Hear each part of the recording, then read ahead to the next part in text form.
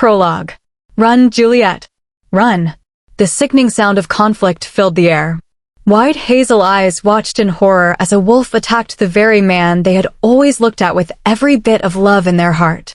The beast raised its bloody muzzle and snarled in Juliet's direction. With a shriek of terror, she instinctively turned on her heel, ignoring the stones bruising her bare feet, and broke into a run. She could hear the paws of wolves patting on the earth like the thud, thud, thud of a loud drum. The sound of her heart was echoing in her ears like a beat, beat, beat. Don't look back. Don't look back. Don't look back. She looked back. 2 wolves were hot on her heels, snapping their bloody jaws at her. Her stomach throbbed with the effort of running, her legs threatened to give out, but just then, 3 wolves appeared from the front, baring their teeth and engaging the others. Pained howls filled her head. As if in a nightmare, tears streaming down her face, Juliet dashed forward. She ran and ran and ran until she could no longer feel her feet, until sweat covered her like second skin, until she was only going on for her unborn child. In the distance, she saw light. High walls. The smell of other lycanthropes. Shelter. Heaving, stumbling, gasping, she reached the high iron fence that marked a pack's territory. Stop, a stern male voice barked. Who are you? State your name and purpose. Juliet looked at the 2 tall males who approached her very quickly, even for werewolves. Her lips parted to say something, but her mind was blank, her soul shattered, her energy crushed, and darkness filled her vision. And she fainted. Several hours later, Juliet was holding a baby girl in her arms. Hazel eyes, so much like her own, gazed back at her.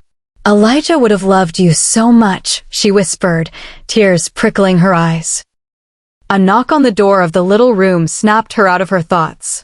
A woman in her late 20s came inside. Juliet, Luna would like to see you, she said gently. Come along, dear. Yes, let's go. Juliet nodded at the Omega Legion.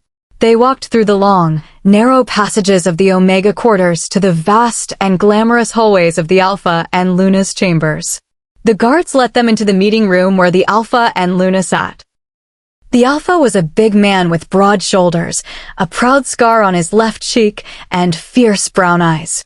The Luna was a fragile-looking woman, but her blue eyes were sharp as a hawk, piercing as shards of new glass. Alpha, Luna, Juliet dipped in a curtsy. Mrs. Attwood, the Alpha spoke.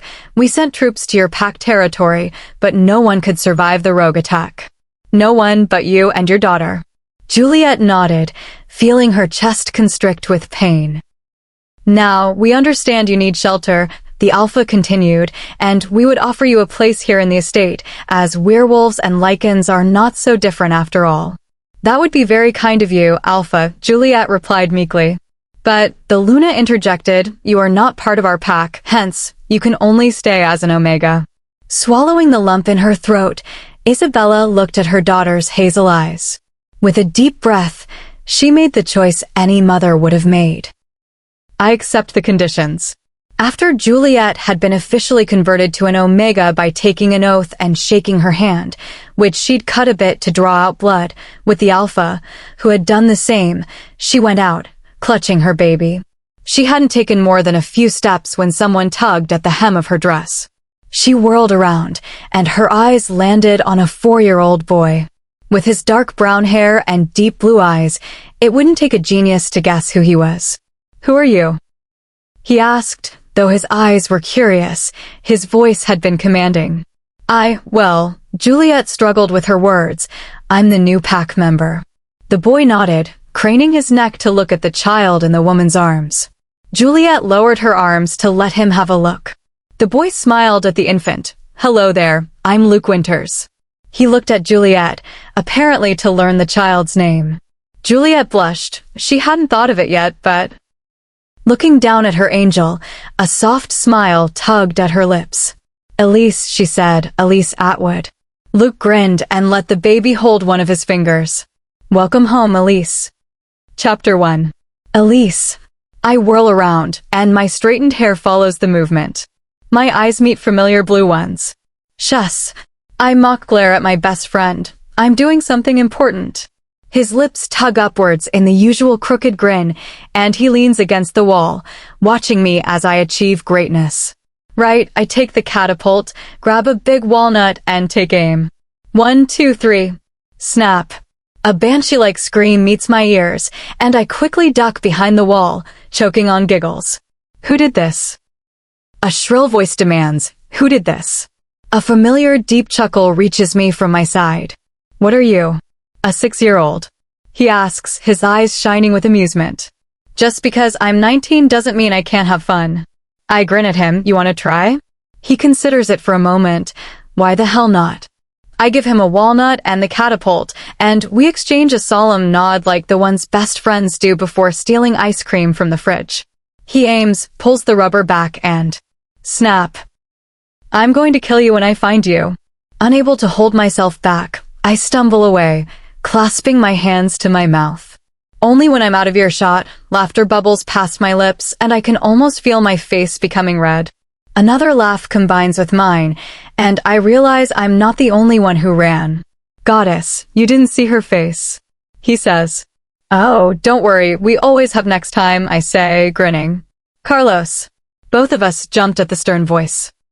Soon enough, a tall man with pale blonde hair and gray eyes comes into view. Beta Drake, Carlos, and I bow our heads. Beta looks at me for a second, his eyes holding the usual glint of disdain, then turns to my bestie.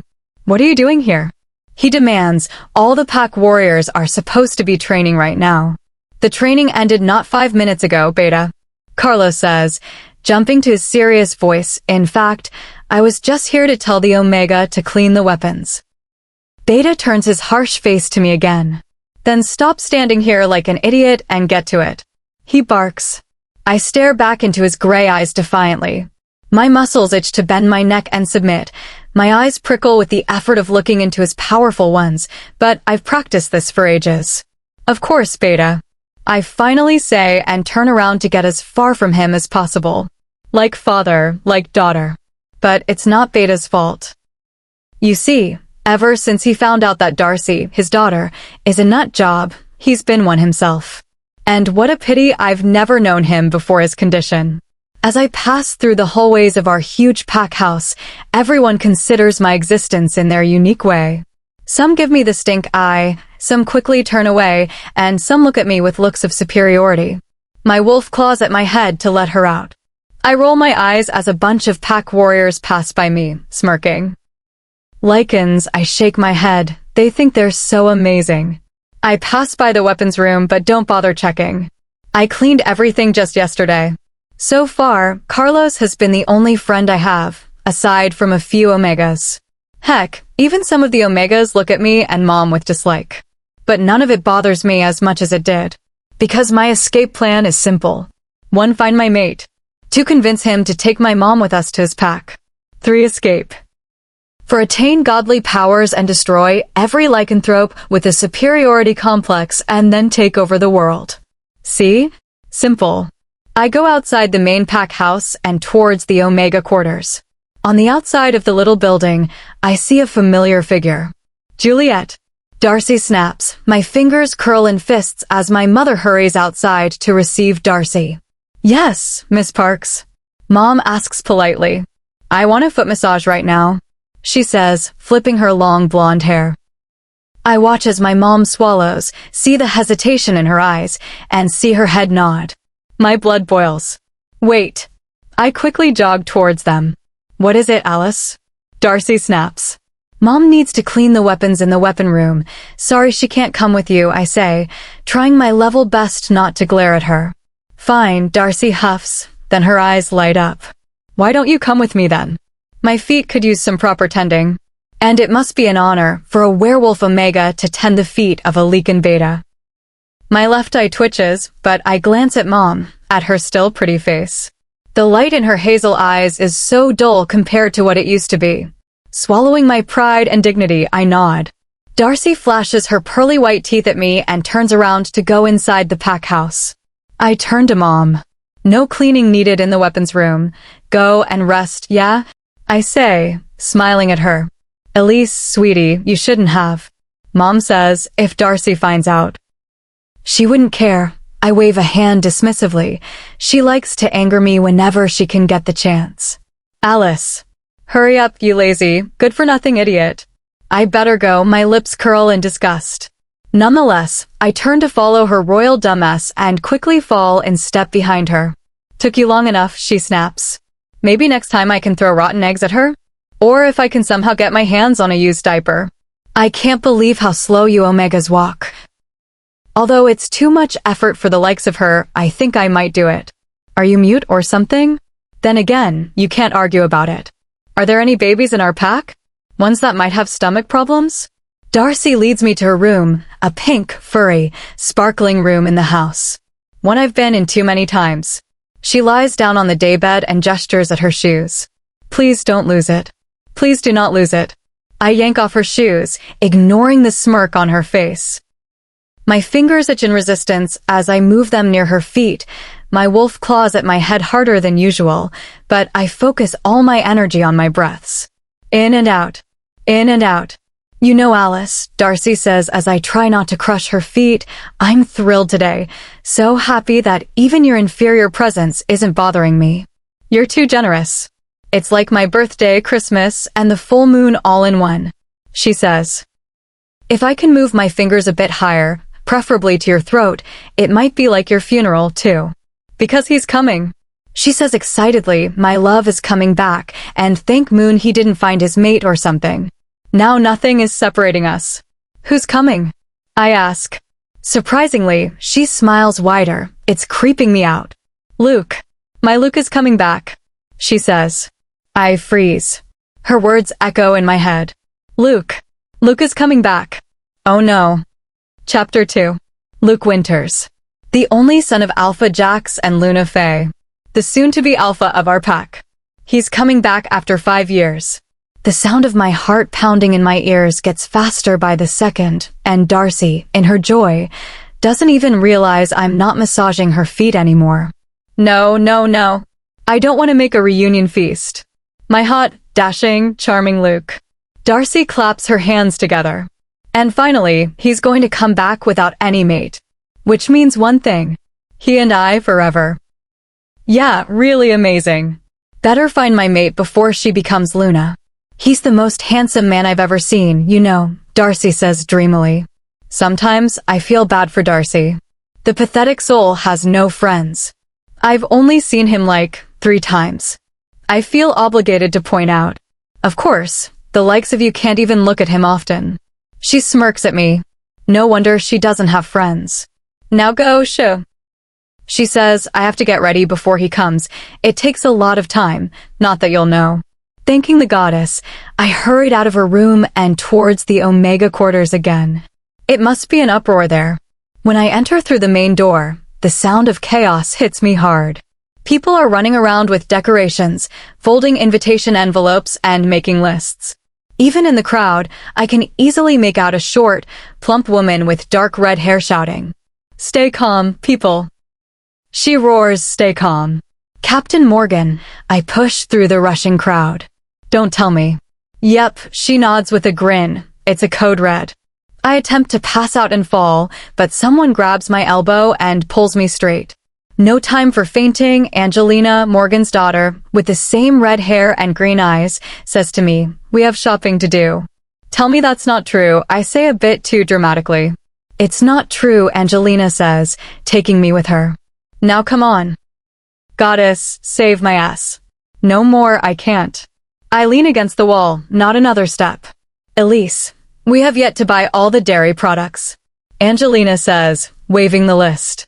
You're a leakin', I'm a werewolf. I give her a look, and I can't walk around with 8 huge bags in my arms in this blazing heat. She takes into consideration my sweaty and red face, then sighs. Fine, let's put these things in the car and take a break, 'kay? She says. My face lights up. Is there any other answer but yes? We make our way through the busy streets of Minneapolis and towards the car that the pack finally offered us to transport our belongings. Back so soon. Carlos, our willing driver, raises an eyebrow. No such luck, I say as Angelina opens the back door and puts in her bags. I do the same. We're going to do another shift after a quick break. You can take these back to the pack house, yeah? Sure, he shrugs, and the engine roars to life. Angelina and I quickly decide to jog to the forest near the pack house and take a run for Angelina and a stroll for me before we come back. The earthy scent of the forest greets me, and I smile. Walking deeper in the forest, I focus on the sound of my feet padding on the ground, the breeze ruffling the leaves, the scent of flowers, and a human? I squint my eyes and let my nose guide me to the source of the scent. About 10 feet away, I see the hunched figure of an older woman. Hello? I say unsurely, are you lost? The woman turns around to face me, and I falter in my steps. Blazing yellow eyes stare back at me. Witch. Not at all, dearie. She says, I know this forest like the back of my hand. Oh, sorry, I say. Witches rattle me. I'll go then. So soon. Her bushy gray brows rise. Most lycanthropes are curious to know their future or find when they will meet their mate. You can tell me that? I ask, a note of excitement leaking in my voice. What do you think? She grins, gold teeth flashing between yellow ones. Tell me when I'll find my mate, please. I say instantly. Show me the palm of your right hand. She holds out a wrinkled, frail hand. I hesitate for a moment. She is a witch, after all. She might be tricking me, but I hold out my hand to her. Her bony finger trails the map of lines on my palm. Very interesting, she mutters, toying with my hand. You're going to meet him soon. Soon, when? I furrow my eyebrows. You will meet your mate after you fall in love. I stare at her blankly. Nice talking to you, dearie. She turns around and starts walking fast. Hey, wait. Before my very eyes, she shifts into a raven and takes off. After you fall in love. Confusion clouds my mind, and a strange restlessness settles in my stomach. I shake my head and start walking back. Witches. They're all eccentric. After I fall in love? Please. My mate is going to be the only man I ever fall in love with. Taking fast steps, I go back to where I was supposed to meet Angelina, the supermarket parking lot. I look around the empty parking lot and then see familiar red hair. My eyebrows furrow at the scene. A man is standing close to her, confining her between himself and the wall. Taking a few steps forward, I catch a glimpse of Angelina's horrified face, and my stomach twists into a tight knot. Half marching, half running, I go towards them and catch a throaty voice saying, Why so afraid of me, baby? The man is saying, all I'm asking is. I grab his arm and turn him around. Unthinking, uncaring, on pure instinct, my hand raises and slap. I pull Angelina away from him, and she clings to my arm, silent tears running down her face. You horrible girl. The man hisses, his eyes on Angelina rather than me. What are you staring at, you creep? I give him a death glare. He turns his face to me. You just wait until. What is going on here? I freeze as the deep, powerful voice reaches my ears. Unfamiliar, yet oddly known. Of their own volition, my eyes fly to the source of the sound. My breath hitches. A tall, well-built figure walks up to us. A perfectly angular face, a jaw sharp enough to break rocks on it, a straight nose, and a subtle tan on smooth skin. Dark, stormy blue eyes meet mine, and for one single moment, I feel like. What is this, soldier? He asks the other man. This female was attacking me, sir. He glares at me. Dark blue eyes turn to me, a hint of irritation evident. All right, maybe I look like I can kill someone right now, but there's no way this man would be a big enough jerk to apologize. I stare at him in amazement. Wow, he just broke all the records. No, I will not apologize. I snap, eyes ablaze with anger. Your soldier was harassing my friend. The newcomer's eyes go to the ghastly pale girl trying to hide behind me. Is that true? He narrows his eyes at the other man. You're asking him? I ask, my voice portraying my anger, are you blind? Can't you see her face? A low growl rumbles in his throat, and his jaw tightens. No one's ever talked to him like this. Do not interrupt me when I'm talking. He throws a glance of supreme disapproval in our direction. Angelina whimpers a little. I don't have time for such ridiculous arguments anyway. Ridiculous arguments? Should I slap him too?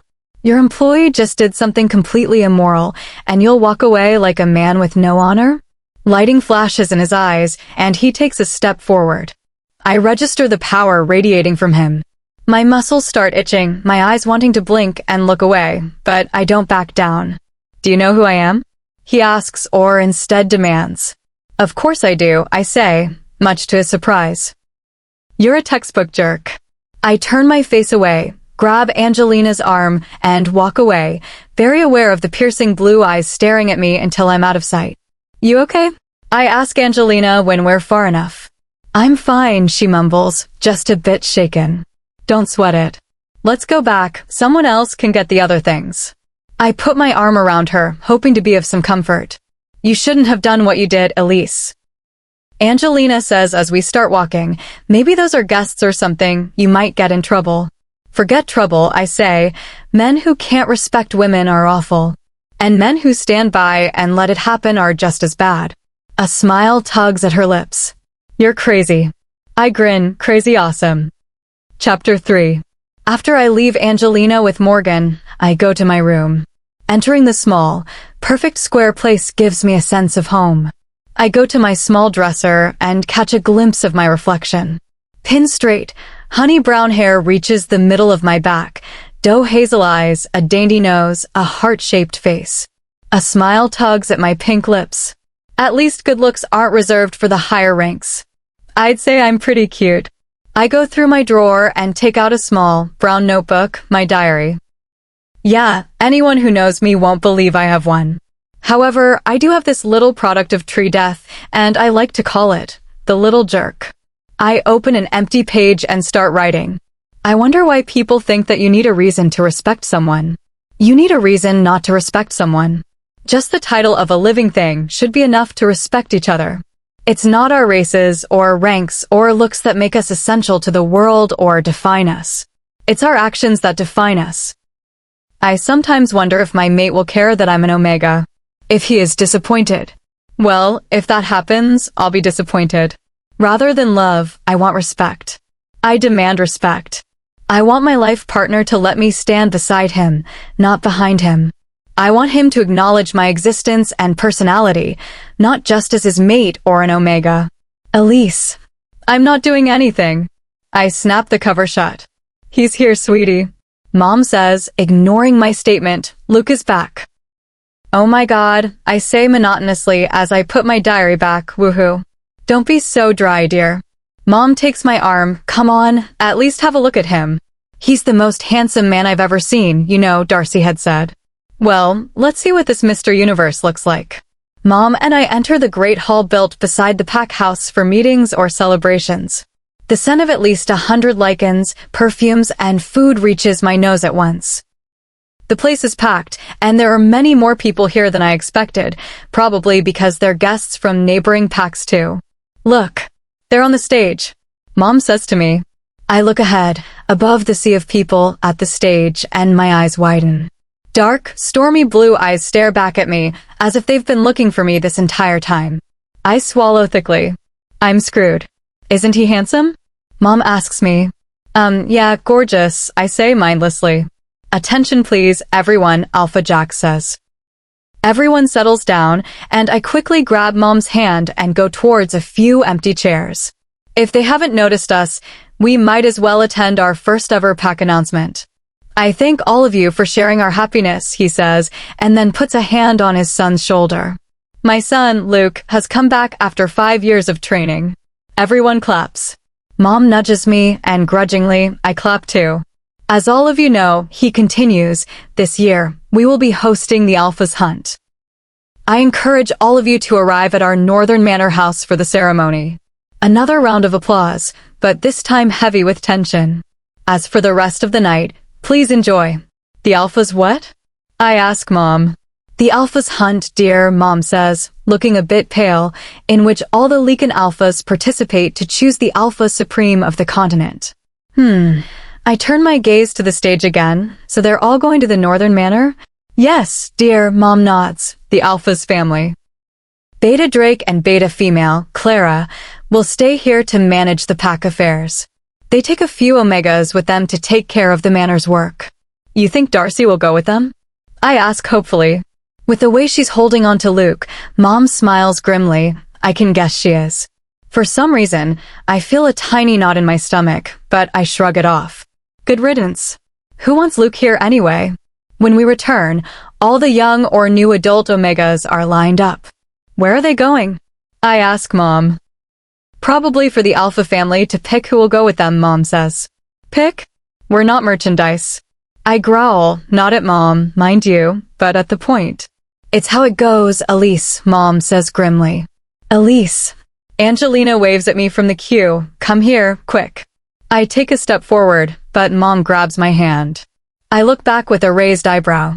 I told Morgan you wouldn't be an option. Don't go in there, all right? Mom says. I nod. I'll just listen to what Angelina wants to say. Be right back. Mom lets go of me and goes to the quarters, and I go to Angelina. I'm going to die of nervousness, she says, clenching my hands in her clammy ones. Chill, Lena. I roll my eyes. Wouldn't it be a pretty trip to the north? Yes, but she bites her bottom lip. I'm not like you, Elise. I can't handle new situations like I was born to do that.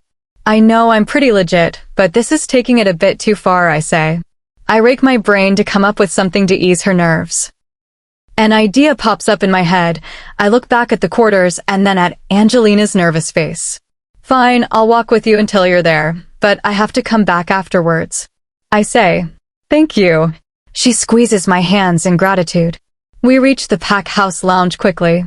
Alpha Jax, Luna Faye, Darcy, her older brother Casper, and the oh-so-amazing Luke Winters are sitting on the sofas. They view the Omegas as people would view automobiles in a showroom. Dark blue eyes turn to me with the unmistakable superiority and haughtiness of a Leakin Alpha. I frown a little. Excuse me. I turn around to go to my room, but a deep voice makes me stop in my tracks. Going to pack your things already? My muscles tense. Slowly, I turn around, very aware of everyone's eyes on me. Luke stares straight at me, his face blank. I'm not one of the Omegas that are going, I say, my tone formal. But you're an Omega, aren't you? He raises a dark brown eyebrow. I open my mouth to say something, but Alpha beats me to it. Luke, you should pick someone a little more obedient. He looks at me with a harsh expression. Elise has always had a problem with discipline. Alpha is right, I say, just wanting to get away. I'm not the best choice. Dark, stormy blue eyes drill into my own, and a shiver runs through my spine. I lower my head just for the sake of looking away, willing my heart to stop beating so fast. A moment later, my chin is caught between a callous thumb and finger, and my face is jerked up. Luke looks at my face, turns it to one side, then the other, as if observing whether the product he wants meets his demands. For some reason, his behavior disappoints me. My hands close into fists when I meet his eyes again, and I glare at him with every bit of fire in my soul. Luke stares right back at me thoughtfully. He lets go of me, and I refrain from stepping back. A werewolf Omega who's not obedient to lichens? Luke says, I wonder why no one has taught you otherwise yet. With a derisive snort, I turn my face away. I think it's Darcy who speaks. It's an excellent idea. Elise could learn a lot if Luke were in charge of her. I'm not some pet animal, you morons. I don't need to be tamed. I agree with Darcy, Luna says. My heart drops to my stomach. Elise, you will be going with us. I look up, ready to protest, but someone else steps into my line of sight, so all I can see is the amusement in dark blue eyes. Now, you can go and pack your things, Luke says.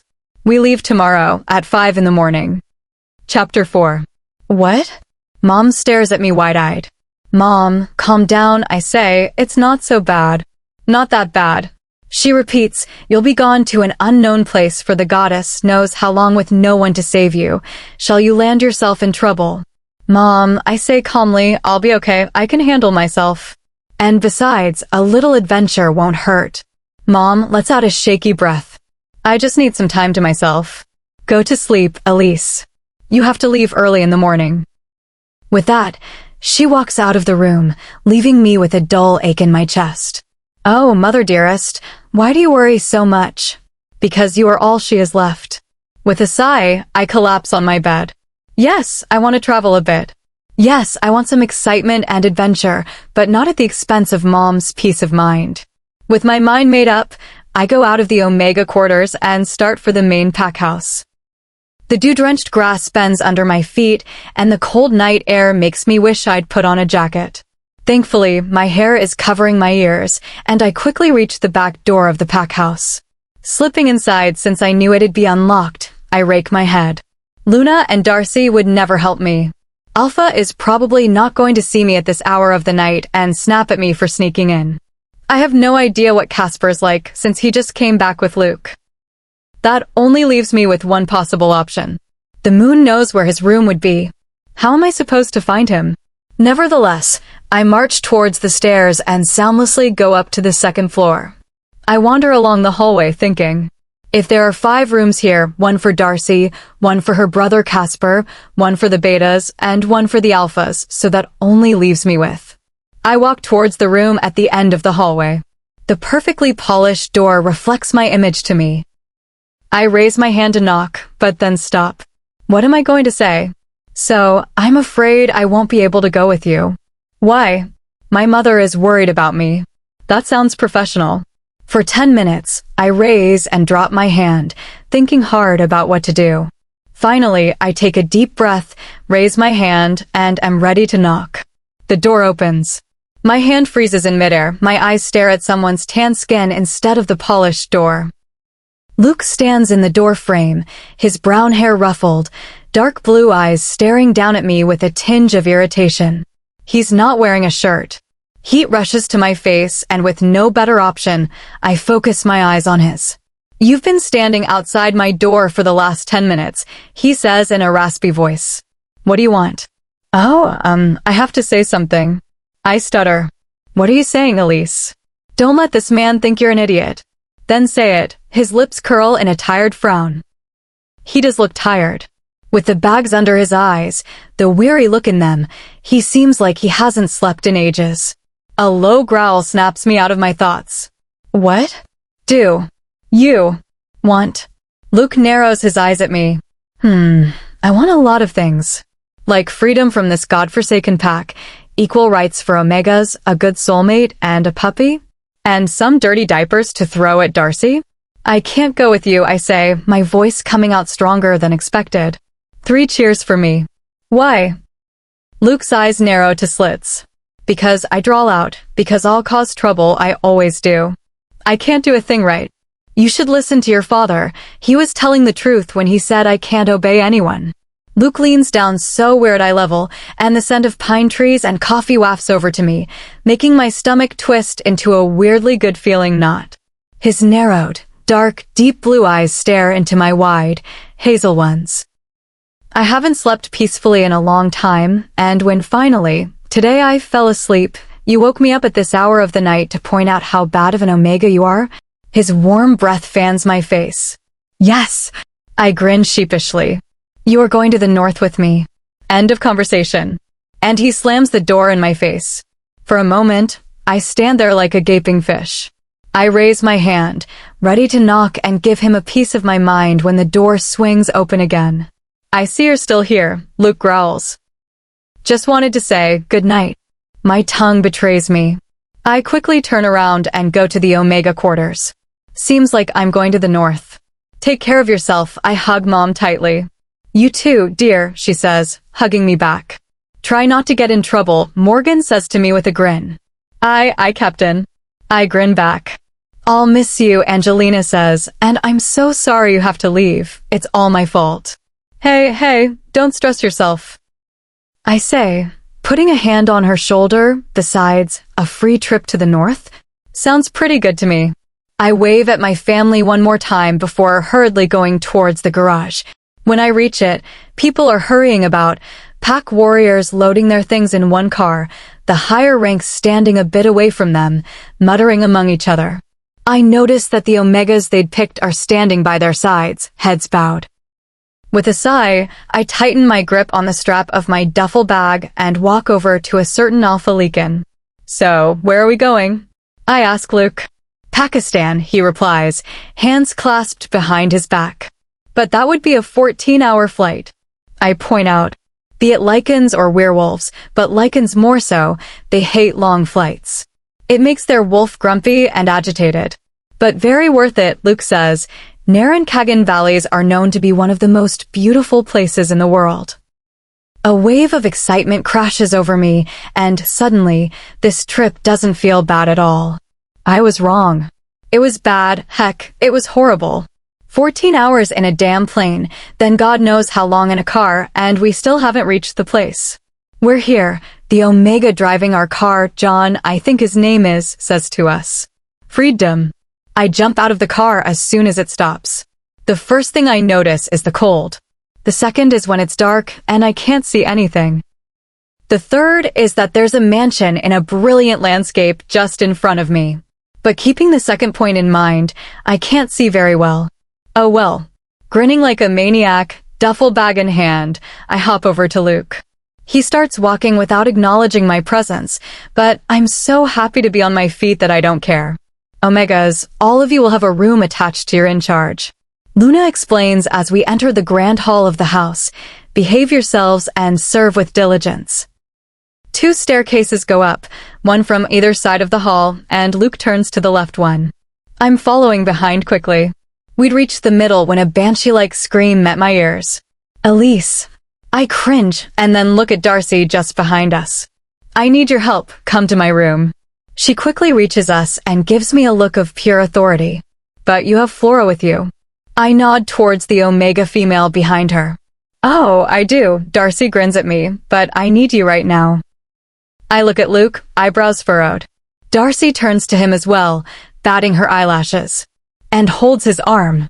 Luke darling, you won't mind, would you? She purrs. Luke stares at her for a moment, his face one of pure indifference. Fine, but be quick.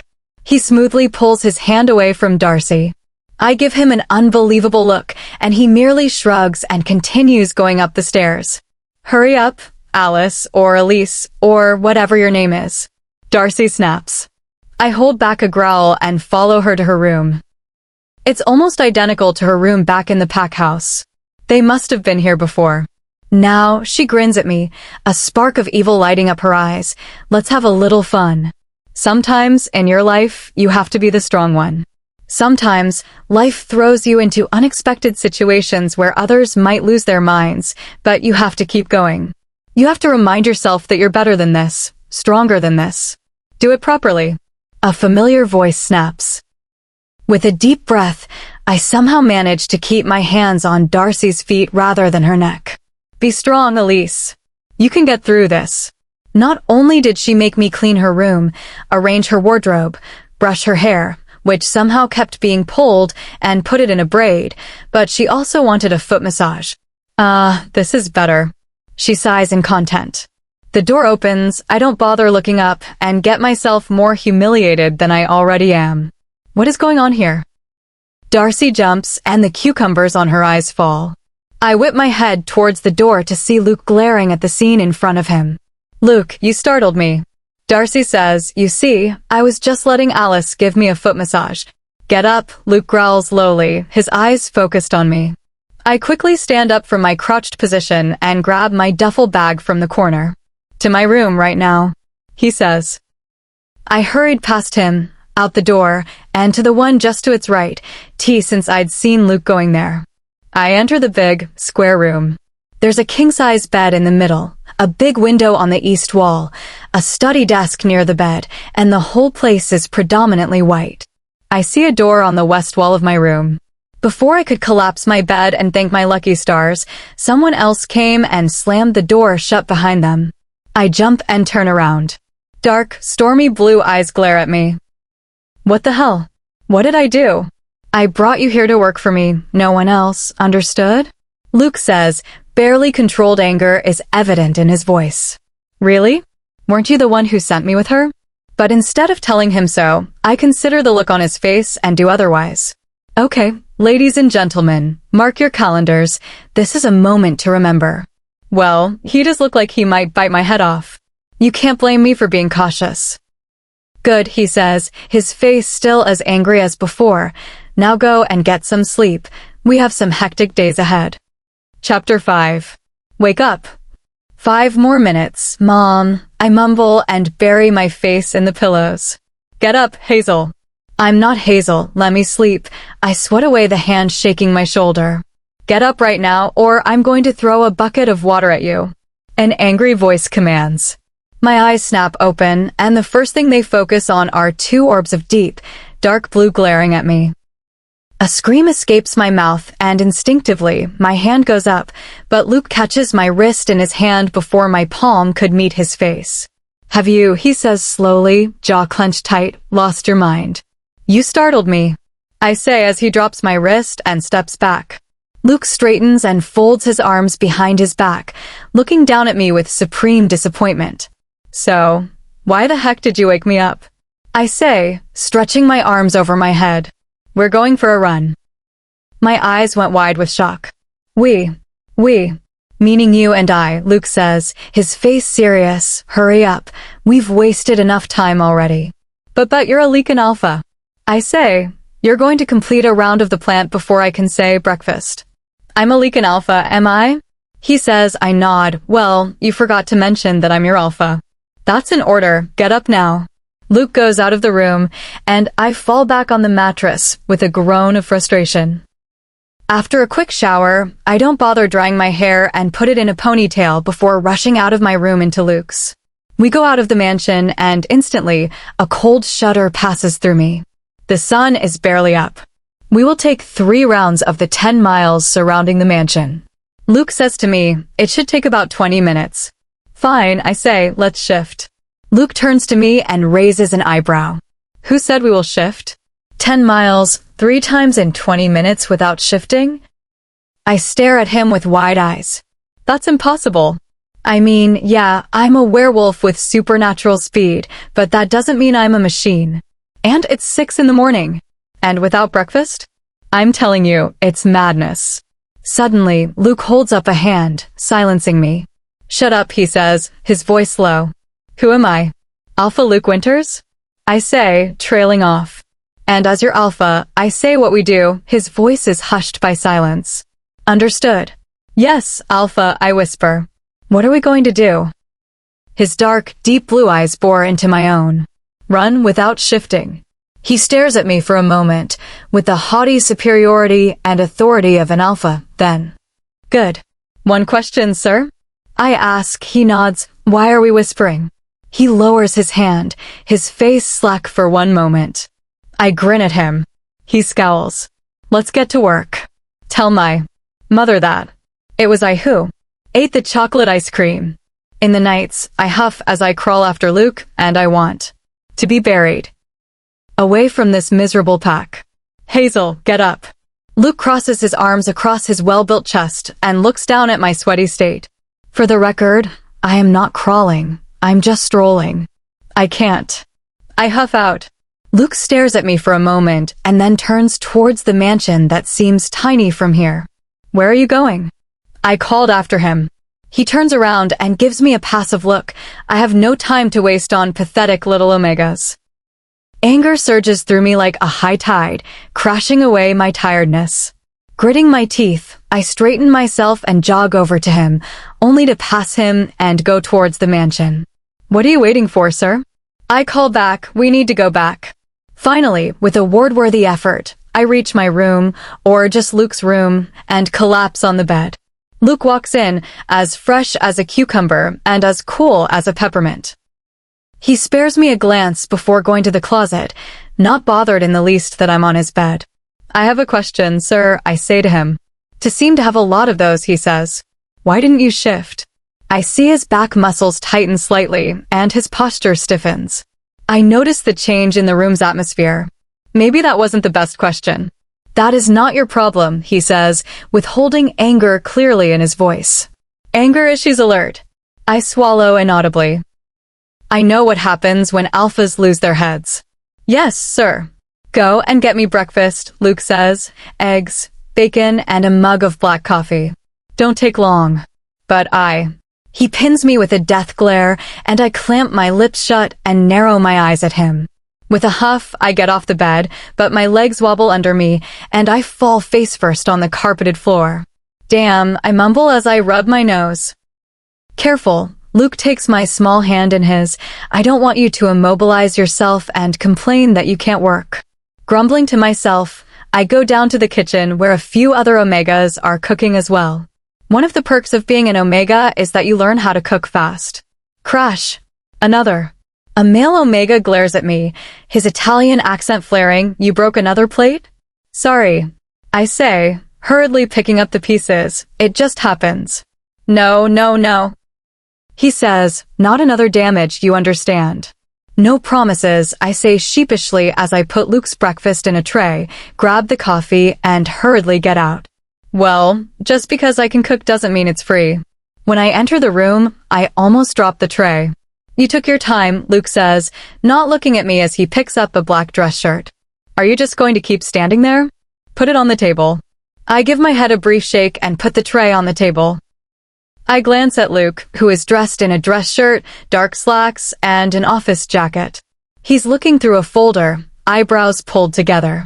He'll tell me to hurry up and not waste time. I scowl at the thought, but go back outside. Wait, a deep voice calls me back. I turn around to see Luke holding out a thin piece of cloth to me. A tie. I hold it up, then realization hits me. You want me to do your tie? Luke raises an eyebrow, eyes gleaming with challenge. Is that a problem, Hazel? Not at all, sir. I grit out. Hesitantly, I take a step closer to him and reach up to put the tie around his neck. Goddess, he's almost as tall as a camel. I have to stand on my toes to reach him. Can't you just bend down a little? I finally say, Alphas don't bow to anyone. Can I leave? I give him a hard look, and he returns with 10 times the intensity. Fine, I grab his shoulders and, more out of shock than force, Luke stumbles towards me. I stand up on the bed and look down at him with a sweet smile. This is much better. I quickly do his tie, avoiding looking into his stormy blue eyes, following my every movement. There, I say happily. I step off the bed and grin at Luke. He goes over to the breakfast tray and picks up his coffee. Another pack is coming in the afternoon. He tells me casually, dress appropriately. Why? I ask with an arched eyebrow. When I receive them, you're going to be with me. He says, his dark blue eyes threatening to see through me. I look down at my jogging gear. Though I couldn't care less about what anyone would think of my dressing well wouldn't be so sour. I nod and go to my room. I look through my bag, pull out a cream-colored top and a fluffy white skirt, and quickly get dressed. I fix my hair and let it down. And done. Now, what should I have for my breakfast? As I go down the stairs, I catch a familiar scent. I halt in my steps, my eyes dart around, and land on a man in a warrior uniform and brown hair. He seems to notice me, too, and looks up. Blue eyes meet my own, and the next thing I know, I'm racing down the stairs into my bestie's arms. Carlos, I say, wrapping both arms around him tightly. Oh my moon, what are you doing here? Same goes for you, Elise. He says, but hugs me back just as tightly. On second thought, never mind, I'm just happy to see you. So am I, brother, I grin as I pull away. Anyway, I didn't see you before. The pack warriors are staying at another house, just a few meters away. He says, who did you come with? I wave at him dismissively, doesn't matter. But what matters is whether or not you'd take me sightseeing. Carlos puts on a thinking expression, I don't know. I clasp my hands together under my chin and give him the best puppy eyes I can muster. Fine, he throws his hands up in the air. Goddess, you're such a blackmailer. Blackmailing is my pastime. I wink and grab his arm, dragging him outside. When Luke said the trip would be worth it, he wasn't kidding. After going around for hours and hours, from one rippling stream to the next grassy land slope, from one majestic hill with little adorable houses to the next, a loud rumble interrupts us. Man, I feel like my stomach is eating itself. I slump against Carlos. Come on, let's get you some breakfast. He puts his arm around my shoulders and takes me to a little tea shop at the bank of a stream. As I devour my food, Carlos tells me about the Alpha's hunt. So, I swallow my food. They send duos from each pack on an 8-week journey through an enchanted forest? Carlos nods. Shifting is forbidden. They put a spell on them to make sure of that. And all you get is one map of the forest. Sounds simple enough, I shrug. Anyway, what time is it? Almost 4 p.m. Why? He asks. I stop eating and a deep voice rings in my ears. When I receive them, you'll be with me. Oh my moon, the guests. I get up, we need to go back right now. What happened? Carlos says as he puts the bill on the table and stands up. Trouble, dude. Knee-deep trouble. I say as I grab his arm and start running in the direction of the pack house. When we reach the mansion, I see cars lining up in front of the gates. Oh no. Oh no. Oh no. Isn't there another way inside? I ask Carlos. Come on. He grabs my hand and races towards the back side of the mansion. The kitchen back door. He nods towards it. Thank you. I hug him tightly once and then bolt inside. From the kitchen, I peek outside and see Alpha, Luna, and Luke there, along with the rest of our crew. Strange, a few more members of our pack are here. When did they come? As if sensing my presence, dark, stormy blue eyes turn my way. Taking a deep breath, I walk over to Luke and stand beside him just as the guests start coming. Luke leans towards me and whispers, "We are going to talk about this." I gulp inaudibly and offer him an apologetic smile. He doesn't look happy. Alpha Ethan. Alpha Jax clasps the hand of a young man with brilliant blonde hair and blue eyes. It's a pleasure to meet you again. The pleasure is all mine, sir. Alpha Ethan nods with a bright smile. Then he turns to Luke with the same polite smile, but Luke's expression doesn't change. Talk about being rude. Luke. Serious as ever, I see. Alpha Ethan shakes Luke's hand. Then his eyes meet mine, and I smile at him. Good afternoon, Alpha. I stick out my hand for him to shake. It's an honor to meet you. He raises an eyebrow, eyes dancing with a strange sort of amusement. Suddenly, the room feels thick with tension. All my pack members, Omegas, and others combined, along with Alpha Ethan's pack, stare at me. Mom's voice floats to my head. Remember, Elise, when you greet someone of a higher rank, you bow your head and welcome them. Don't look them in the eyes. A gasp leaves my mouth and I instantly bow sorry. A small chuckle reaches me and I straighten myself. And who might the lovely lady be? Alpha Ethan takes my hand in his and shakes it warmly. Luke's hand comes down on my shoulder with more than necessary force and pulls me back a little. This is Elise, he says, looking at me instead of Alpha Ethan, and I realize this is the first time he has said my name. A strange warmth blossoms in my chest. What is happening to me? She's my assistant for the time being, Luke says, turning his stormy gaze to the blonde Alpha. Really? Then we will surely meet again, Elise. He smiles at me, and I will look forward to it. Chapter 6. The rest of the greetings went by in a blur. And after dinner, I find myself standing in Luke's room, fiddling with my fingers. Why the hell do I feel like I owe him an explanation? I'm not his slave. Where were you? Luke stares at me from behind his desk, over his steepled fingers. I was just looking around, I shrugged. You know, you said this valley is one of the most beautiful places in the world. All by yourself? He raises an eyebrow. Yes? I say, but it comes out like a question. Crap. In one moment, he's around his desk and in front of me. Damn that supernatural leak in speed. I stare at him wide-eyed, and the scent of pine trees and coffee reaches me, making my head feel light. I can feel the raw power in his aura, the strength behind his dark blue irises, and it makes a shiver race down my spine. Luke narrows his eyes at me, then takes a deep breath. The storm in his eyes intensifies. Oh dear. Who are you with? He asks. A friend of mine, I say, trying to stop my heart from beating its way out of my chest. And does this friend of yours have a name? Luke asks. He probably does, but that doesn't matter. I wave dismissively. Besides, I made it in time, didn't I? Luke gives me a look, and suddenly, my skin itches to submit. I lowered my head and answered him. So he's using his alpha power now, is he? Clenching my fists, I keep my eyes on his. If he's stubborn, then I am too. Besides, the moon knows what he'd do if he found out one of the pack warriors had been going around doing nothing but keeping an Omega entertained. Finally, with narrowed eyes, Luke straightens himself. Fine, he says. He walks back to his desk, leaving me to stare at his back in surprise and confusion. That's it? I say unsurely. Yes, you're excused. Luke picks up a paper, grabs a pen, and starts writing something for now. With a confused nod, I turn around and go to my room, trying not to think too much of his mood swings. Wake up.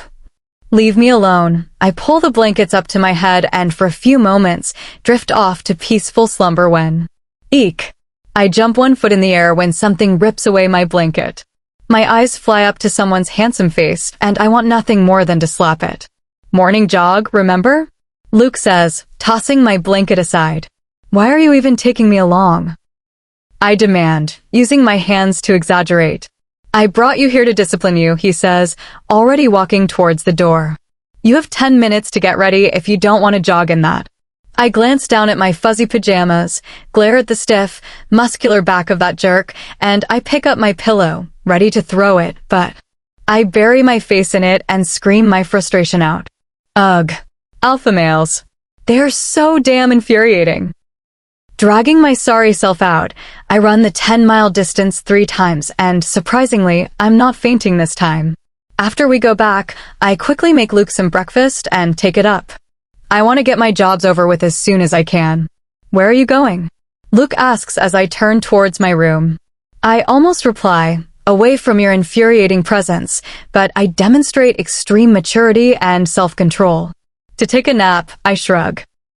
Then I should inform you that there's a change of plans, he says, takes a moment to sip his coffee, get dressed. The nerve of this man.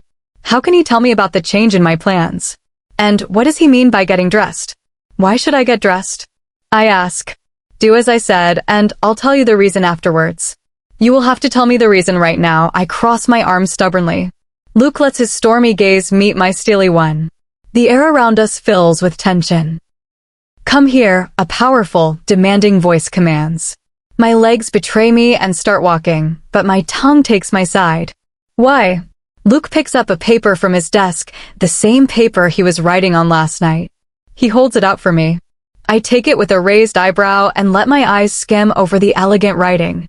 Meeting with other participants of the hunt. Check the preparations for the crescent moon ceremony. Reviewing the latest reports of our pack funds. A letter to Alpha Hugo of the Full Moon Pack.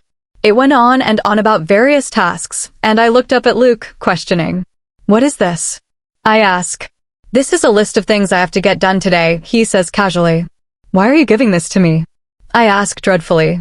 Because you will be managing my time, reminding me respectfully when I need to attend to the next task and overall, making sure all of this is wrapped up in one day, he says. His lips tug upwards in a smirk, and he raises his coffee mug, haughty blue eyes on me. Firstly, I can't believe he took that to be the first thing he smirked at. Secondly, I can't believe I find it handsome.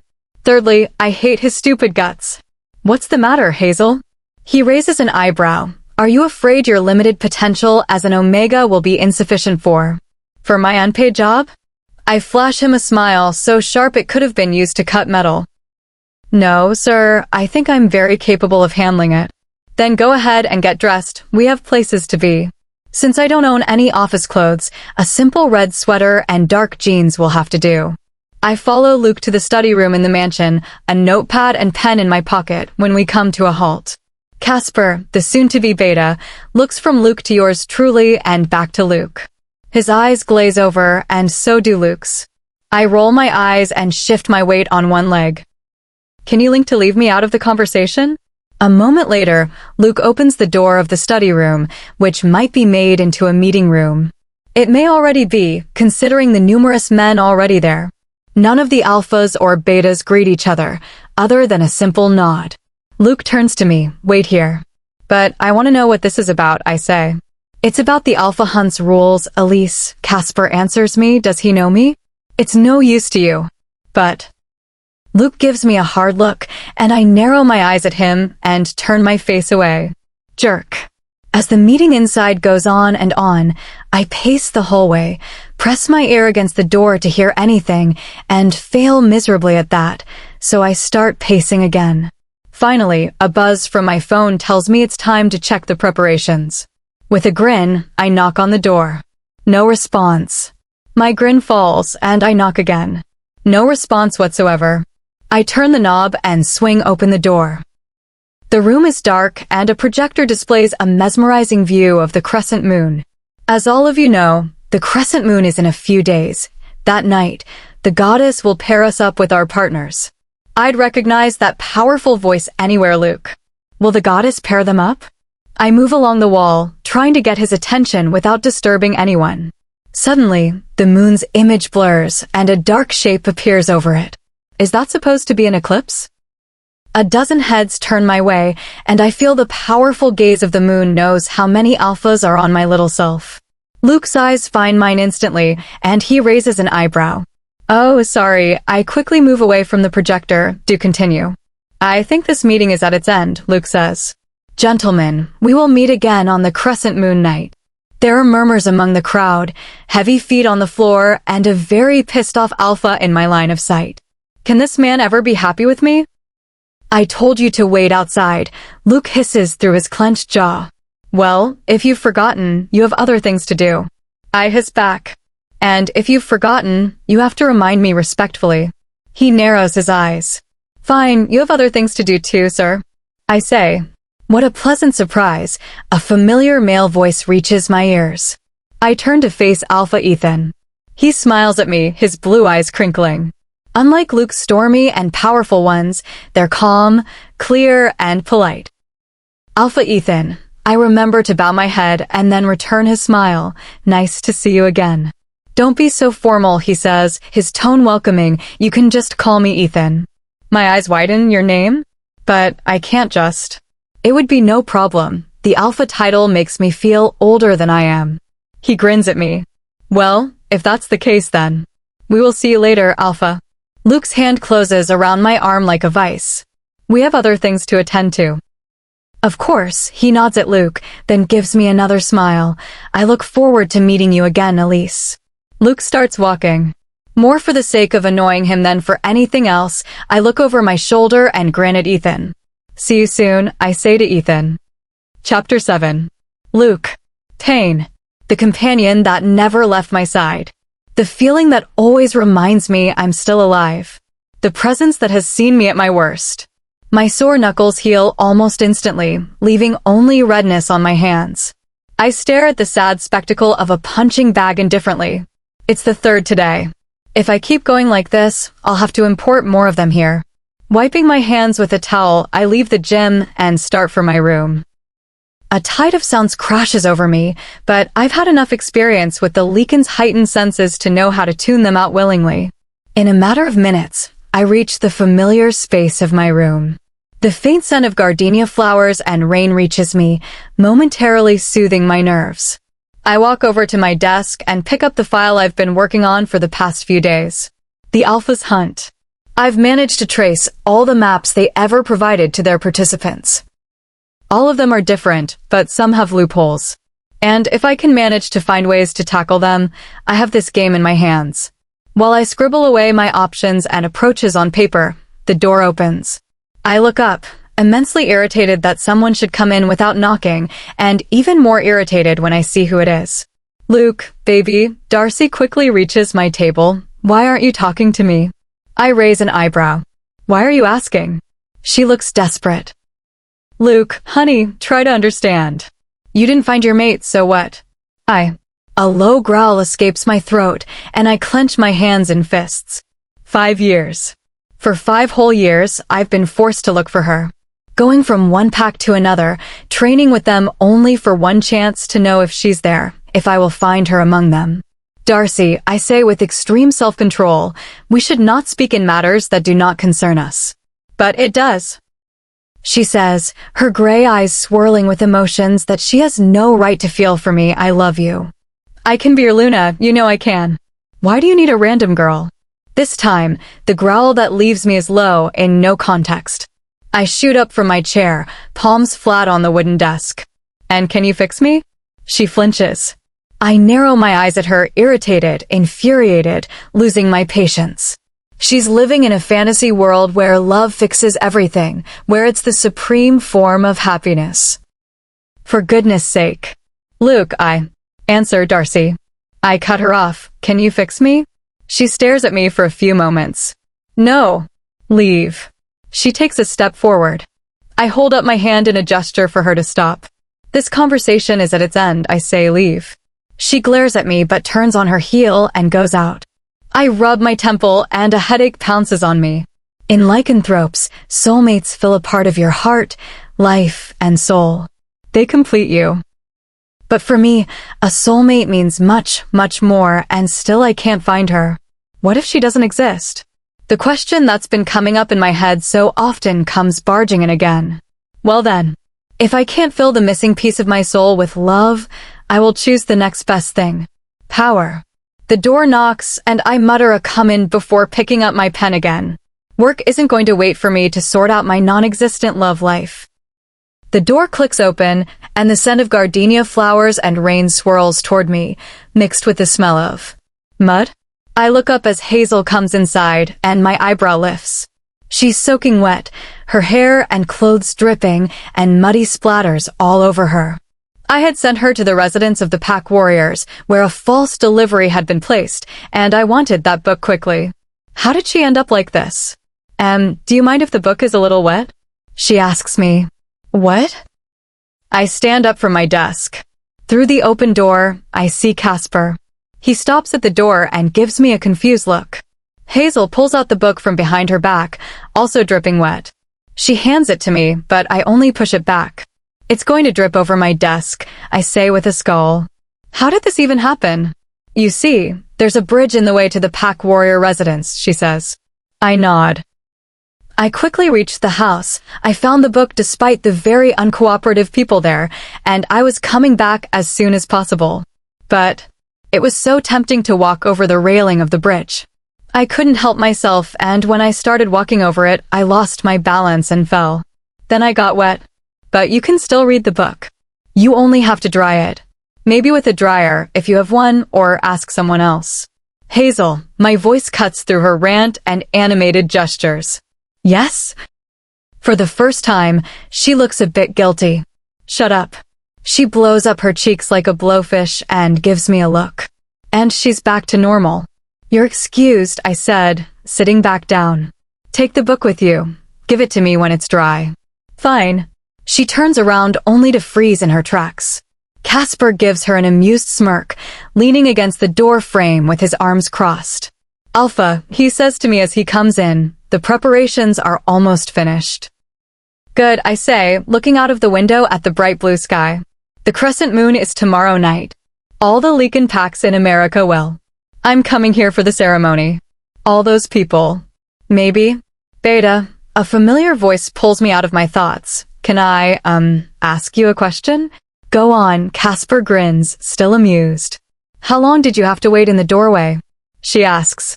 For 5 or 6 minutes, he says. Why? Nothing. Hazel squeaks out and rushes to her room. Casper bursts out laughing, taking full advantage of the fact that the walls are soundproof. I'd give anything to have someone like her as my assistant. He says to me, how can you not find this funny? Doesn't your assistants do stand-up comedy? I ask, keeping my eyes on the paper I was writing on. Nope. All she does is scream silently every time I say her name. Casper says, by the way, why don't you call Elise by the name? I stop writing and look up at him. He's staring at me intently with his gray eyes. Elise. My heart jumps. I ignore it. Saying her name, even if only in my head, gives me a strange sort of nudge. Like something is missing. And I have enough things to deal with right now. No particular reason, I say dismissively. For a while, we sort out our strategy for the hunt. Mostly, it's the beta who gets paired with alphas on the hunt, and I'm pretty sure Casper will be my partner. A familiar rich aroma fills the air, and soon I find myself looking at a familiar short female with the brightest gold eyes I've ever seen. Hazel holds out the now-dried book for me. I take it with a nod. Her golden gaze flickers to Casper and then to me. You didn't tell me tomorrow night is the ceremony, she says to me before quickly adding, sir. I raise an eyebrow. I was going to tell her that tomorrow morning. Who told you that? I ask. Oh, I ran into Ethan while I was going to get the book.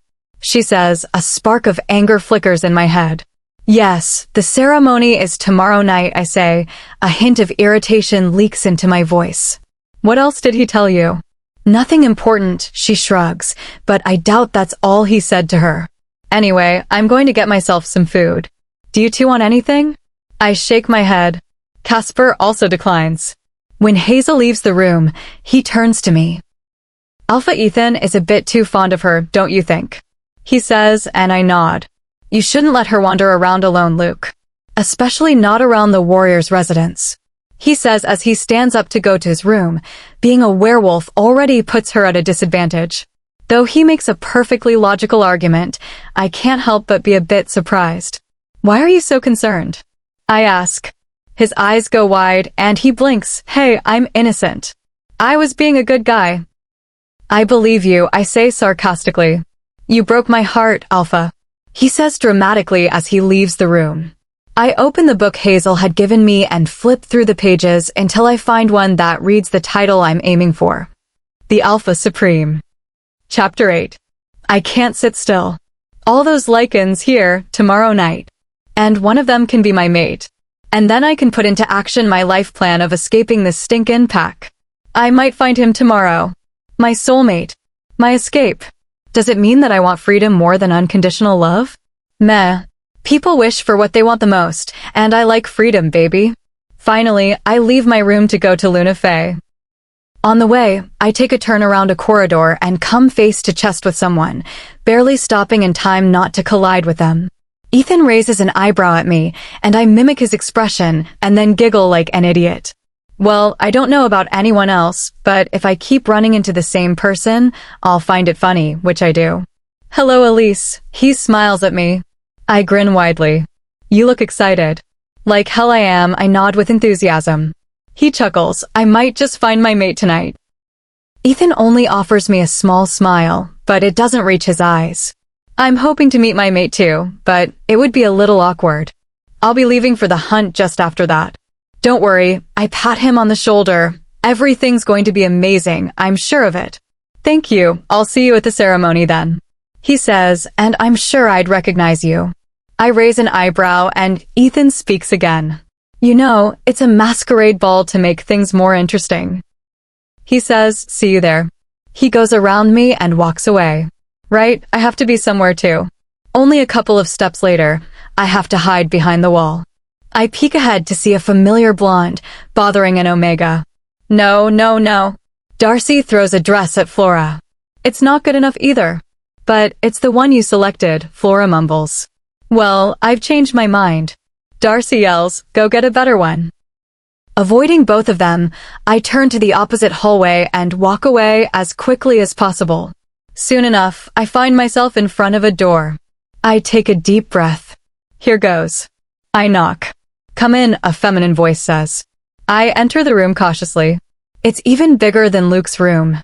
There's a king-size bed against one wall, a dresser nearby, and then a door that no doubt leads to the walk-in wardrobe. The windows are open, letting natural light in. The theme colors are cream and white. Yes, Elise. Luna Fey is sitting in an armchair, a magazine open on her lap. Luna, I bow my head respectfully. I want to ask you something, if that's all right. She raises an eyebrow at my perfect behavior and then nods. I go inside and close the door softly behind me. Then I take a moment to gather my words. Tonight is the Alpha's hunt ceremony, I start. Yes, Luna nods, but I notice the tension in her shoulders. All the participant lichens from America will get paired tonight. I nod, keeping my face respectful. Even though she's never been very nice to me, she's a mother, and she's worried about her son. I wanted to ask you, I say softly, if the Omegas can come to the ceremony too? What? I stare at Luna's now stern face. She stands up, nostrils flaring.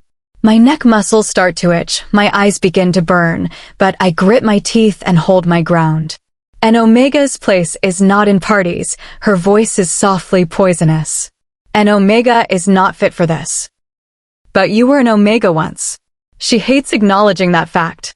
Word is, she was mistreated in her pack before she found Alpha Jax. Hell, they say her pack won't even let her go after she saw her mate, and she had to run away before Alpha Jax could start a war with her pack.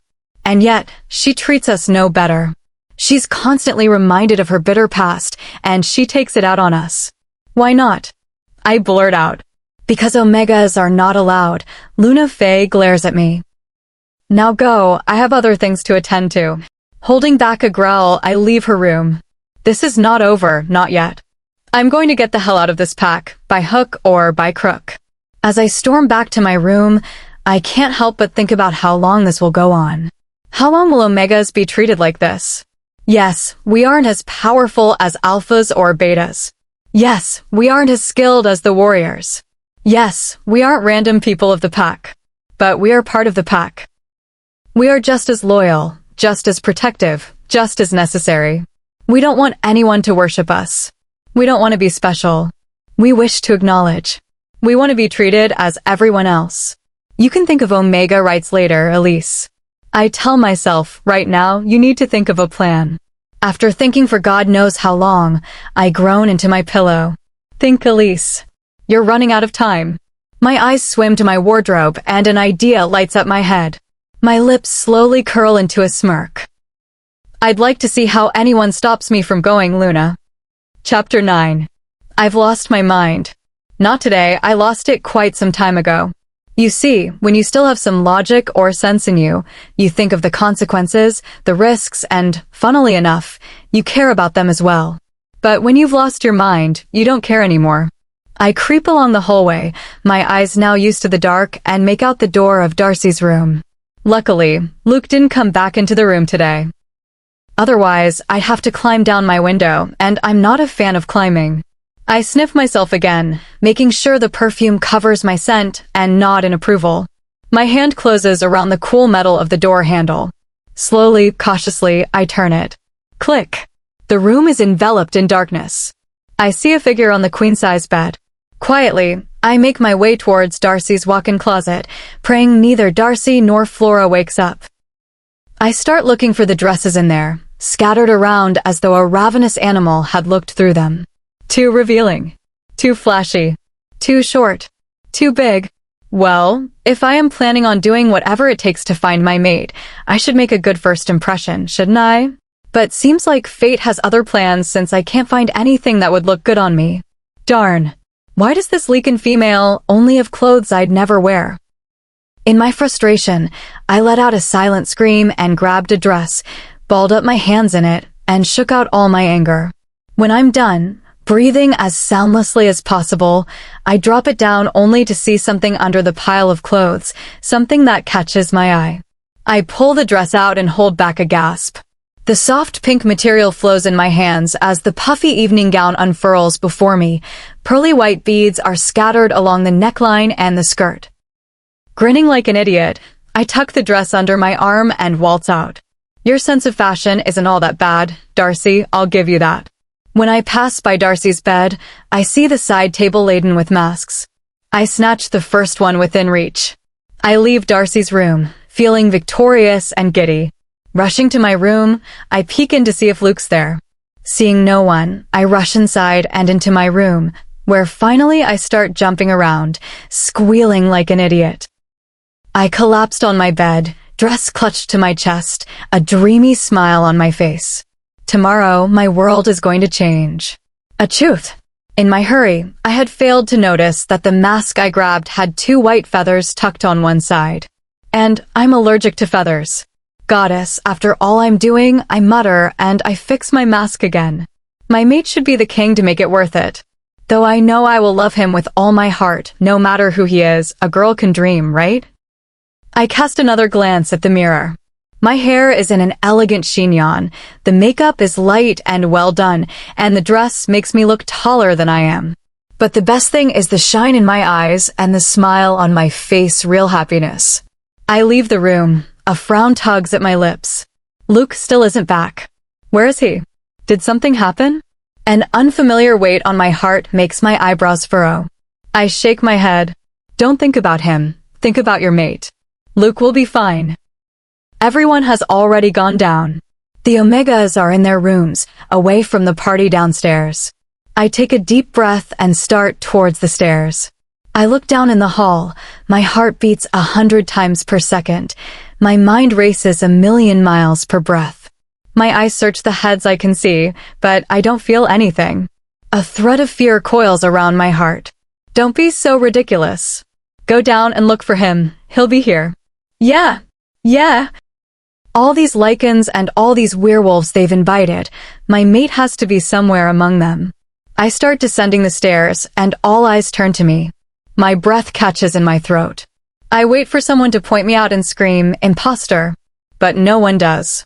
They stare, gazes ranging from curious to intense. My feet start moving. 20 steps. The tremble in my hand stops. 15. I hold my chin high. 10. My confidence rises. 5. My lips curve up in a smile. 3. I sneeze. Perfect timing, humility. Just perfect. I slip backwards, catching a glimpse of the surprised looks of the crowd. My body braces itself for the impact, and then suddenly, the wind gets knocked out of my lungs, and my mind starts spinning again. I feel something tightly coiled around my waist, my hands flat against something hard that feels like a suit? My eyes fly up to meet stormy blue ones, staring down at me with enough intensity to drown a battleship. Luke is dressed in a dark blue suit, the same color as his eyes, a velvety black mask concealing his face. He leans down, my eyes become the size of the moon, and my heart thumps in place, hyper-aware of his closeness. "What are you doing here?" A deep voice hisses in my ear. I pull back as much as his grip would let me and look up at the stormy blue eyes boring into my own. I give him my brightest smile. Finding my mate. Slipping out of his hold, I turn around as if nothing just happened and ignore every pair of eyes looking at me suspiciously. I look around the hall, keep my senses sharp and eyes peeled, but I don't see him. I don't feel my heart swell with happiness. I don't find a scent that would drive me ecstatic. "Come on, mate. Where are you?" A man rushes past me, and at the same time, a girl pushes through the crowd. They lock gazes, and I feel the air grow heavy. Mates. I watch with a smile as the man enfolds the girl in his arms and kisses the top of her head, watching as the girl closes her eyes and smiles softly. My smile turns rueful and a dull ache of longing grips my heart. I look around again, and my heart sinks as the realization hits me like a brick in the face. He's not here. A hand falls on my shoulder, hope cuts through me with painful intensity as I whirl around, only to have my eyes locked with crystal blue ones.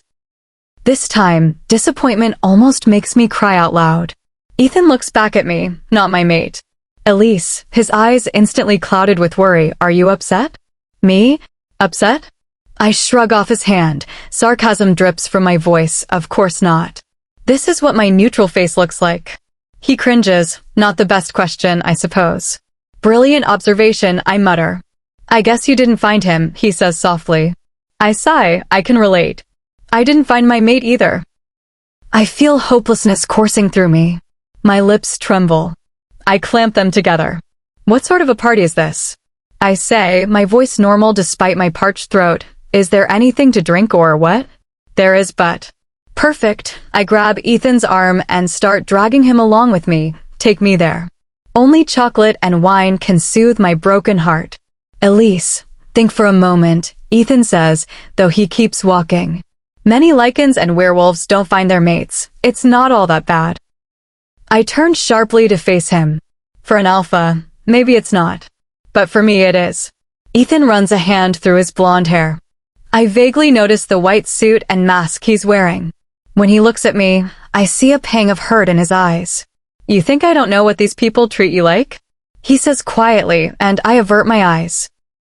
"The looks your pack gave you the first time you put your hand out to shake mine, the way the beta's daughter pushes you around, how Luke barely lets you talk to anyone else." Ethan puts his hands on my shoulders and takes a step forward. "You think I don't notice?" he says, his eyes soft almost pitiful. My hands curl into fists, my jaw tightens.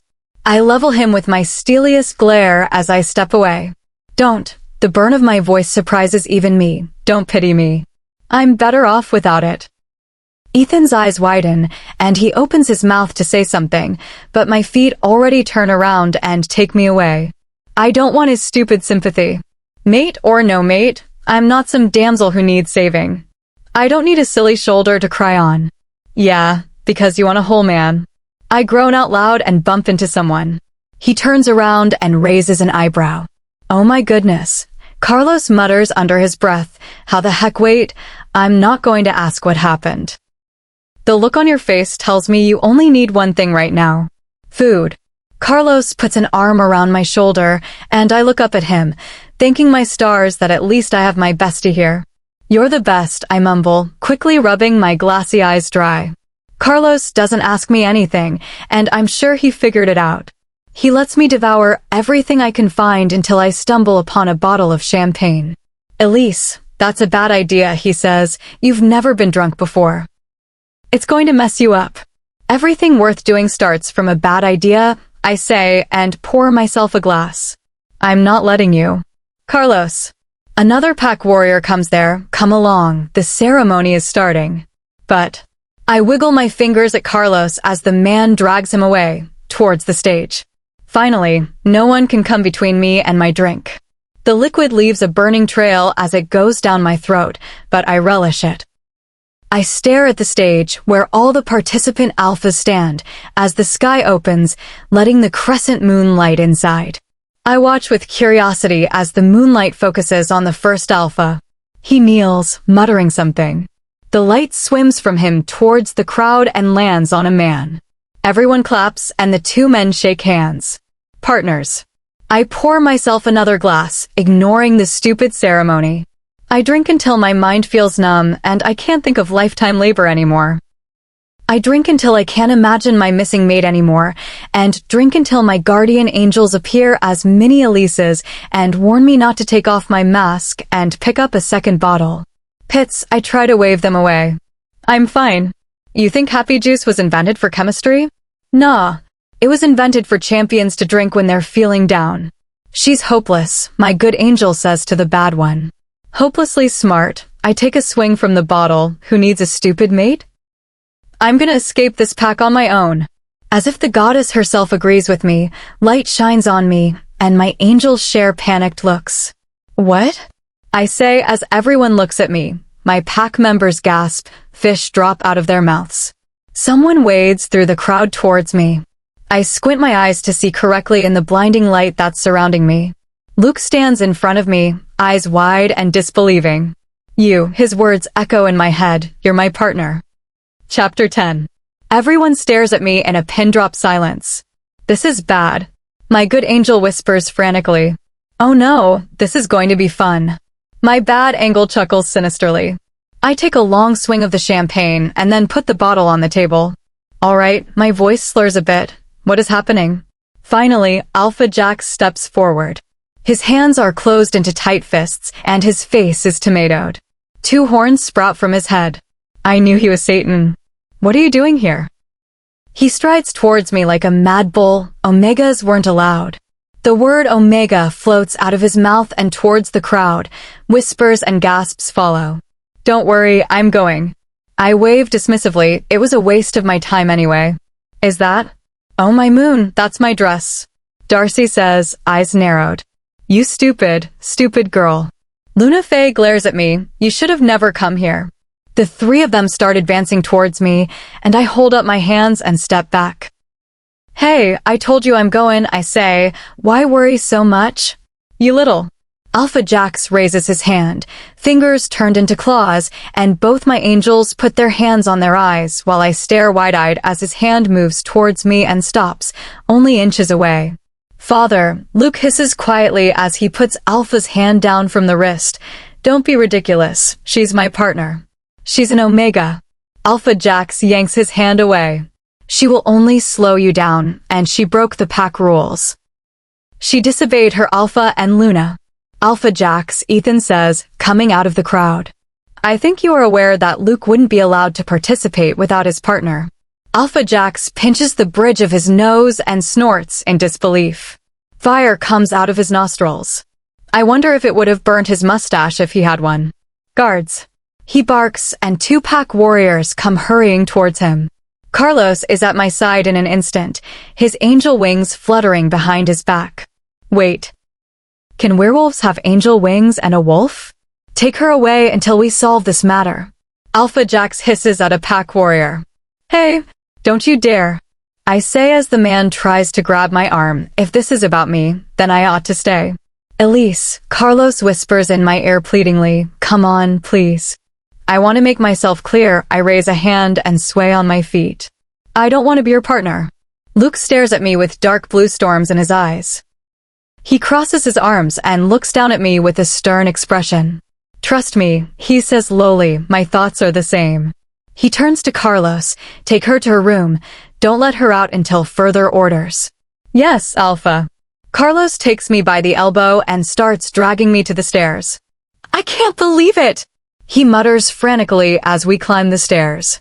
He had to put his arm around me to keep me straight. It's not like I can't walk. My legs just turned into purple jelly. I know, I nod solemnly. Purple isn't even my color. He can't take you out there. Carlos goes on. That hunt is fatal for the Alphas too. You should have never come, Elise. You're right about that, Tracker. Carlos stops. I look around the 9 corridors to find the source of the eerily familiar voice. Darcy comes into view, and black smoke covers her like a dark aura. That witch, my evil angel, sneers. Go downstairs. Darcy snaps at Carlos. I'll take her to the room. Carlos looks at her with suspicious eyes. Don't fret yourself. I will take her before going back. I said go. Darcy sneers. I could almost hear the snap when Carlos had bent down from the submission she forced. Please be okay. He whispers to me before turning around and grudgingly leaving. Darcy grabs my arm, her grip painfully tight. Hey, let go. I try to free my arm. Slap. A gasp leaves my mouth. My cheek stung, the force of the blow shocking me. For one moment, I'm stone cold sober. A Leakin Beta could easily overpower a werewolf Omega. The next moment, I feel myself being dragged to someplace at the farther end of the hallway. I realize it's the staircase that leads to the back of the house. Where are you taking me? I struggle against her hold, but her hands are made of iron. She's outside the house, dragging me along, going towards the pack warrior's residence. The empty house answers my protesting grunts with silent mocking, and soon enough, Darcy stops. I will make sure you pay for this, she hisses under her breath and shoves me forward. I stumble into the dark, empty room. It smelled awful. I whirl around and see thick iron bars against the front wall, the dungeons. Open the door and face me. I try my best to rattle the bars, but they won't budge. Cowards. Think you're so strong by locking a girl up? You're a superiority complex patience, the whole lot of you. Are you mad? My good angel shrieks, they can punish you. Well, they're gonna get rid of her anyway. My bad angle shrugs. My voice echoes in the empty cells. The moonlight comes in through the tiny window. I shout and yell and try to break the bars, but in the end, my legs give way and I slide against the wall. Slowly, the falling pieces of my head come together. Realization settles in my bones like ice. I'm Luke's partner for the Alpha's hunt. The effect of the champagne dulls down quickly due to my werewolf genetics, and I find myself trying to think through the haze of pain in my head. Bad hangovers. Oh no. They're going to get rid of me for getting chosen. They won't let Luke go with an Omega. I pace around the cell anxiously. Every plan that comes to my mind whirls away like smoke before the fact that I'm an Omega and this is the Alpha's hunt. What am I going to do? Eek. I jump to the sky as an ocean collapses on me. Get up, a pack warrior is standing over me. The Alpha wants to see you. Who doesn't? I get off the granite floor and sway a bit on my feet. I glance at the little window and it's almost sunrise. When I get out of the basement dungeons, Carlos's worried face greets me. I'll take it from here, Daryl, he says to the other pack warrior. As soon as he's gone, my bestie wraps me in a hug. I'm so sorry I couldn't help, he says. I should have never let Darcy get you. I try to get to the Alpha to tell him, but all of them were in a meeting and I'm sorry. It's okay, I say, putting both my arms around him as well. I know it's not your fault. Carlos pulls back and gingerly touches a finger to my cheek. I wince. Wow, that's a bad bruise. He cringes. Seems like Darcy's slap left its mark. Come on, he puts an arm around me and leads me outside. The meeting's finally over. They want to see you. Are they about to punish me? Carlos doesn't answer. I swallow. When we reach the mansion, the air is oddly still. Everything's quiet. Carlos takes me to the second floor towards the meeting room. Outside, by the door, I see a tall figure near the guards. The scent of coffee and pine trees drifts over to me, momentarily calming my racing nerves. Luke turns to face us, and I see the weariness on his features. The dark rings under his eyes, ruffled hair, and unkempt stubble. His tie and suit jacket are gone, leaving only a black shirt, the top 2 buttons of which are open. Luke glares at Carlos when we stop. He instantly takes his arm off me. What happened to her face? He asks tersely, looking threateningly at Carlos. Carlos opens his mouth to say something, but I beat him to it. Nothing of consequence. I say dismissively, let's get this over with. Without waiting for his answer, I go past him and the guards into the meeting room. Alpha Jax, Luna Faye, Darcy, and Casper are sitting there. I notice the other chairs are out of place. They weren't the only ones to discuss this. Luke comes inside and, uninvited, I sit in a chair across from his and his father's. Alpha Jax scowls disapprovingly. Luna and Darcy look at me from under their noses. Casper looks uncomfortable. So, when is my punishment? I ask, my voice so composed, we could have just been talking over tea. Unfortunately, not now. Alpha Jax growls. I raise an eyebrow and look at Luke in confusion. His dark blue eyes meet mine, swirling with thoughts. You're going on the hunt with me. I stare at him wide-eyed. His words reach my brain, but I do not accept them. You're going. On the hunt. You're going on the hunt. With me. I burst out laughing. Me? On the Alpha's hunt? I say between my laughs, goddess, that's the worst joke ever. Luke narrows his eyes. This is not a joke. My laughter dies down. I look at him thoughtfully and cock my head to the side, weighing my options. Why? I ask. Because the rules are that every alpha will have a partner, and he cannot participate without him, Casper says, or in this case, her. I stay quiet, chewing at my bottom lip while they stand up and turn to the door as if this is over so soon. Come, we have a lot of packing to do, Luke says without sparing me a glance. What if I refuse? They all stop. The air in the room stills, tension swirls around me like heavy waves. What? Luke says, turning around slowly. Did you just say? I stand up and raise my chin defiantly. What if I don't want to go with you? Alpha Jax's face twists in a snarl. You will be severely punished. I shrug. If you don't punish me, I'll perish on the hunt. And if I somehow survive, you'll punish me afterwards. Why should I even bother to go? This girl has lost her mind. Luna says indignantly. Took you long enough, I grin, but instantly let it drop when my cheek stings. Alpha Jax glares at me with a red face, but before he has the chance to speak again, Luke beats him to it. Let me handle this, he says. But Luke, Darcy protests you. Everyone except for Casper leave the room. His command leaves no room for argument. With one last hateful glare at me, Darcy leaves with Alpha and Luna. The tension in the room only increases. Do you want to be punished? Luke asks, crossing his arms across his chest. I don't particularly care. I mimic his expression and cross my arms. I'm in trouble anyway. Why shouldn't I try to ruin all of yours peace too? Elise, you're not going to perish. Luke will win, take you back, and everything will be normal again. Casper says. I huff and flip my wet hair over my shoulder. Is that supposed to make me feel better? That Luke will win with all his glory, and I will be an Omega.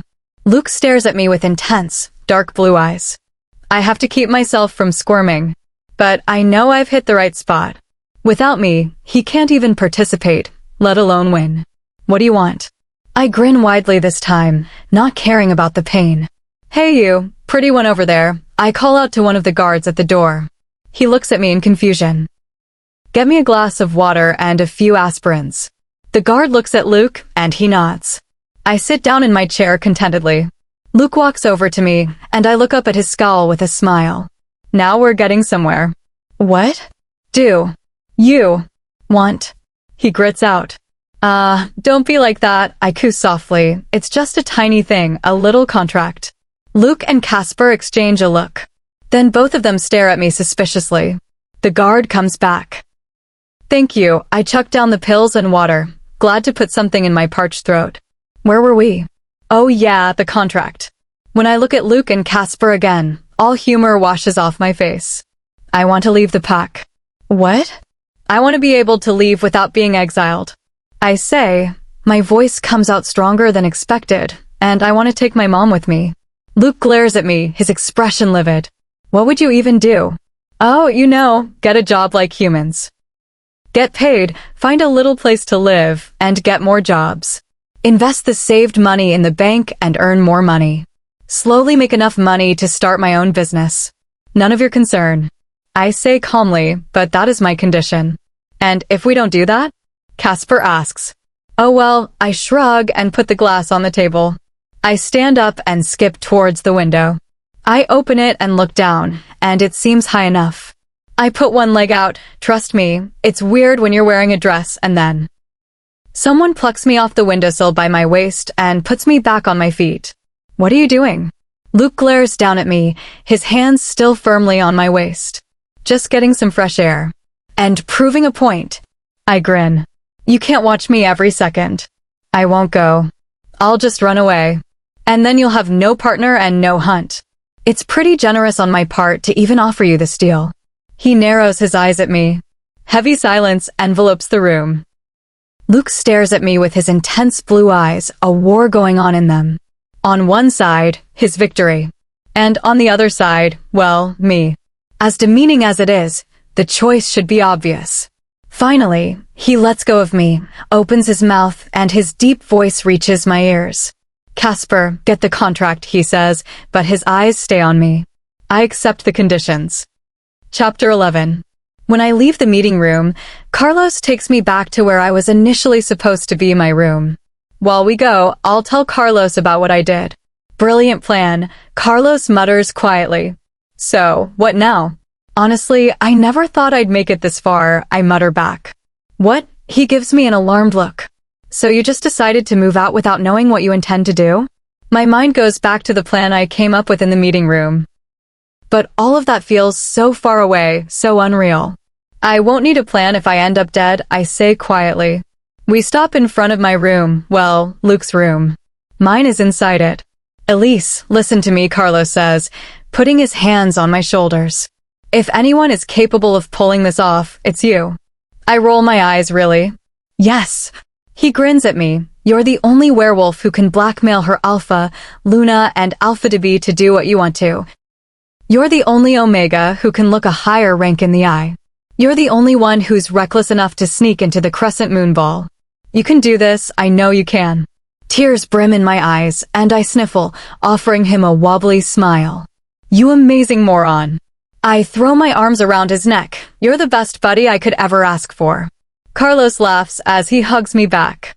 Elise, are you crying? I'm not crying. I defend myself, my eyes are sweating. I pull away and wipe my eye sweat before giving him the classic Elise got this smile. Carlos leaves me in my room.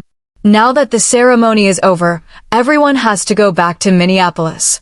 I sigh in relief as I step into the shower, washing off the dirt from yesterday. What am I going to tell Mom? I leave my wet hair hanging as I change into a comfy sweater and shorts. I hope Mom won't kill me for doing this. But, after all these years, we're going to be free. We can work for ourselves and keep our dignity. I look out of my window at the bright blue sky and at the birds chirping as they fly through the air. So alive. So free. All over this world, in every pack, Omegas are harassed, degraded, and even mistreated. Why? Because we can't alter our bloodlines? Because we can't be good enough? My hands close into fists. If only I could change that. If only I could convey this message to all those Omegas that they matter. Even if they aren't as authoritative as an alpha, as composed as a beta, as strong as the warriors, they still matter. A knock on the door snaps me out of my thoughts. A moment later, Luke enters, a file in his hand. Here, he says, holding it out for me, your contract. In a dream, in a daze, I take the document that will ensure my freedom. Luke doesn't let go. I look up at him, eyebrow raised. He scowls, just as usual. If you take this, he says, there's no going back. You'll have to leave the pack. I try to pull the file, but he still wouldn't let go. I know what I'm doing. Do you? Luke steps closer, a hint of anger leaks in his voice. Do you have any idea what you'd do without a roof over your head and food in your stomach? This is insane, Hazel. I consider his words for a moment. You're right, maybe I should demand some money too. I nod. Luke throws his hands up in the air, looking heavenwards, as if asking the goddess why he was paired with me. Pack your bags, we're leaving in the evening. Luke closes the door behind him hard. I flinch at the loud bang. What is up with him? Mad that I didn't turn out to be a pathetic female? Or that I'm his partner? I huff as I read my contract, and despite Luke being mad at me, I can't help the smile that tugs at my lips when I read my freedom ticket. In the evening, I enter Luke's room, all packed. He's at his desk, looking through the book I'd gotten after so much effort. I'm done, I say as I plop myself on his bed. He nods, turning the page of his book. My eyes stay glued to his hand. Luke's eyebrows furrow as his stormy eyes swim over the text. His hold on the little book tightens. With a sigh, he finally drops it on the table. Luke, I say, not sure if I should be talking. What? Your hands, I say, still looking at his hands there. I trail off, and Luke turns his stormy blue eyes to my object of interest. His claws. Luke goes still. His eyes stay on his claws, frighteningly long, razor sharp. In the blink of an eye, he goes out of the room. Sometimes, when lycans or werewolves feel angry or threatened, they retreat into their wolf form to show dominance or for protection. I stare at the door. Then I bolt to his desk and pick up the book. He dropped it face down, so the page is still the one he was reading. Whoever holds the title of the Alpha Supreme is granted unexplainable power by the Moon Goddess. A ceremony takes place after the Alpha's hunt, and the worthy Alpha is presented to the full moon. After this ceremony, the next Alpha Supreme will only be chosen when the previous declares his reign to be over or 10 years later, during the next hunt.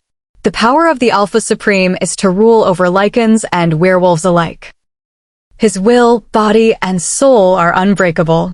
Furrowing my brows, I put the book back. Nothing is upsetting about it. Why did Luke's body start to shift? How long until we get back? I ask John, our driver, to take us to the back house again. A little while, he says. You've been saying that since the moment we came from the airport into this vehicle. I say. He doesn't answer. With a huff, I lean back into the tiny space I have on the back seat of the car. If I were to choose, I'd shift and run back to the house. Okay, Elise, think. Think of the best way you can break this news to your mom. Goddess, it's almost as if I'm about to tell her I'm pregnant. Hey, Mother. How are you? I'm perfect, especially since I'm going on the Alpha's hunt. Usually, all the Alphas or Betas go there, but you know me, I couldn't help myself. So, Cassie, the blonde Omega beside me, clears her throat. Are you going on the hunt? Yep, I say. And did you sneak into the ball? Did. That was very brave of you, she says, giving me a small smile. Thanks, I grin, but I did get stuck with this hunt for it. No Omega has ever gone on anything so important before. She murmurs, so, I just wanted to say that I'm proud of you. I smile. Thank you, Cassie, I really. A wolf jumps on the windshield. A scream rips past my mouth as the car skids to a stop. Panic fills the air and growls echo all around. The car's door suddenly opens, and a foul stench reaches my nose as a man enters my vision. Rogue. He flashes his yellow teeth. Omegas, eh? This will be an easy catch.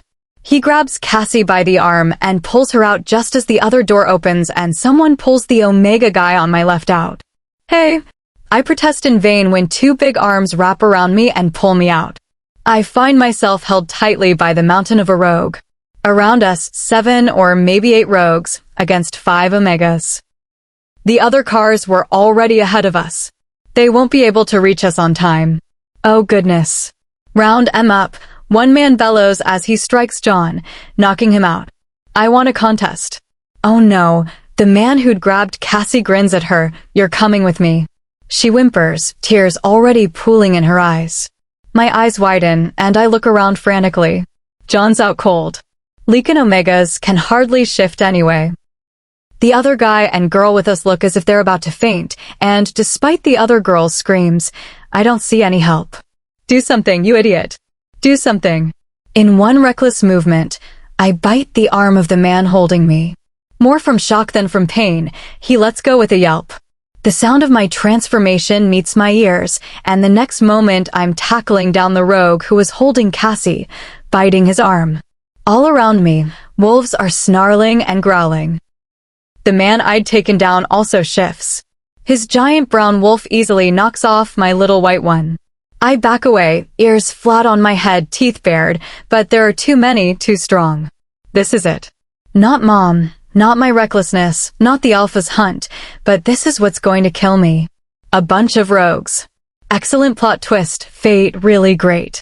A wolf lunges at me, and I brace myself for action, but before I have the chance, something else stops it.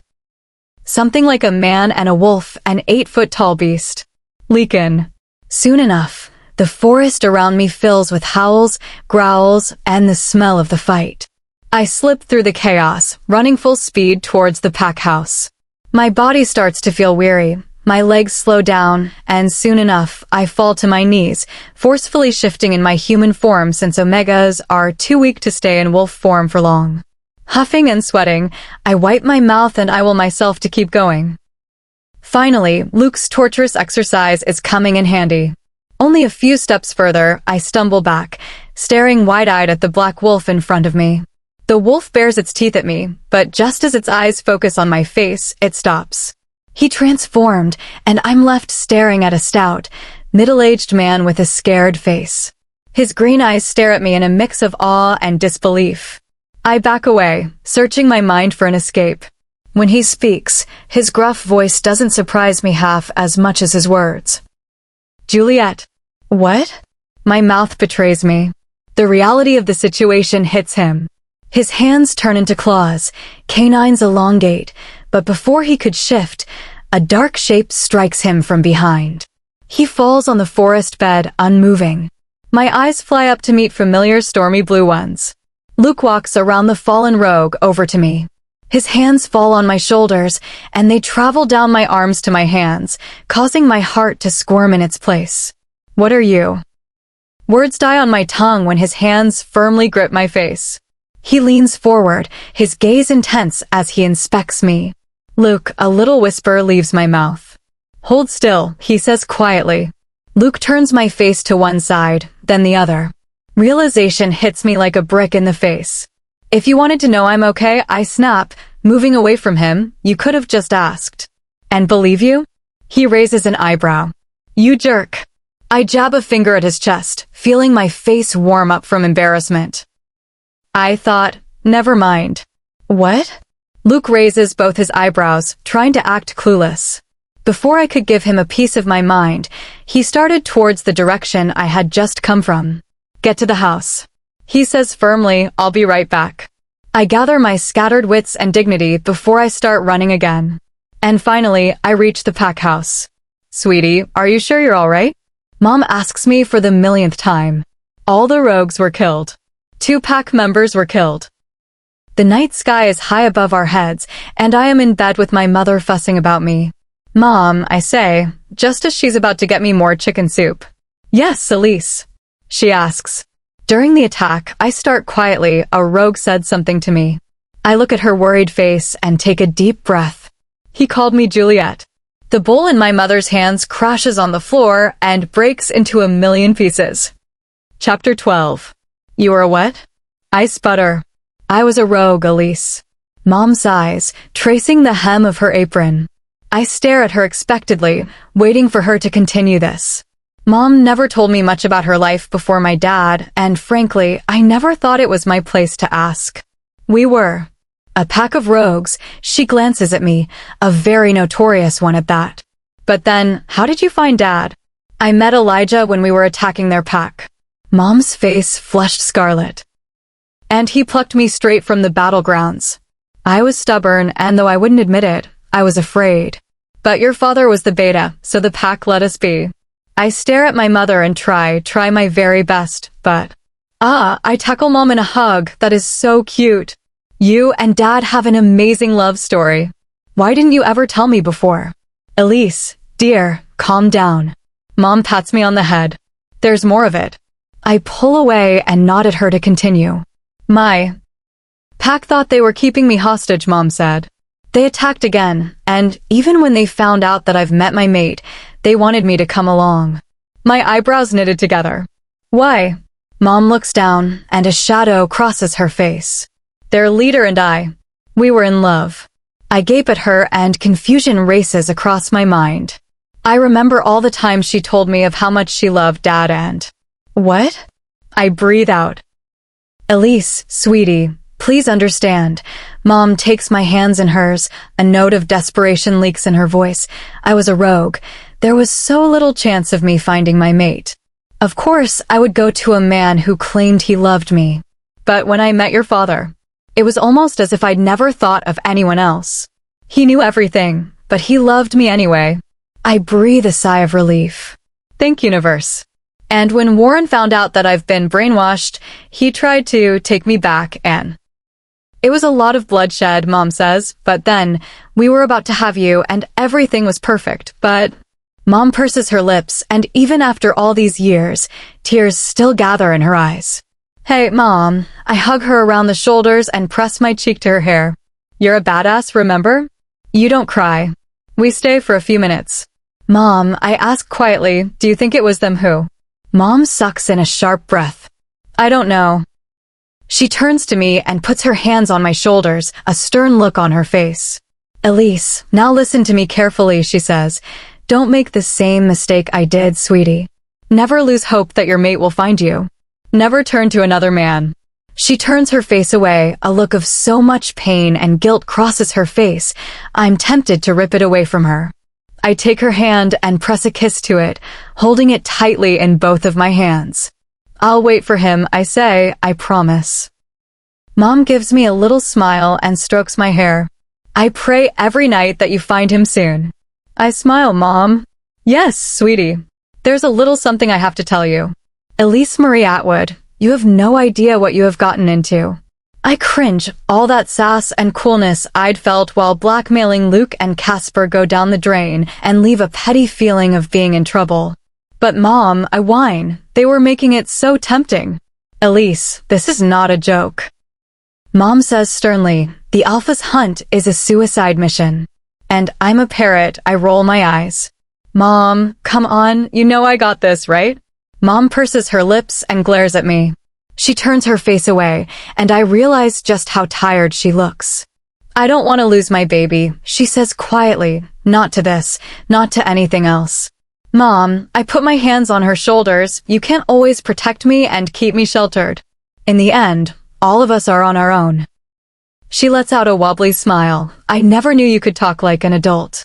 I smile, and you also don't know that I can survive this. Now come on, we have packing to do. Where are we? I ask as Luke stops the car. At the starting line, he says as he gets out. I quickly take off my seatbelt and follow him out of the car. I see about 18 or 20 other vehicles, all parked in front of a forest.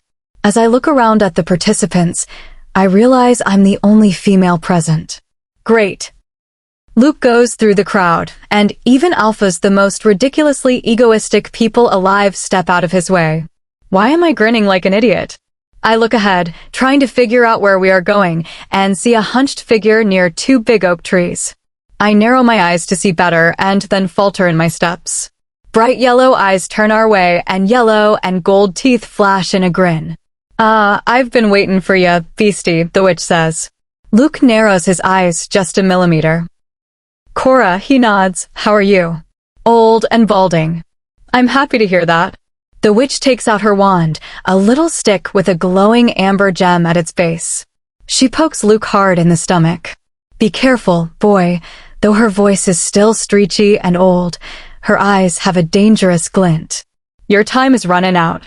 Just put on the spell, Luke growls lowly. The witch smiles cruelly. Why? You don't need it anyway.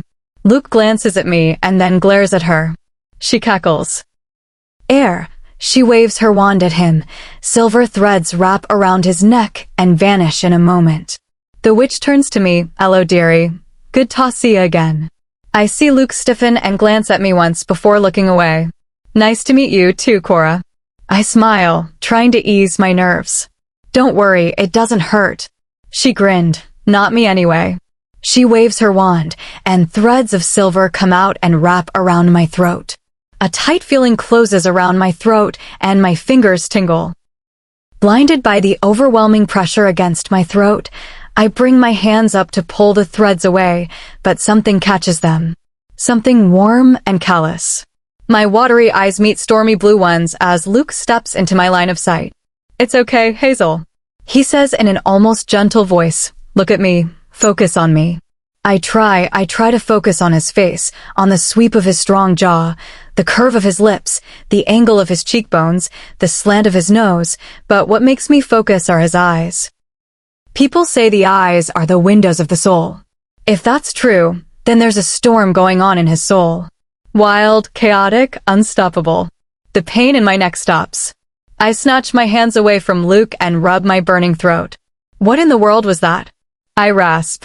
I locked your wolf, dearie. The witch says, now, Scarm, I have other things to do. We walk away from her, and I can't help but wonder about what she said to Luke.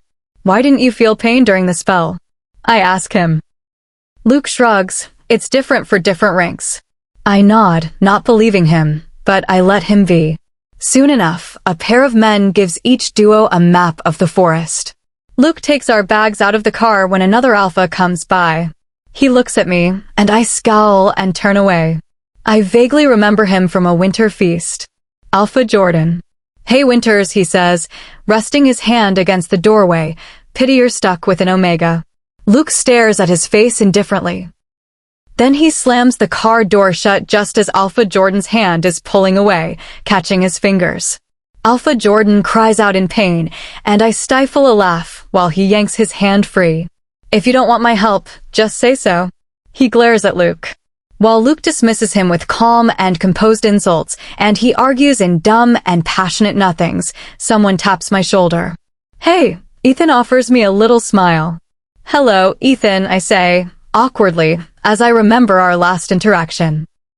Can I talk to you for a second? He asks. I glance at Luke. He's already looking our way, but just as my eyes meet his, he turns away. I ignore the sinking feeling in my chest. Sure. We walk a little way away, both of us silent and awkward. About last time. Both of us stop and smile sheepishly. I'm sorry that. We both stop again, and I laugh, feeling the awkwardness lift.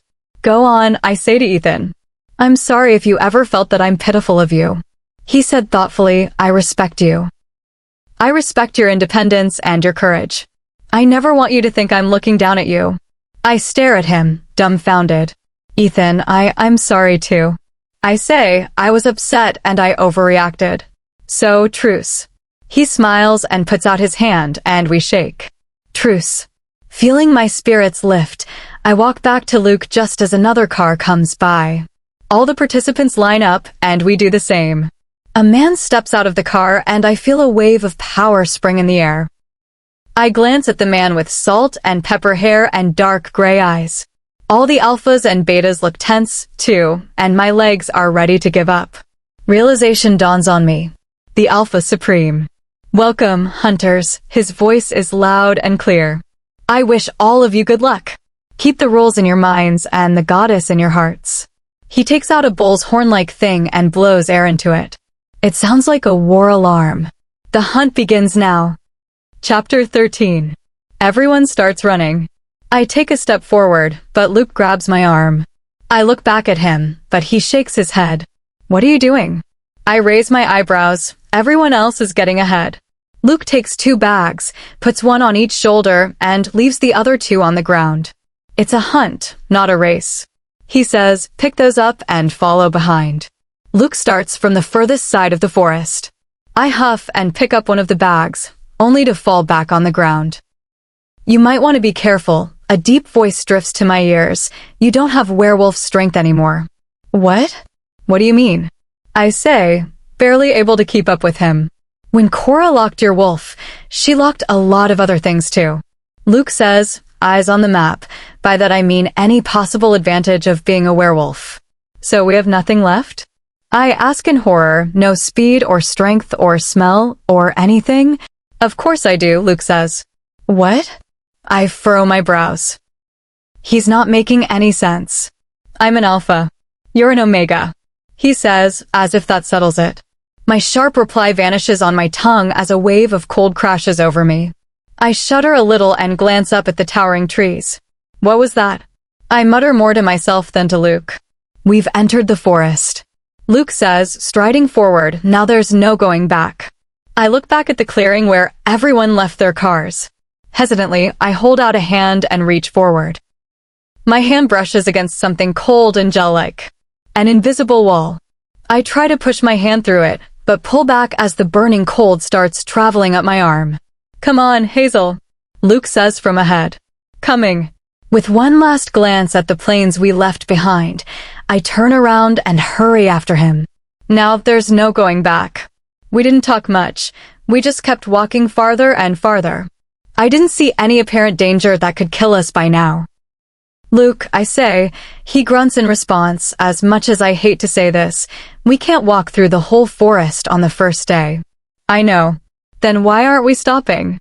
Luke looks back at me with hooded, dark blue eyes and a bored face. If you'd walk faster, we could cover the required distance quickly, he says. I'm not used to carrying this much weight. I pant. Then get used to this much walking, he says. So I do. I walk and don't talk, keeping my pace until the day bleeds into night and my sore legs are ready to collapse to the ground. Can't we stop for a while? I whine. Luke looks up at the sky, which is almost pitch black now, and then drops his bags on the ground. Make a fire, he says, and my eyes widen. What? To cook food, he says, crossing his arms. I don't know how to do that, I say. You're an omega, he deadpants. And? You're a girl.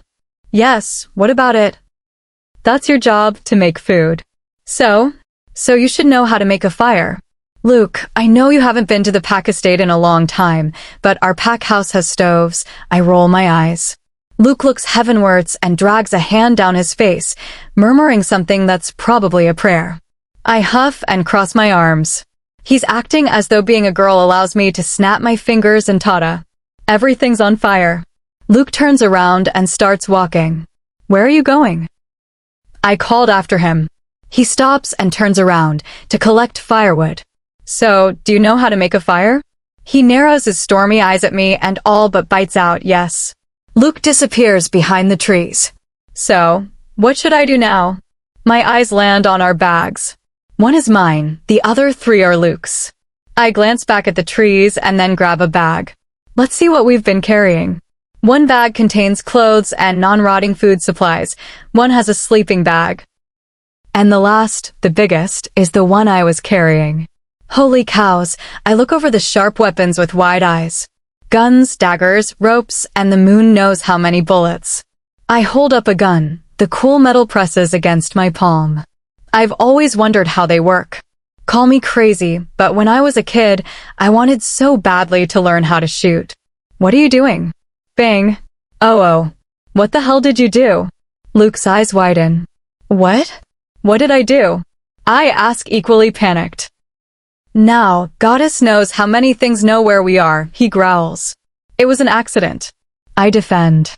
And who allowed you to go through my bags? He narrows his eyes at me. Laws of curiosity? I shrug. With a low growl, Luke snatches the gun from my hand and puts it back in the bag, shoving in a pile of firewood before zipping it and throwing it in my lap. Get up, we're moving on, he says. What? My eyes widen. Maybe your laws of curiosity didn't say, he snaps, but curiosity kills the cat. Or in this case, us. Now get up. Why the universe? Why me? So I take 2 bags and start walking behind that jerk, almost taking baby steps. After a few hours, Luke finally stops and I fall on my knees and kiss the ground. Okay, I may fall on my knees. Luke makes a fire and we cook ourselves some food on the flames. I don't think I've ever eaten so well. Or maybe I feel that every time. Later at night, Luke takes out his sleeping bag, and I decide to do the same. Heavens, I'm tired. Wait a minute. What are you up to? Luke says. Sleeping, of course, I tell him. Who told you you're sleeping? He raises an eyebrow. Why wouldn't I? I furrow my eyebrows. You will stay awake and keep guard, Luke says, and I gawk at him. Against what? I asked incredulously. Other hunters. Why? I ask. Luke leans forward. His hair is messy, his clothes simple, and his eyes stormy as always. In the flickering light of the flames, he looks more handsome and human than I've ever seen him. Why do you think so many die on this hunt? His voice was so close it sent a shiver down my spine. They kill each other? My eyes widen. Luke nods and leans back. So don't you dare fall asleep. Why do I have to keep watch? I ask, why don't you? I made the fire, Hazel.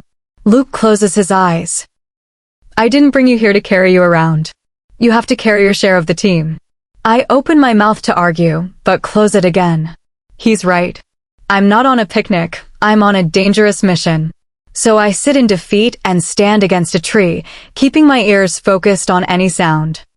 Chapter 14. Hazel. I groan and push away the annoying thing shaking me. Hazel, wake up. For the love of your mom. Luke, I mumbled, don't tell me we have morning jogs here. Hazel, if you want to eat ever again, wake up right now. My eyes snap open and I see two legs in front of me. My eyes travel up to see a familiar scowling alpha towering above me. I groan and drop my head against the cold forest floor again. I have no idea how I ended up here, but I couldn't care less. But now that he has woken me up, I might as well get up. Calm down, princess, I mumble, we're alive. Alive and robbed, he glared at me. Only then do I realize that there are no bags around our campsite. They took all the bags? I ask in shock. Yes, Luke growls, because of you. Wait, that means I don't have to carry them anymore. My arms shoot up in happiness. What? Luke's expression falls away and he blinks. I mean, I clear my throat and switch to my serious voice. Damn, that's so bad. Well, we tried. Let's go back. This time, when Luke looks heavenwards and drags a hand down his face, he even starts speaking.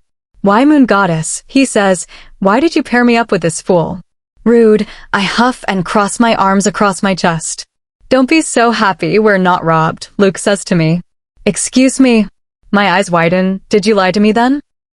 I thought you'd have the slightest guilt and maybe act more responsible, he says as he kicks a tree. The bags fall from it, but you're hopeless. I sigh. Why couldn't someone rob us? Luke takes one bag in his hand and gestures for me to pick up the others. I gawk at him, bloody hell. Do I look like a bodybuilder to you? I ask, genuinely curious. No, he says, nor do I care what you look like. Pick up the third bag. I can only crawl while carrying this much weight. Then crawl, Luke shrugs, but crawl fast. He starts walking, but I grab his arm. Luke snaps his head back. His eyes go to my hand on his arm, then to my face as they narrow. I'm your companion, not your servant. I narrow my eyes as well. And you're practically useless. Luke rips his arm away from me. Blood rushes to my face and my jaw tightens. Before I could shoot a sharp reply, Luke continued. But I didn't expect any better. He looks down at me. You're not trained for this after all. Oh, he didn't. He didn't just use that to insult me. Well, Alpha, I cross my arms. Seems like the goddess thought of you as my equal, so she made us partners. I see his fists clenching and his stormy gaze intensifying as he takes a threatening step forward. I feel no itch in my neck, no sting in my eyes. I stand my ground more easily than usual. An alpha and someone untrained can never be equals, Luke says lowly. Of course they can't, I say crossly, because you had to convince me to come with you. A low, menacing growl reaches my ears, and I snap back to the reality of the situation. I may have gone overboard. Leave. What? My eyes went wide with shock. You think I need you? Luke scoffs. I only needed a partner to enter. I can win this thing alone. So pick up your bag and get out of my sight. He picks up his 3 bags with one hand and starts walking. I sigh, pick up my bag, and sling it over my shoulder before following him. Why are you following me? Luke snaps. You know I can't go back, I say quietly. Sucks to be then, he says before starting to walk faster. With the light weight of my bag, it's easy to match his pace. Look, I say in a composed voice, we're stuck together. Why not have a truce? Not interested, Luke deadpants. He speeds up further, and I have to run a little to keep up with him. The moon goddess made me your companion for a reason. I try. That reason was to make sure I don't win too easily, he says. Overconfident much? I sigh yet again, but continue to follow him. We walk in silence, and I wonder why he didn't carry all his bags on his own from the start. He doesn't even seem tired. I look around at the tall trees and the landscape. I've never seen life outside school or the packed territory, and this is all interesting.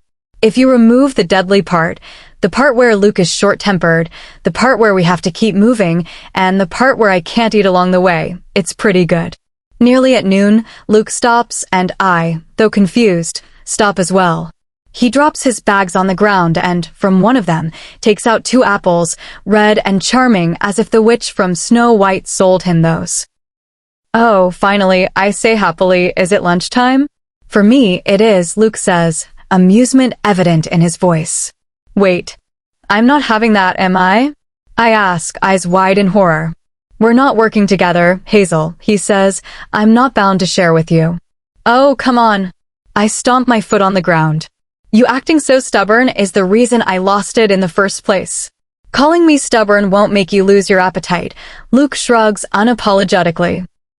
My stomach takes that as a cue to rumble. Even my body is siding with him.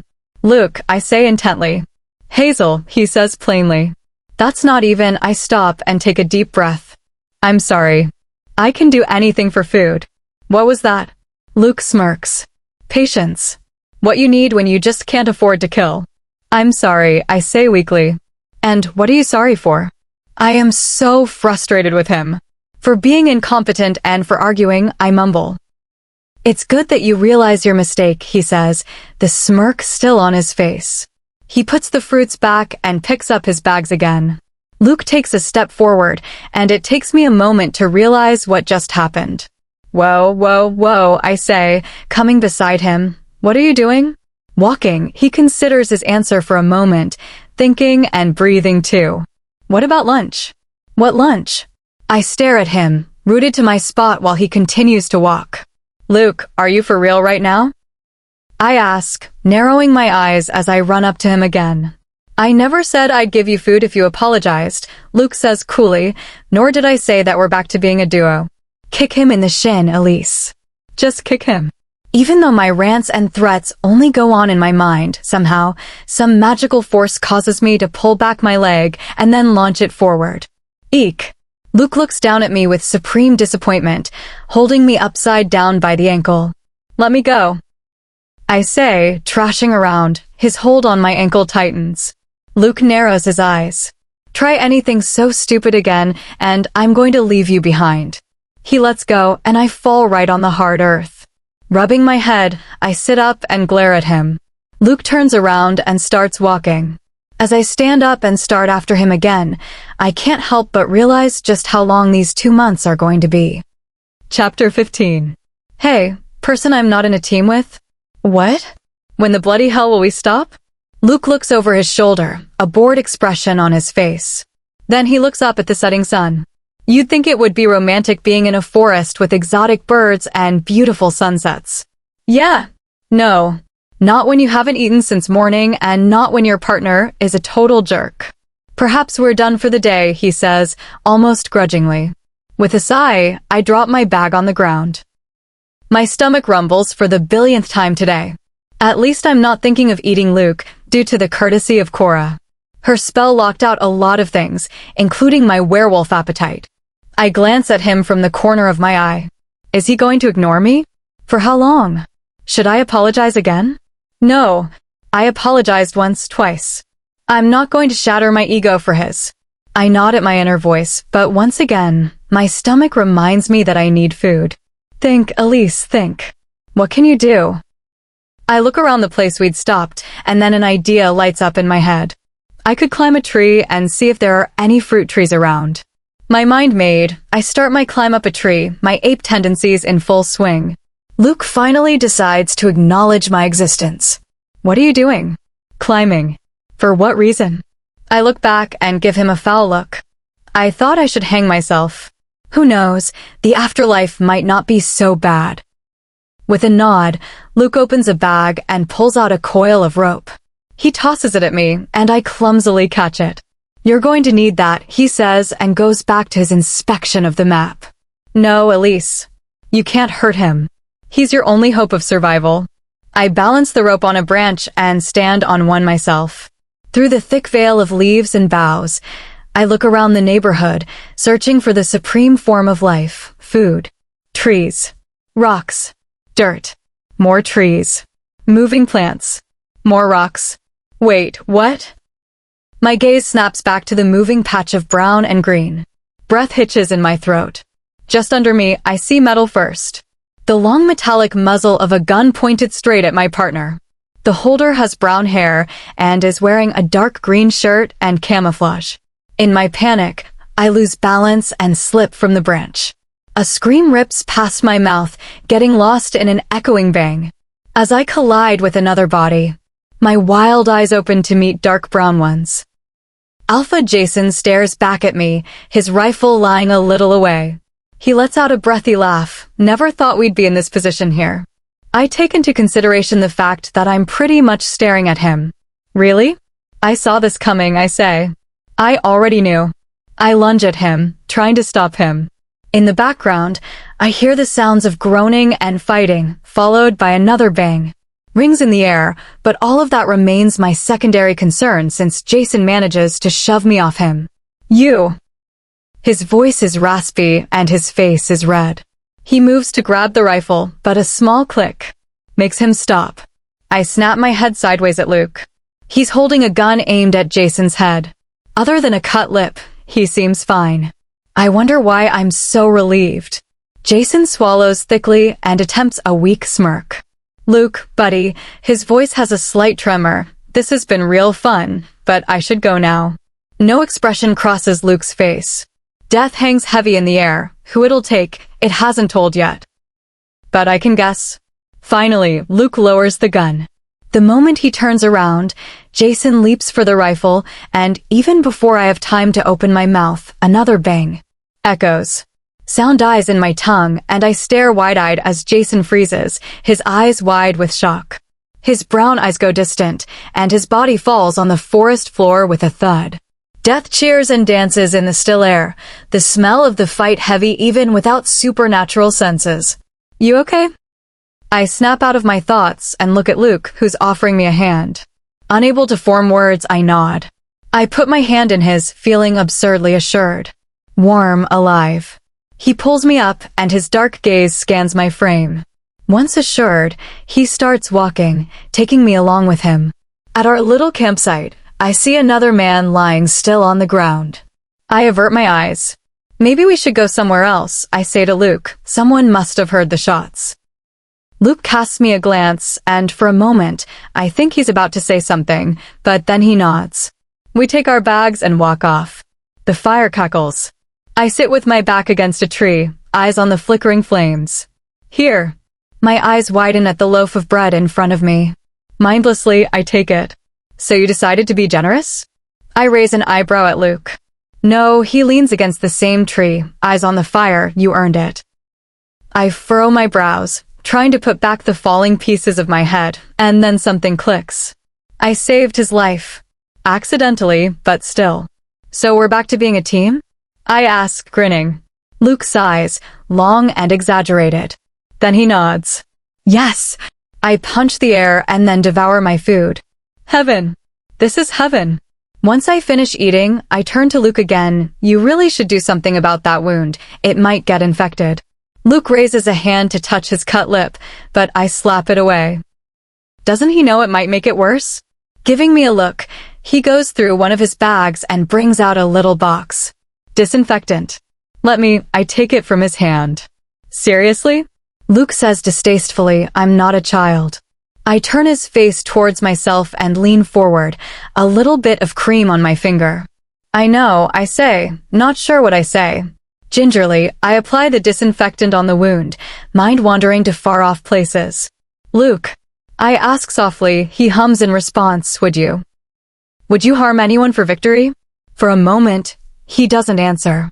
I look into his eyes, The only sound I hear is the crackling of the fire. Luke lowers my hand from his face, holding my gaze with his stormy eyes. I'd rather be the hunter than the prey, Hazel. He gets up, leaving me to wonder about nothing and everything. Go to sleep, Luke says. I'll keep watch tonight. I nod and glance down at my finger, with which I'd tended his wound. It's smudged. Chapter 16. Sunlight cuts through the little spaces between the trees and shrubs, reaching the earth in small patches of buttery yellow. Birds chirp in their nests, preparing for the day's work. Birds. They're like omegas in a sense, working from dawn till dusk to keep going. But birds don't have to answer to stupid seniors. They don't get forced into submission on the name of duties. They don't get stuck with bosses under the name of a pack in the name of family. I yawn as I push myself up from my sleeping bag. Rubbing my tired eyes, I look around. The fire had died down at some point in the night.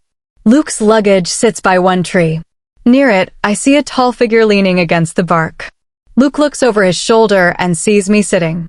His eyes have slight shadows under them, but otherwise, he seems as alert as always, holding the map in his hand. I was wondering if I'd have to wake you up as always, he states, going towards his bags. I roll my eyes. Good morning to you too. About 15 steps south, there's a small lake, he says, ignoring my comment and putting the map back inside one of his bags. You can freshen up and then we'll get going. With a nod, I excuse myself to find this lake. Soon enough, I finish washing myself and my hair. By the time I reach the campsite again, Luke has removed every trace that anyone had ever been there. Hell, even the soot from the fire we made is gone. He tosses me an apple before gesturing for me to follow him behind. Hey Luke, I ask after I'd finished my food, didn't we have some royal werewolves or something? We did, Luke nods, but after the vampire wars, they were no more. And I wouldn't say that was a bad thing. I raise an eyebrow. Why? Wouldn't it have been better that way? Then this ridiculous competition wouldn't even exist. Jason's hollow brown eyes flash in my mind. I shake my head. Get a grip, Elise. Whatever happened, happened. Being a royal doesn't mean you're going to be a good leader. Luke's deep voice brings me out of my thoughts. Besides, the royals held too many of their animalistic tendencies. Short tempers, too aggressive, unbearably bossy. The list goes on forever. That sounds familiar, I mutter to myself. What did you say? Nothing. I flash him a sweet smile, but then, why this competition? Why not just vote for the Alpha Supreme? This isn't just a bloody game, Hazel, Luke says, glancing at me from the corner of his eyes. It's a test. War strategies, survival skills, management, and partnership. Whoever's the best at it will rightfully hold the authority over our race. I nod, absorbing the information. Who knew? This is quite sensible. But then, and if someone cheats? I ask. Blood was coming from bullet holes. Luke shrugs his shoulders. Cheating can only get you so far. I nod, not voicing the doubts in my mind. I focus on the passing greenery, the tall trees with old vines hanging from thick branches, roots plunging up and down in the earth. My eyes travel to the sky, and clouds begin to fill the blue canvas with a muddy gray. Someone grabs my arm. I snap my head towards Luke. He's as still as a statue, and he glances at me with stormy blue hues. Please don't move, they seem to say. His other hand lowers to put his bags on the forest floor before pulling out a shiny metallic thing from the waistband of his jeans. Luke lets go of my arm and takes a few steps towards the shrubs nearby. I swallow the panic rising in my throat, and my heart pounds in my ears. Luke looks over the broad leaves and then lets out an inaudible sigh, his shoulders slouching with the movement. What is it?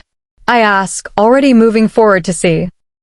Luke steps aside, and I look past the shrubs, feeling the tension in my shoulders release. A dear family. The fawn looks so young, its weak legs wobbling. Its parents graze the grass nearby, keeping an eye on their young one. I feel my lips tug upwards in a smile. Don't tell me, Luke says from my left. What? I raise an eyebrow. I'm not going to hunt them. What? Luke gives me a passive look, a werewolf smiling at a dear family. I've seen that many times. Blood rushes to my face, partially from anger and partially from shame. I wasn't thinking that. I narrow my eyes. And even if I had been thinking about eating them, I wouldn't ask you to do it for me. Hazel. Luke raises his brows. Do you think you could have managed on your own even without your werewolf abilities? I huff and cross my arms, giving him a steely glare. Of course I could, I say confidently. I can do everything on my own. Luke leans forward, observing me with inquisitive blue eyes. I hold his stormy gaze. From the corner of my eye, I see him raise a hand and move it towards my face. He flicks a finger at my forehead. More from surprise than from pain, I lose my footing and fall on my behind. Ouch! I rub my forehead. Damn, that hurts. I glare at Luke. My glare intensifies when I see his lips tugging upward in an infuriating smirk. Forget it, Hazel. He shakes his head, mirth leaking in his voice.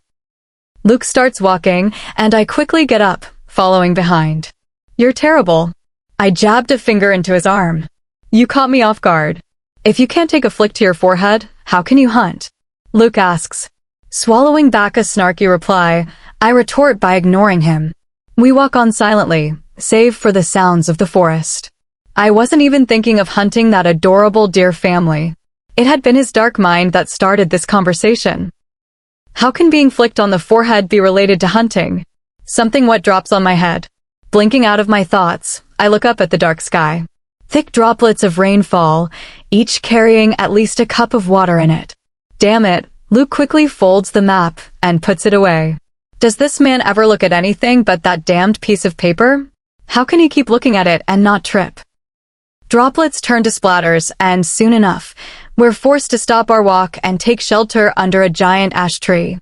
Just perfect, Luke murmurs to himself, furrowing his brows as he looks at the sky. Thunder roars, as if telling him to suck it up. With a sigh, Luke sits down beside me, our backs against the tree. For a few moments, awkward silence stretches between us. Well, I don't know about him, but it's uncomfortable for me. All right, that's it. I've reached my capacity of being awkward. I clap my hands cheerfully and turn to face Luke. Let's talk. No. Perfect. I flash him a smile. I'll do all the talking. Why me? Luke looks up at the sky. Why did this have to happen to me? I give him the stink eye. Well, if you don't talk, someone has to. 2 hours, Luke gives me a look. For 2 hours you've been continuously eating up my mind. Do you ever shut up? Please, I roll my eyes. If I ever shut up, you'll miss it. I'm not mad. I'm sure you're not. I pat him on the arm. Anyway, did I tell you about that one time when Carlos and I pranked Darcy as ghosts, and she started thinking she'd go nuts? Well, I started because she... Something warm presses against my lips, a finger, to be precise. Not another word. Luke narrows his eyes. I don't care if you tore all of Darcy's dresses, or if she went mad, or if the world caught fire. Just shut up. I puff up my cheeks like a blowfish and turn my face away from him.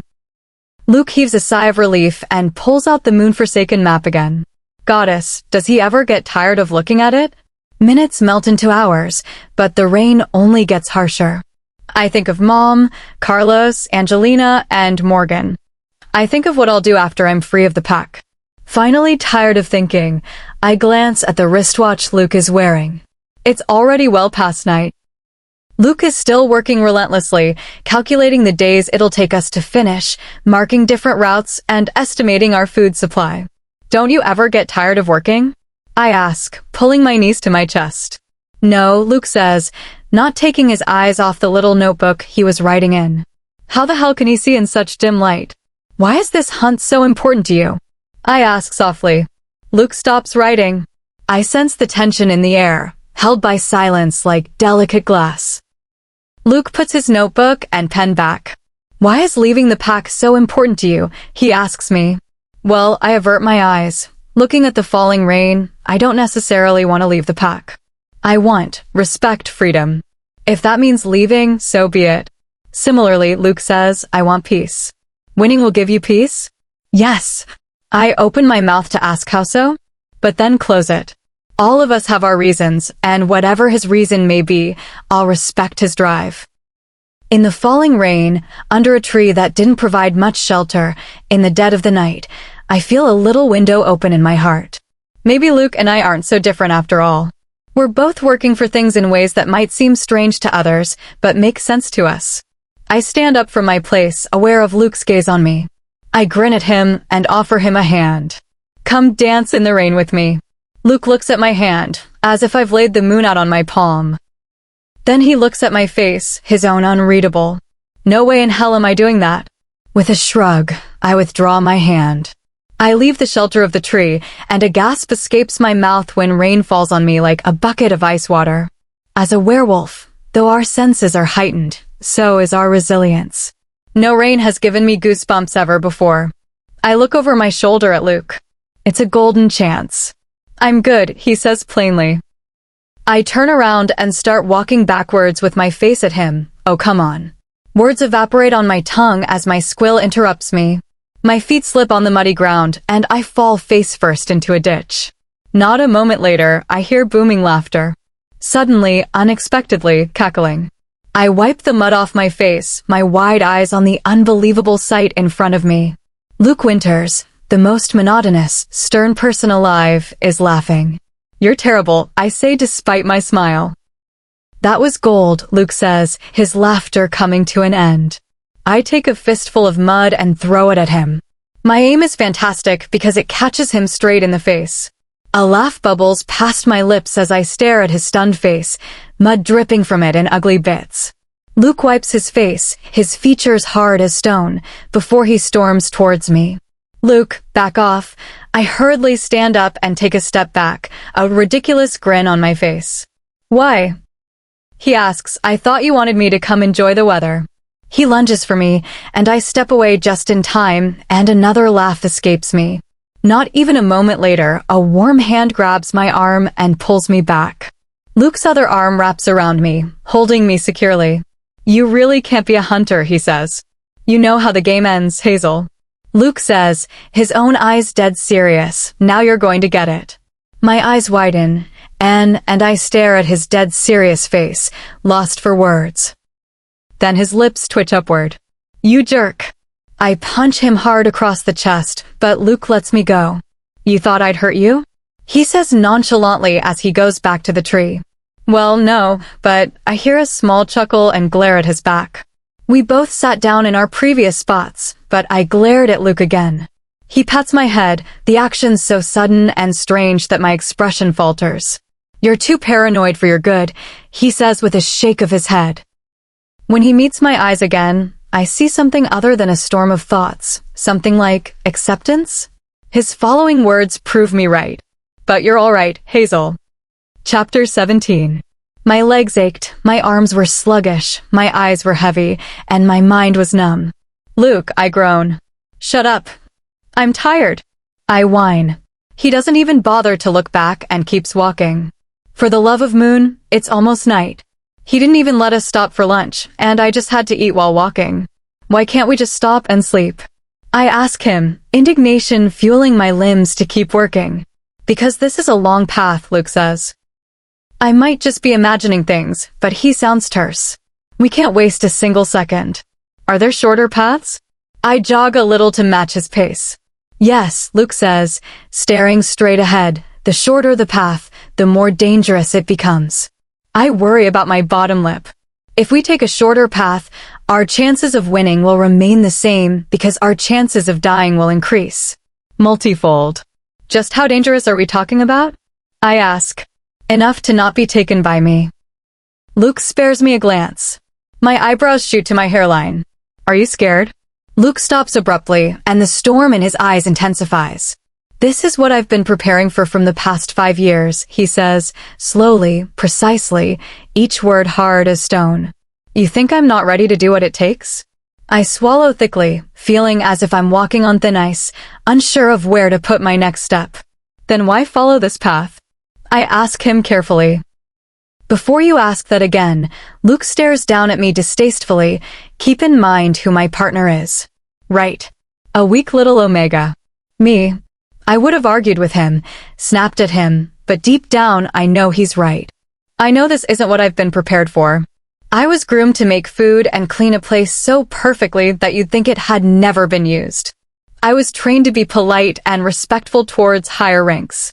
And you failed at that too. Ignoring my sour thoughts about my training, I silently follow Luke. Luke, who has been training for this hunt for the past 5 years. Luke, whom I know even without his werewolf abilities, is capable of taking the most dangerous path and surviving it. The contents of my contract flash in my mind. If and only if Luke Winters manages to win the Alpha's hunt, Elise Attwood and her mother, Juliet Attwood, will be allowed to leave the pack without severing their connection to the pack, without declaring them rogue. If Luke doesn't win, it'll be all for nothing.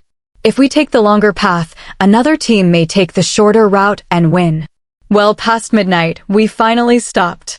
I'd learned how to make a fire, and it was my turn to do that, Luke's turn to keep watch. As we sit by the flickering flames, I glance at the map Luke had laid out before him. I could see the markings of each path, red crosses indicating traps in certain places from previous hunts. The shortest line was almost riddled with crosses. Since when have you started taking an interest in the map? Luke asks, snapping me out of my thoughts. I level him with my most serious face. I think we should take the shortest path. Luke holds my gaze for a moment. For a moment, I think he's going to agree. For a moment, hope flickers before my eyes. No. My face crumples in disappointment. Why not? I can't keep you safe all the time, Luke says. The unspoken words hang in the still air, and you won't survive on your own. I lick my dry lips. You don't have to. Hazel, you might have been able to fend for yourself if you could shift, Luke says unapologetically, but you can't. You're only going to end up dead. I open my mouth to argue, to ask why he gives 2 shits if I die, but Luke holds up a hand. Just because you refuse to acknowledge it wouldn't change reality, he says. I clench my jaw, and I wonder if I'm angrier at Luke, myself, or this stupid hunt and its stupid tricks. I lay out my sleeping bag and shuffle in, ignoring the dull sting behind my eyes. Why can't he trust me for once? I can take it, I can survive. Oh, really? Can you? As I lay in the sleeping bag, eyes closed in frustration, I vow to myself that I'm going to find a way to make this work. Luke needs to win this hunt. There's too much at stake now. Luke POV. The moon comes out from behind the clouds, a half moon. Incomplete. I pinch the bridge of my nose after I fold up the map. If we keep going like that, there will be a stack of odds against us. I glance at Hazel. Even while sleeping, her brows are furrowed. My mind wanders to her words from only a few hours ago. If we took a shorter route, we could win. Well, at least I could win. But she can't take it. A part of me wants to throw caution to the wind and take a shorter path, no matter how dangerous. I shouldn't worry about whether or not Hazel can make it. She's on the hunt for her reasons. If she dies, it's on her. But despite everything, you can't throw someone in the path of death. With a sigh, I lean my back against a tree and prop my knees up, using them as armrests. My mind shudders between morals and goals. This hunt is my only chance. I can't lose it. I've already lost one chance. A memory flashes in my head, gem clear. If you have any intention of finding her, this is the only way. Father sat in his office chair, his face stern as always. Of course I want to find her, but I bit my tongue. Doubts swarmed in my head like wild hornets. But what, Luke? Father said impatiently, without your mate, you know what you might end up as. Do you want that? I could feel the color draining from my face. Who in their right mind would want that end? I tried to find my mate, my cure, my peace, but it was too dangerous. Too dangerous for anyone to be around me. What if I hurt someone? I hated how quiet my voice sounded. Listen to yourself. Father pinched the bridge of his nose. You're already 18, son. The sooner you find your mate, the better. Besides, we don't know how long you have before. He stopped, and silence descended on the room like a heavy haze of summer heat.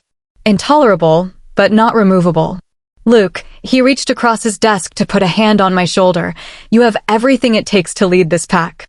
You would be a great alpha, and I'm proud of the man you've become, but you can't avoid this.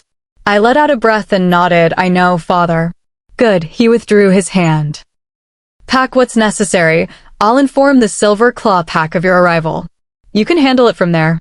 I nodded once again as Father went to pick up his phone. I turned around, feeling as though boulders were weighing my shoulders. But I kept them straight, held my head high. An alpha shows no weakness. He can't afford to. One more thing, Father's voice rang in my ears. I stopped at the threshold. Casper will be going with you. A little weight on my shoulders eased. At least I could count on Casper to help me out if things got bad. I left Father's office and walked through the vast halls of the pack house. Goddess knew when I'd see this place again. Or if I'd ever see it again at all. The reality of my situation settled like heavy stones in the pits of my stomach. An anxious riot started in my head. The buzz from the light bulbs was unbearably loud. The footsteps of passing people were like a stampede. I could see my hands shaking. It was happening, the pre-effects. Air. I needed air. Taking hurried steps towards the gardens, I gulped in the fresh air, trying to clear my mind. Panic would only make things worse. My hypersensitive senses heard a voice. Unbidden, my head whipped towards the source. About 10 yards away, where the fruit trees were planted, I saw a small figure on the ground. I took a few unsure steps forward, trying to see who it was. Braided golden brown hair caught the failing light of the sun. Of course, I thought to myself, it's that Omega. Elise Attwood. The most peculiar Omega I had ever seen. I leaned against a nearby tree, thankful for a distraction. Stupid tree, she muttered to herself as she began climbing again. She dropped back on the ground. I felt my lips twitching upward, and the riot in my head slowly retreated as I focused on the fresh air and the ridiculous sight in front of me. She was so bad at climbing that it was hard not to laugh. Yet I couldn't help but wonder why she wouldn't just give up and go back to the quarters. What are you doing here? I turned around to see Casper. Nothing. I pushed myself off the tree and stood straight. I was just getting some fresh air. We don't have much time. The alpha wants us gone as soon as possible. He'd said, like, we're some pests. I don't know about myself, but you're a pest, I said as we started towards the mansion. Casper gasped like an overdramatic actress. How could you? Bickering, we went to the pack house. People nodded at me, smiled, and some even waved as we passed by them. All those people were counting on me to lead this pack one day and keep them all safe. As I packed my things, only one thought occupied my mind. I'm going to find a way to fix this, no matter what it takes. With a sigh, I closed my eyes. Those words I'd said to myself so long ago are still carved in my heart like a pledge. Even if I didn't find my mate, the alpha's supreme authority would be enough too. Pain shoots through my head and my eyes snapped open. Of its own volition, my hand gripped my hair due to the agonizing pain. My hands start shaking, my body heating up, the sounds of the forest too loud. Stumbling to my feet, I hurriedly opened one of my bags.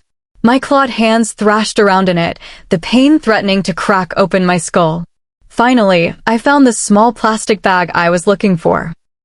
Small glass bottles clink together as I pull them out and take one. My fumbling fingers rip out the cork, and I swallow the contents. The fluid feels bitter on my tongue, burning my throat. I breathe in through my nose and exhale through my mouth. Slowly, steadily, my fingers turn back to normal, and the pain recedes. A small groan reaches my ears, and I whip my head towards Hazel. She shifts around in her sleep, but she doesn't wake up. You're running out of time, Winters. Please do something before it's too late. I look up at the half moon. Soon enough, it won't be so incomplete. I glance at Hazel again, raking my head for a way she can be strong enough to survive the shorter path. A way we can both get through this alive. I toss the empty bottle back inside the bag, and the weapon shine dimly in the pale moonlight. Mindlessly, I caress the barrel of a gun. A thought speeds through my head, and my hand stops. I am such an idiot for not thinking about this before. Hours later, I see the sun coming up, birds start chirping, and the fire dies down. A yawn reaches my ears, the sound of shuffling. I don't need to look back at Hazel to know she's up. Good morning, she mumbles. My lips twitch upward. A good morning indeed. Chapter 18. I stare wide-eyed at the shiny metallic object Luke is holding out for me. Mindlessly, very sure that I'm imagining things, I take the gun from him. The cold metal presses against my palm. Its weight a little difficult, but it's enough to tell me this is happening. You said we should take the shortest path, Luke says, bringing me out of my thoughts. Then this is our solution. You're going to teach me how to shoot? I ask breathlessly. Luke nods with a serious face. If you have any chance of surviving the shorter paths, you'll need all the firepower you can manage. I look at the gun in my hands and then at Luke, willing myself to keep my face straight and act dignified. I start squealing. Oh my moon, oh my moon. I grin like a maniac while rocking on my toes. This is happening. What? Luke looks at me like I'm a talking ferret. You have no idea what this means to me. I fail to stop grinning. It's a long-lost dream of mine to learn how to shoot. You? A shooter, he raises his eyebrows. I know. A short, talkative Omega wishing to be a shooter. But you can't blame me, I was obsessed with cowboys. So, how do we do this? I ask eagerly. Luke begins explaining the proper way to hold a gun, load it, engage the safety, and use a silencer.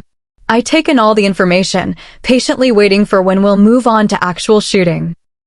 We should have used a silencer before, but Luke only has 3, and whenever we've needed to use guns, we haven't been fortunate enough to grab the ones with a silencer. Finally, the magic words leave Luke's mouth. We should start practice now. I whoop as my hands shoot towards the sky. I whip out the gun from the waistband of my jean shorts, where I'd put it a moment ago. Stand straight, with your feet apart. Luke instructs. We don't have ammunition to waste, so I put in pieces of cork. They're lighter than the bullets, but they'll have to do. I nod and do as I've been told. Luke's voice reaches me again. Keep your arms straight. One hand on the gun, and the other supporting your wrist so it stays straight. I aim at one of the trees directly in my line of sight and pull the trigger. I stumble back from the impact, though only a slight sound echoes through the silencer as the aluminium foil-clad cork flies towards the tree, the white material giving me a view of its path. It flies straight past my target. Darn it. I narrow my eyes at nothing in particular. It was supposed to hit the tree. Of course I didn't hit home. Luke shakes his head. You stumbled back and your hands flew upward. How can I stop that from happening? I ask. Keep your feet firmly on the ground. Maintain your stance. I do as he said, putting all my strength in my limbs as I aim again. I stumble back. Nevertheless, the cork goes past the tree again. This is not working, Luke says, pinching the bridge of his nose. Well, I can't become professional in a day, I mutter, half disappointed, half embarrassed. How come it looks so easy when he does it? I've never seen him stumble. Nor any of the people who do it in TV shows or movies. You don't have to be a professional, Luke says, walking over to me. All we need is for you to be able to aim without falling over in the process. And how? Words die on my tongue when I feel a warm presence behind me. Luke's arms slid over mine, holding my hands a little higher than how I had them. He stood close behind me, and I felt my face grow warm. Relax, his voice was close to my ear. If you're so tense, you'll stumble for sure. How am I supposed to relax when he's holding me like this? I'm not used to this kind of closeness. Pull the trigger, Hazel. He says, his voice almost soft. I'm thinking, I pull the trigger. Though I don't stumble, my aim was too off target. I hear Luke sigh before he mutters to himself, why did I think an Omega could do this? Indignation spread through me like wildfire. I tighten my grip on my weapon, almost bruising my palms. Get a grip, Elise. Be professional. You want to win or not? Taking a deep breath, I ignore his presence behind me and look at the tree like it's my sworn enemy. I can do this. Omega or not, female or not, I'm not helpless or weak. I pull the trigger and the foil-clad cork hits the tree before bouncing off to the ground. I turn my face just slightly and meet Luke's dark blue gaze, a smirk playing at my lips. You were saying Winters? I was saying, he leans down, his face close to mine. We don't have time to waste. Right. I turn my face ahead again, ignoring the distraction. But before I pull the trigger again, I shove the heel of my boot in Luke's foot. More from shock than from pain, he steps away, letting me go. I pull the trigger. I don't stumble. My aim hits home. I turn to face Luke again and put a hand on my hip, a smug smirk on my lips. Goddess, I could get used to this. Don't waste time, Luke, I chide him softly. While I'm practicing, why don't you map out our route? Luke narrows his eyes at me, cocky much. Hazel? Suits me, doesn't it? I grin before I turn my face to my target again. We didn't move from our campsite the whole day. I kept practicing, even surprising Luke by sacrificing my lunchtime to hone my skills. I was no professional, but I knew I wasn't a hopeless case either. We'll set out towards the east tomorrow morning, Luke tells me, tracing one of the smaller lines on the map. If everything goes well, we can finish this hunt in a little more than 4 weeks. I nod, feeling a mix of hope, excitement, and adrenaline. Finally, we may be making progress. Don't get so excited, Luke says, noticing my expression. We'll have to keep our guard up all the time. Oh, no worries, I wave my hand dismissively. Living life on the edge is what I've always wanted. After this is over, I think you should see a doctor. I give him a look and huff. What would he know? He's been on the road for the past 5 years. He has no clue how boring and monotonous the pack work gets. Your turn to keep watch, Luke says after we had dinner. My misfortune, I shake my head. Luke goes inside his sleeping bag.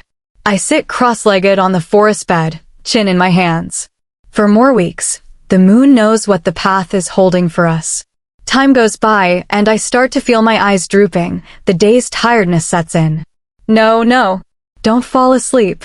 But Goddess, the silence and warmth of the fire are tempting me to fall asleep like the dead.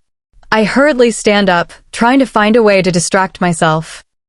I dig through my bag and take out one of the 2 guns Luke gave me earlier.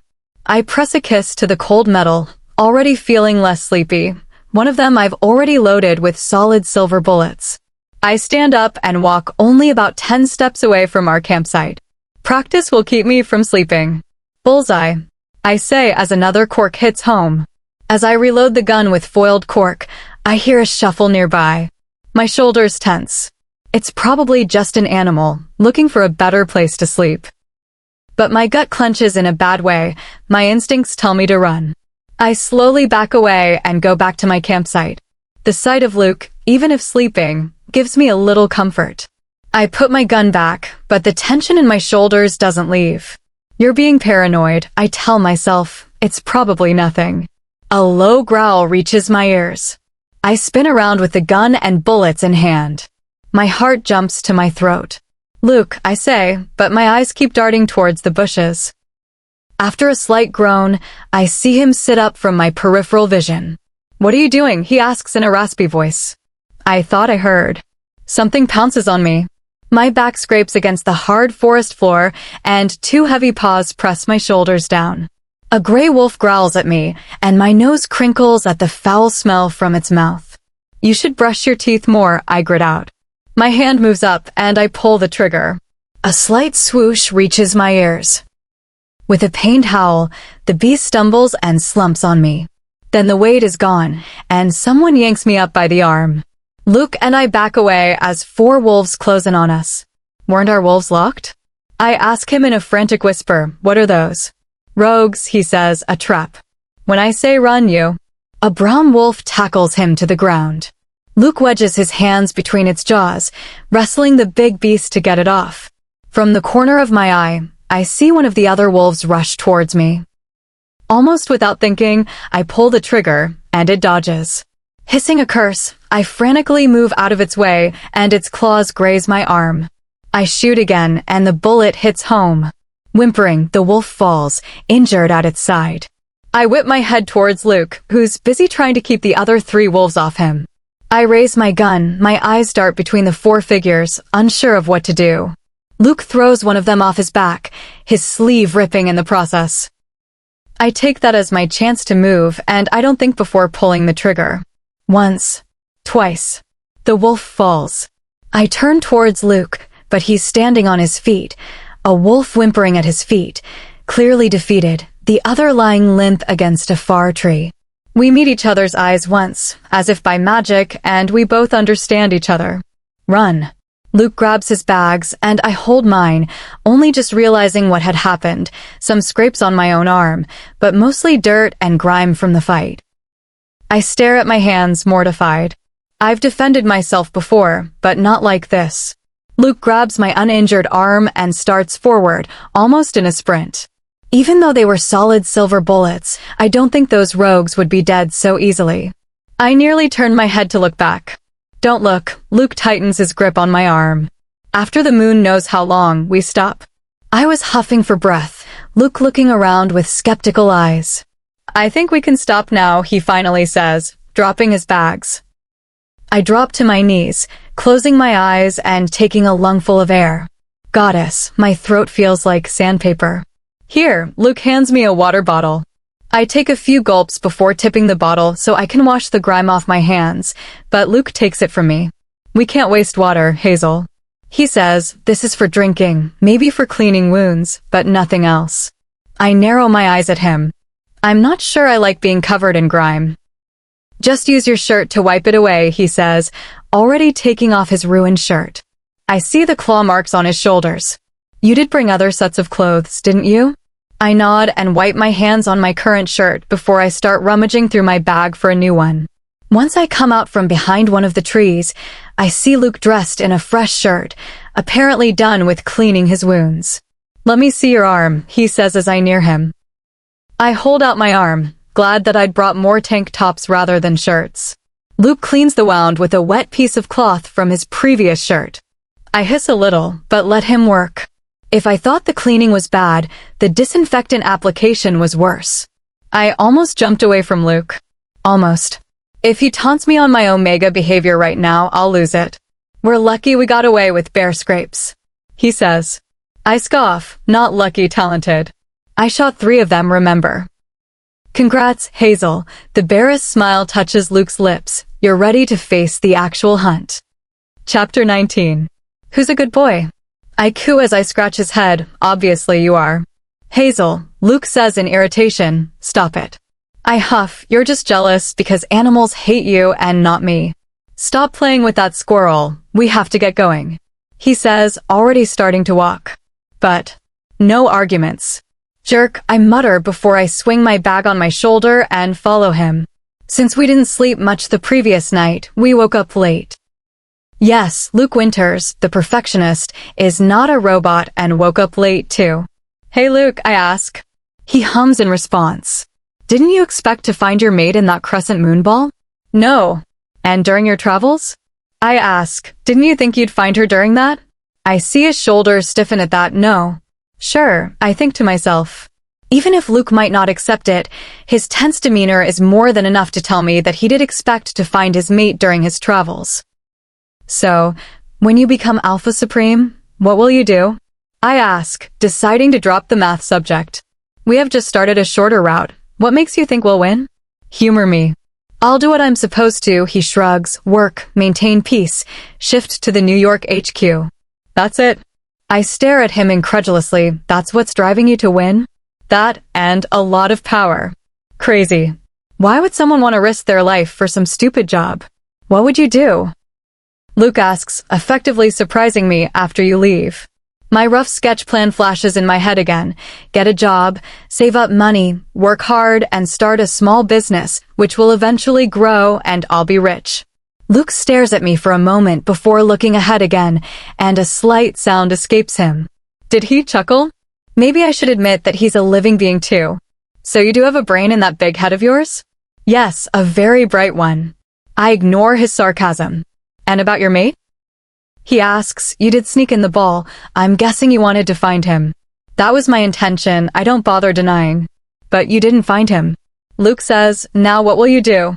I pause for a moment, trying to think past the twang of emotions in my head. What will I do? Try to find him? If I do see him, will he accept me? With all the crazy things I've done and probably will keep doing in the future?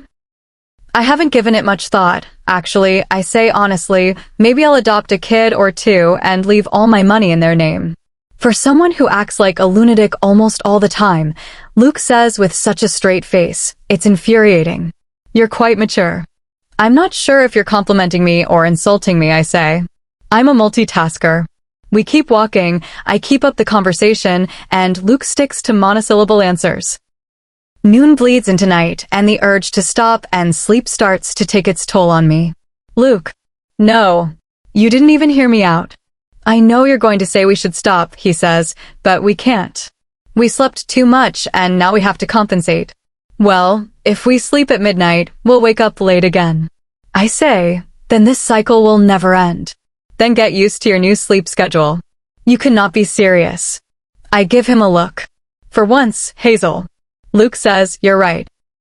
I breathe a sigh of relief. We won't wake up late again. I'll make sure of that.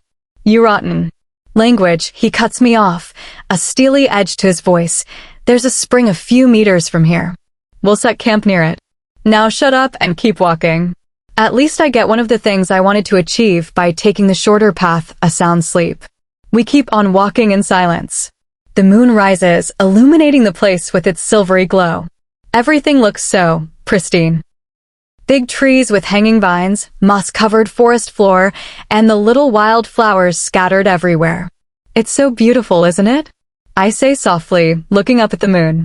But while I do that, I forget that I need my eyes on the ground. The consequences of my actions catch up to me fast, and I trip forward. My eyes automatically close as I brace myself for the fall.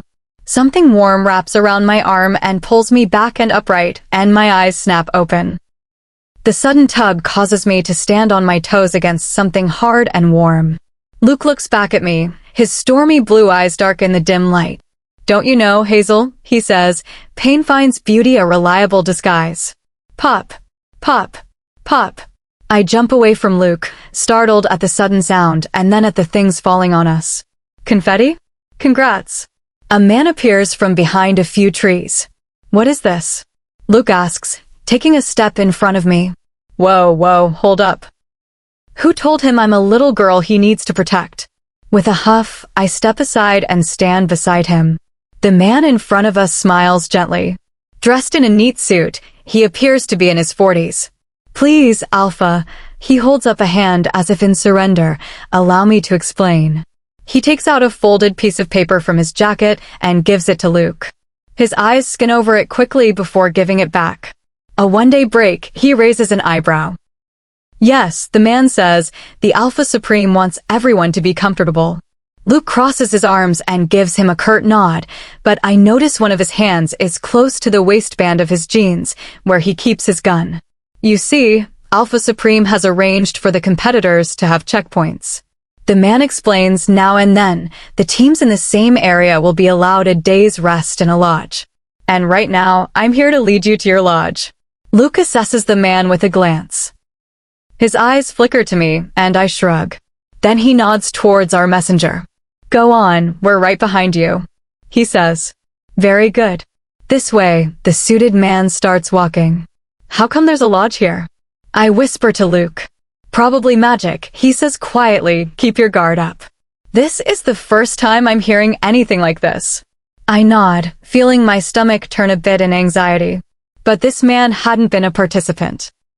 Besides, if he's allowed to pay some witch to make a lodge here, he's probably an official. And soon enough, we reach a little wooden cabin in a clearing. I look around for any sign of danger, but everything seems normal. Then again, it's not very well lit at this hour of the night. The suited man opens the door for us. Once all of us are in the front hallway, he turns to us again. You have to leave your weapons with me, Alpha, the man says. All the other teams in this lodge have done so. This is supposed to be neutral territory. Luke's shoulders stiffen at that, but still, he hands over the weapon bag. The guns he and I keep on ourselves are still hidden beneath our clothes. Please make yourselves comfortable. There are 3 more duos here other than you. He says, I should get going. I have others to attend to.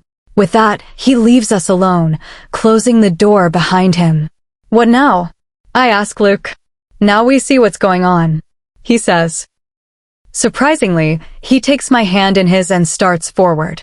A strange sensation rises in my arm, but somehow, I like the press of his palm against mine. Goddess, I need to pull my hand away. Before I have the chance to do that, I hear someone laughing as we enter the lounge. 4 guys look back at us. Their eyes fall on Luke first, not very surprised. They probably already know him. Then their gazes turn to me, curious, amused. Luke. One of them stands up from the couch, running a hand through his sandy blonde hair. I was wondering if you'd be joining us. Adrian. Luke gives him a curt nod. I'm surprised that you're still alive. You're as cheerful as always, I see. Adrian laughs. Won't introduce me to your little companion? I notice the momentary hesitation on Luke's face before he pulls his hand away from mine. Is he ashamed of me being his companion? A messy Omega girl? Elise, he says formally, putting a hand on my lower back. This is Adrian Woodsman, Alpha of the Blue Moon Pack. A pleasure to meet you, milady. In one swift movement, Adrian takes my hand and presses a kiss to my knuckles. Allow me to introduce you to our housemates for the time being. He pulls me towards the couches and sits me down. Luke walks over to us and sits down on my other side, putting his bags aside. I put mine down as well. This is Ryan. Adrian gestures to a man with dark hair and equally dark eyes, my beta and partner. Nice to make your acquaintance, Ryan nods at me, his face passive. I'm Joseph, a man with long, wavy brown hair says to me. His green eyes sparkling, Alpha of the Riverfall Pack. My name is Freddie, the man sitting beside him says. He has a playful, childlike face, bright blue eyes, and silvery blonde hair. I'm Joseph's Delta. Pleased to meet all of you, I say, finally managing to take my hand away from Adrian. Let me call our last duo, Adrian says as he leaves the lounge and goes up the little wooden staircase. So, Elise, Joseph leans forward. How are you liking the hunt so far? I shift a little in my seat, his gaze unnerving me. There's not much to like. Luke is lucky to have you as his partner, Freddie says with a grin. Must be nice to have someone to cook good food and keep you motivated. Luke snorts quietly to himself, and I throw him a quick glare. Should I pop Freddie's bubble and tell him that I'm not a perfect maiden? Probably not. Footsteps reach my ears, and soon enough, Adrian comes down the stairs with two other men in tow. My eyes widen at the sight of them. Rich golden hair, crystal blue eyes, and a tall, well-built frame. Ethan? I stare at him wide-eyed, standing up from my seat. Elise, he mirrors my expression before giving me a bright smile. In a few long strides, he's in front of me, and before I know what's happening, he pulls me in a hug. It lasts for just a moment, but the stares that come after it last longer. Are you all right? He looks me up and down. You offend me, I roll my eyes. I'm not all right. I'm amazing. That earns me a round of snickers and chuckles. Ethan smiles at me, taking a step away to maintain a respectable distance. My apologies, he says with a chaste bow before turning to look at the man behind him. This is Tyler, my beta and companion. I remember him a little from the Crescent Moon Ball. Identical black strands of hair, same hazel eyes. Ms. Attwood, he nods, evidently surprised by me. Does he know my name? Will someone tell me how you two, Adrian motions between Ethan and me, know each other? Ethan opens his mouth to say something, but a deep, stern voice cuts in. Not likely, Woodsman, he said as he stood by my side. We'd like to retire to our rooms. Tension charges in the air. Adrian holds Luke's gaze with his fierce brown eyes. Joseph observes them with a hint of interest. Ethan seems tense. Tyler, Freddie, and Ryan look ready to defend each of their alphas if needed. There are only 4 rooms, Joseph says. 2 people will have to share one room. Very interesting. Adrian says, a sudden grin on his face. So, Elise, who would you like to share a room with? That sounds so wrong. That is not a question. Luke narrows his eyes at him in a spiteful glare. She's going with me. No one asked you, Winters, Ryan speaks, backing up Adrian. She can choose for herself. Whoever Elise is comfortable with, she should be with, Ethan says with a nod.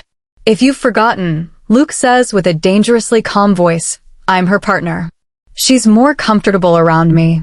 She didn't have an option about being your partner, Luke. Ethan gives him a measured look. Now she can choose. Are you saying that just because she let you hug her? Freddie raises his brow at Ethan. Trust me, a voice says in my ear.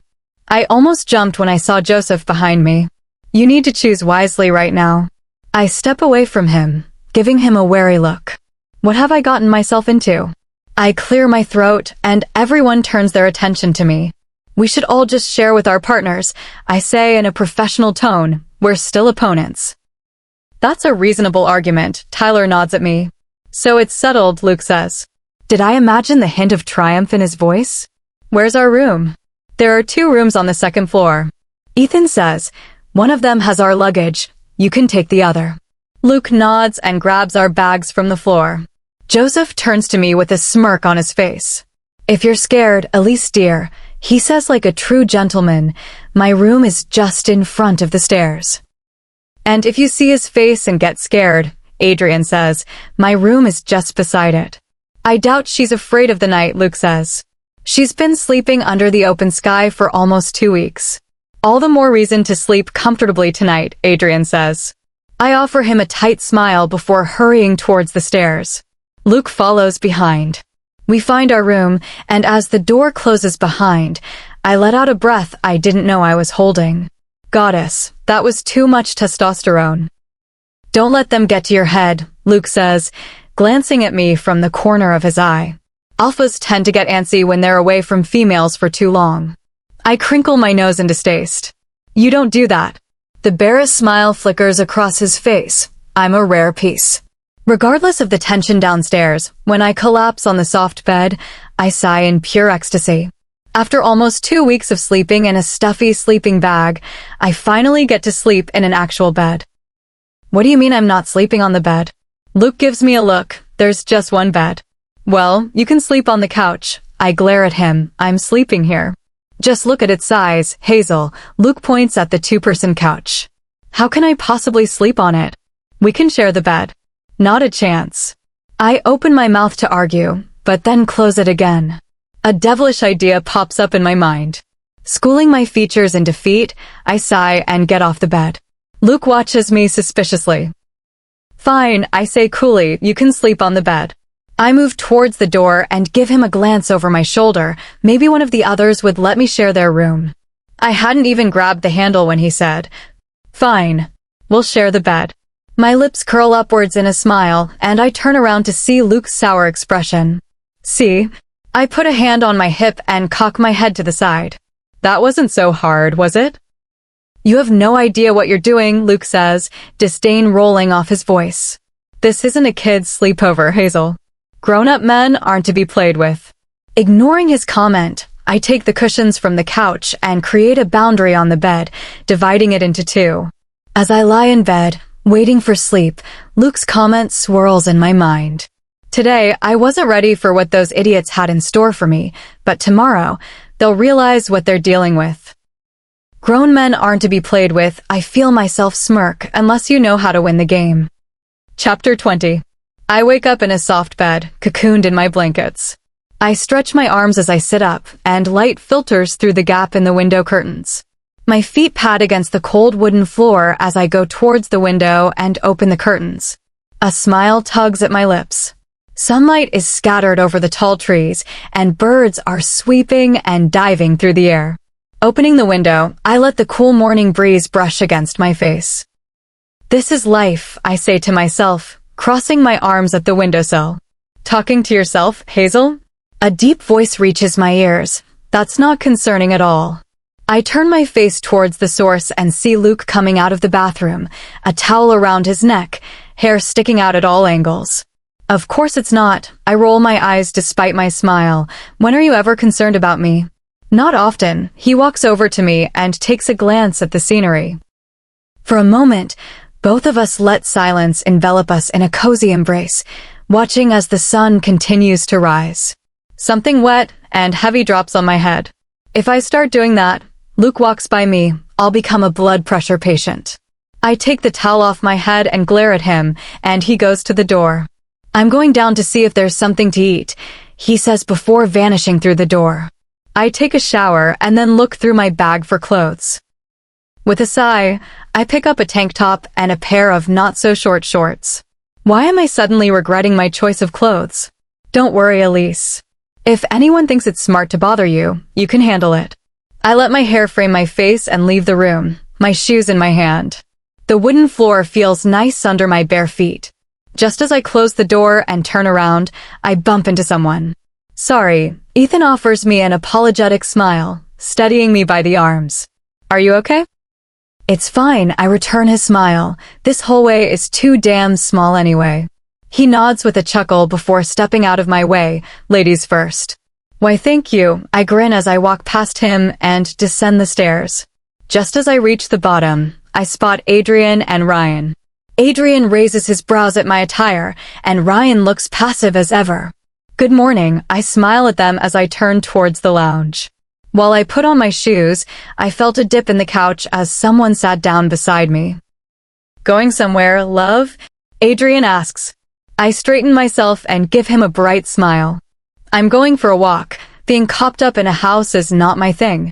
Mine neither. He gives me a sly smirk. Mind if I join you? Is there a reason I should? I raise an eyebrow and stand up. I catch Luke's eyes as we pass by him, leaning against the kitchen door frame, a steaming cup in his hand. He straightens himself, eyes darting between Adrian and me. Winter's morning coffee? Adrian says, casually resting his arm on my shoulder. Going somewhere? Luke completely ignores him, his eyes trained on me. We're going for a walk, I reply cheerfully. It won't take long. And don't worry about her safety, Adrian smirks. As long as I'm with her, she's going to be all right. He puts his arm around my waist, and before Luke has a chance to say anything, steers me away. I look over my shoulder and see Luke's stormy glare at the man by my side. My lips tug upwards as I wink at him, barely catching his slack expression when we turn around the hallway. My eyes assess the small clearing in front of me as we leave the house. I take Adrian's arm, much to his contentment, and steer him around the lodge, keeping light conversation as I scan the residence. No shed. No fence. Where did they take our weapons? The trees are too far for someone to plan an ambush from close unless they have guns, of course.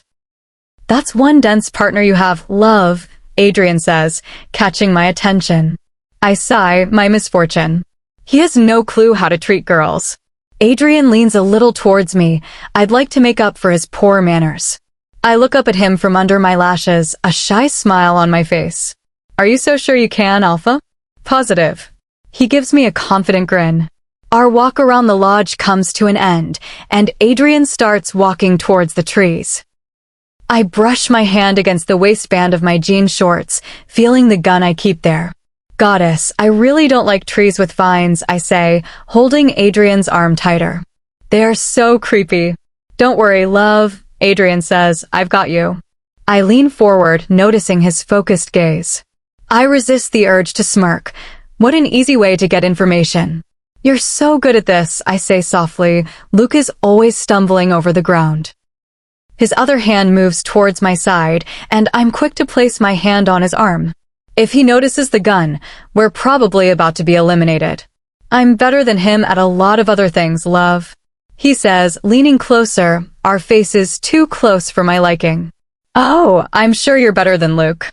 I say, you must be so far ahead of us. Yeah, we're moving towards the southwest. Adrian smirks, his eyes shining, pleased to be called better than someone. You're probably looking at your future Alpha Supreme. I swiftly pull away, a rueful smile on my lips. The future Alpha Supreme is even farther from my reach than you, Alpha. With a sigh of misery, I cradle myself in my arms and start walking forward, leaving a blinking idiot behind. Hey, Elise. Adrian catches up to me fast. Love, you're misunderstanding me. I'm not like others. I look at him with a sad, sad smile. I know you're not. The look on his face. Goddess knows how I stop myself from laughing. I don't understand, he says, eyebrows furrowed. Did I do something wrong? Just a minute ago, things were going so well. Oh, Moon, how desperately does this alpha boy want to impress a girl? Oh, my Moon, I say, feigning innocence. Do you think I was interested in you like that? How could you think that about me? His eyes widen. No, I didn't mean. No, I get it, I sniffle. Of course you would think that about a little Omega girl. Elise, love, I didn't. I run off to the lodge like a heartbroken princess. When I enter, the lounge is empty, which is a welcome sight. I quickly go up the stairs to lock myself in my room before that poor idiot can catch up to me. When I go inside, I quickly turn and lock the door, catching my breath. When I turn around, I see Luke sitting on the bed, the map open in front of him. He notices my breathless, red face, and the next moment, he's standing in front of me. What happened? He asks as his eyes scan me for injuries. Are you alright? Did Woodsman cross the line?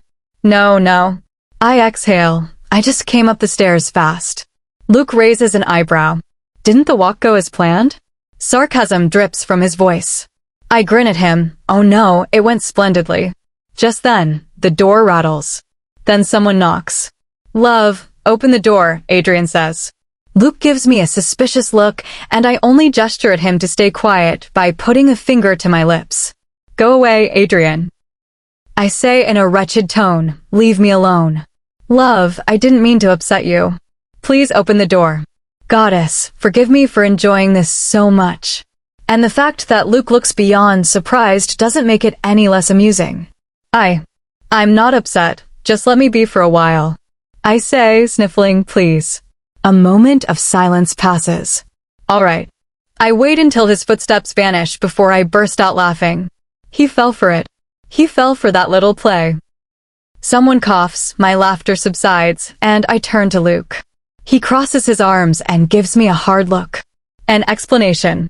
He says, leaving no room for argument. Adrian wanted some company. I just made it a little dramatic. I grin and tell him my little play. Oh, he told me something. I take a startled Luke's arm and pull him to the bed. My eyes skim the map before I realize which path Adrian was talking about, the shortest route. They're taking this path, I point it out to Luke. Luke raises an eyebrow, then shakes his head in disbelief. I can't believe he told you that, he says. I shrug, a smirk playing at my lips, the woes of male pride. There's no way Woodsman can pave this route. Luke traces the line, ridden with crosses, only a short way from here. I'd tell him to reconsider, but well, he shrugs. He never told me, did he? My smirk fades away, leaving a small lump in my throat. I hesitate, are they going to be okay? Luke raises an eyebrow at me. You've been playing around with him, and now you're asking if he'll be all right? He asked for it, I huff. And I'm not heartless, I don't want anyone to die. Too bad that's not possible. My shoulders slump, and I give Luke a glance that will tell him exactly how much his pessimism is appreciated. More like realism. Luke sighs, Hazel, if you tell him it's dangerous, he's not going to stop. It's his own choice. I worry my bottom lip, feeling a bit disturbed. I know he's an arrogant fool, but Adrian and Ryan are still people who are important to others. Everyone matters to someone. Someone ruffles my hair. My eyes snap to Luke as he walks past me, the map in his hand. Don't stress yourself for things that aren't in your control, he says. You're right. I shake my head. I'm going to get myself something to eat. I go towards the door. My hand closes around the handle, and I hear Luke call me. I look over my shoulder and catch his impassive gaze. Don't fool around with him again, he says. I grin, no promises. I walk into the kitchen and grab an apron from the hooks behind the door. I feel myself smile as I tie it around myself. It's been so long since I've cooked in an actual kitchen. I make myself an omelette and a cup of tea. I sigh in bliss as I take the first bite. Damn, I'd forgotten how good a cook I am. Once I wipe my hands on my apron after washing the dishes, I see Adrian come inside, and I'm instantly reminded of my talk with Luke, so much for not stressing. Hey, he closes the distance between us. Are you all right? I give him a small smile. I'm okay. I think I overreacted. He grins, relief clear on his face. So, would you like to continue our walk? I raise an eyebrow, and he quickly holds his hands up in defense. I mean the walk. I bite the corner of my lip as I take off the apron and set it aside. Maybe? Sure, I finally say. He takes my hand in his, and we walk out of the house again. Our walk is silent this time, Adrian holding my hand in his own, but unlike what I experienced with Luke, I don't feel my skin tingling. It's just his hand around mine. Nothing more. Hey Adrian, I begin softly. He hums in response. Don't you think that path you're taking is too dangerous? He laughs. The fool laughs. There's nothing like too dangerous in my dictionary, love. He says, winking at me. I hold back a sigh. Soon enough, we reach a little stream. I can't help my fascination as I gaze at the crystal clear water. It's so pretty, I say in awe, watching my reflection on the fleeting water. Yeah, Adrian says, but I can feel his eyes on my face rather than the stream. I feel his hands on my arms, and he turns me to face him. Elise, I didn't mean to upset you, he says. He's so close to me. Too close. He starts leaning in, his intentions clear. I roll my eyes and do what any girl would. Oh my, I shove him away, turning my face shyly. Splash. I gasp. Adrian emerges from the stream, completely drenched. I have to hold back a bark of laughter, almost choking on it. That cooled him off. Oh my moon, are you okay? I help him up. Perfect. He says, a sour look on his face. Come on, we should get back, I say. He nods. Adrian goes to his room, looking sullen. With a snicker, I sink into a sofa. You seem pleased. My eyes fly open to see Joseph. He offers me a lazy smirk before he waltzes towards me, leisurely settling down beside me. I stiffen and shuffle a bit away, watching him warily. I'm not going to try anything, he says, rolling his eyes. What are you? I raise my brows, a mind reader or just creepy? He straightens himself, an offended look on his face. I am not creepy. This time I roll my eyes. Sure you're not. If you're referring to last evening, Joseph says, I was just messing around. I'm already mated. What? I almost jumped out of my seat. You have a mate? A very loving one, he says. Then why did you even bother acknowledging my presence? I was teasing Winters. I give him a look. That doesn't make sense. We can test that right now. Winters is probably going to come looking for you in a moment. His lips tug upwards at that. After a few minutes of awkward silence, I hear someone descending the stairs. Joseph takes a sniff of the air, glances at me, and quickly goes behind the sofa and puts his hands on my shoulders, leaning down so his face almost brushes mine. Not a moment later, Luke enters and his eyes fall straight on us. His jaw clenches, the storm in his eyes goes livid, and he steps forward. I feel a lump forming in my throat. Maybe this wasn't a good idea. What are you doing? He gives Joseph a death glare. I'm just giving her a massage, Winters, Joseph says casually as he pulls away. You should try this, Luke. I say, trying to act just as casual. Joseph's hands are magical. I'll pass. Luke narrows his eyes at Joseph. Fine. Joseph shrugs and, shoving his hands into his pockets, looks at me. See you later, Elise. Before he disappears in the hallway that leads to his room, he looks back at me and mouths, see. I really can't leave you alone for a moment, Luke says to me. Why? I feign innocence. What did I do? He narrows his eyes to slits and all but bites out nothing. Then he storms towards the stairs again. Goddess, that is one protective man. With a sigh, I push myself up from the sofa and go out of the lodge. I lean against the wooden wall, staring at the trees ahead. Why is Luke always thinking I'm some damsel in distress? Some weakling Omega? Why can't he trust me and know that I can fend for myself? Upset? I jump, snapping out of my thoughts to see Ethan behind me. He walks up to me and leans against the wall, right beside me. I hold my arms and offer him a small smile. Not really, I shrug. Just tired after the long day, I guess. Tired on a break? He raises his eyebrow. I guess I became a workaholic, I grin. He chuckles softly. Seriously? That's concerning. I look at him thoughtfully, and words fall out of my mouth without permission. Why do you care about me so much? Ethan's blue eyes snap to mine, and for a moment, he doesn't answer. I almost think he wouldn't, but then he says, my brother's mate was an Omega. Was. I raise an eyebrow. Ethan nods, turns his eyes to the trees in front of us. Her pack mistreated her. By the time she met my brother, she was too afraid, even of him. No matter how much he tried, it just didn't work. She was already too broken. It broke him too. I stare at him, holding my breath. Where are they now? 6 feet under, a strange smile tugs at his lips, both of them. I swallow the lump in my throat. What happened to them? Celeste had a heart attack. He says quietly, my brother. He couldn't live without her. He gave up. I was 15. Silence descends around us. Neither of us moves. Neither of us says anything. Finally, I say, I'm not broken, Ethan. He glances at me then. His lips curve up in a smile. Maybe that's why I admire you so much. Unbidden, my cheeks heat up. Did he say he admired me? That was unexpected. If only Celeste had been strong like you. Ethan trails off. He shakes his head, as if trying to get rid of a pestering thought. After this hunt, I'd like to talk with you more. My eyes dart across the place, trying to hold on to something innocent. I'm not sure that would be possible. Ethan raises his eyebrow. Why? I open my mouth to say something, but a loud voice interrupts me. Anyone want to play cards? Freddie peeks from around the wall.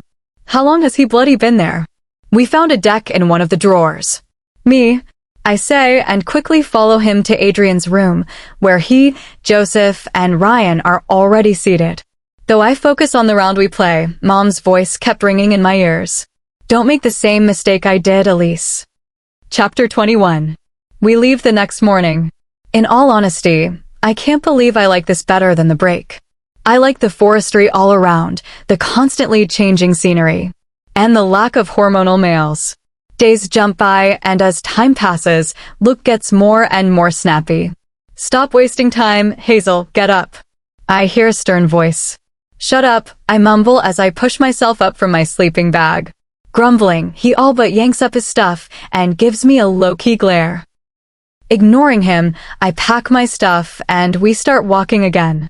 Luke silently and with the speed of a cheetah, I was munching on biscuits and following as fast as possible. Slow down, will you? I finally say, my breakfast is long finished. Keep up, will you? I put up with him for another hour before my patience ran out. You're being lazy.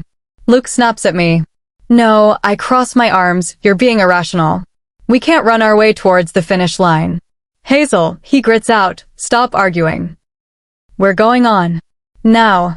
Okay, Elise, you know what happens when both people start acting like idiots. You have to be the mature one right now.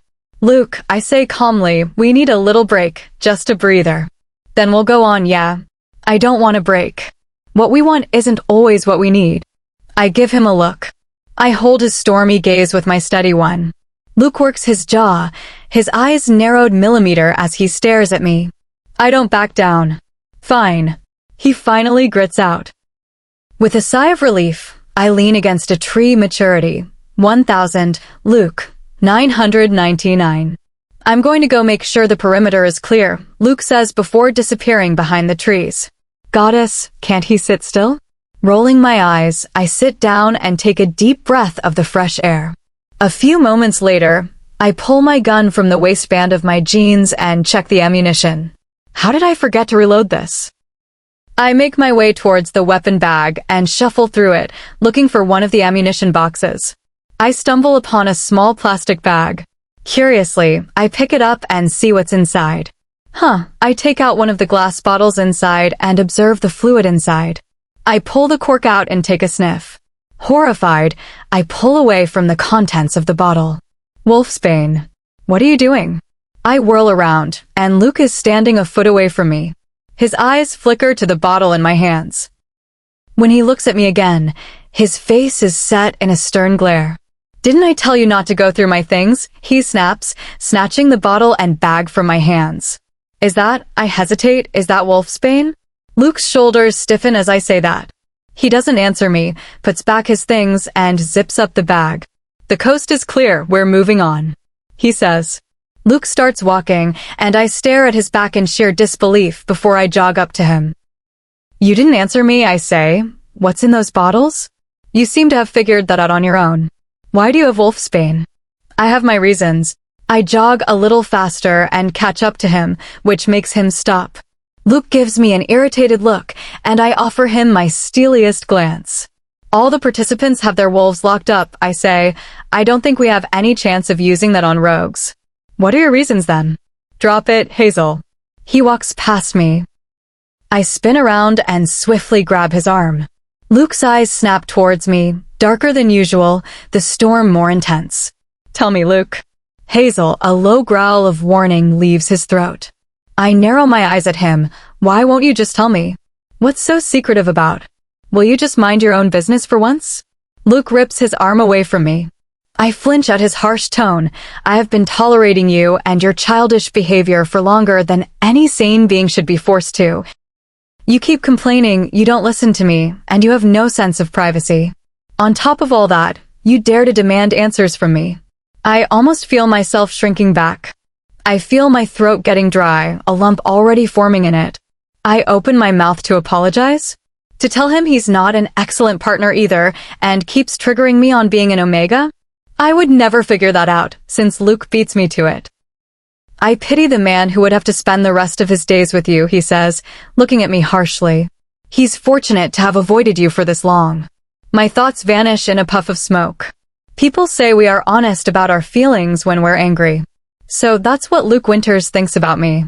In my head, I come up with a whole speech that could make him regret saying those words and feel guilty. But when I open my mouth, only a few words tumble out. We should get going. Almost taken aback, Luke stares at me for a moment, and cold silence wraps around us. Then he turns around and starts walking. I follow behind him, keeping my eyes on the ground. I don't want to trip now. You're not worth my words, Winters. I ignore the dull burn behind my eyes. And I'm not in the habit of wasting myself on the unworthy. 2 days. It has been 2 days since I last spoke to Luke other than yes. No, you decide. I've spent the majority of my time thinking about Mom, Carlos, and the jobs I can get after leaving the pack.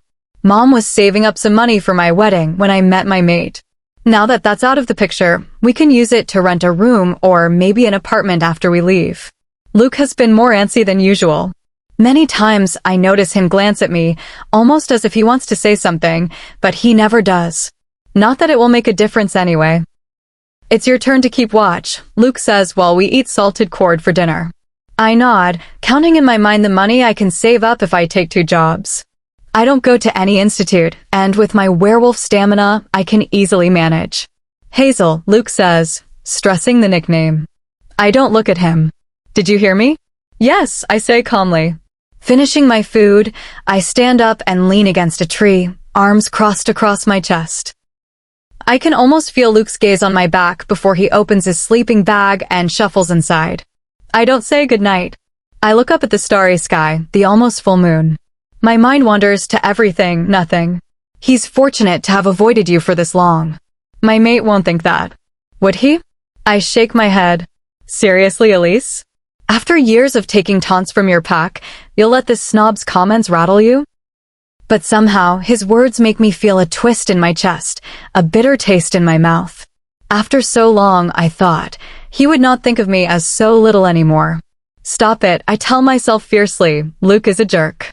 You know you're beautiful, smart, kind, and maybe you're a bit of a lunatic sometimes, but you're still amazing. Don't let him get to your head. I wander a little away from our campsite.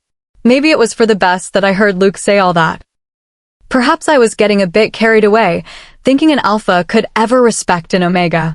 Pain finds beauty a reliable disguise. Well, at least he was right about something. A hand closes around my mouth, and an arm wraps around me, holding me prisoner. I thrash around wildly, wriggling my fingers to reach my gun, but I'm held so tightly my vision starts to dim. Sorry, love, a voice reaches me from far away, but as you said, we are opponents. And everything fades away. Chapter 22. My heavy eyes open in the dark, my head dizzy. What the? I try to lift my hands, but feel them bound together in front of me. You're awake, a newly familiar voice says. My head snaps towards the source, and I see a tall figure with sandy blonde hair and dark brown eyes. Adrian? My eyes widen. The words from before rush to my head. What the hell are you doing? With a slight chuckle, he crouches down so we're on eye level. My eyes adjust to the dark, and I can make out his smirk. Nothing personal, Elise, he says, bemused, but your partner is a real problem. Taking him down is necessary. I narrow my eyes at him. And how do you plan on doing that? By kidnapping you, of course, he says, waving a hand at me. He'll come for you, of course, any man would, and when he does, he won't be going back. I school my features in perfect calm, holding my breath so it wouldn't come out as shallow intakes. No, don't panic. Do not panic. Panic makes you stupid. Stupid gets you killed. What about me? I ask. We'd leave you alone, a new voice says. My eyes snap up to see Ryan against a tree. You can wait in one place until the hunt is over, then you can go back.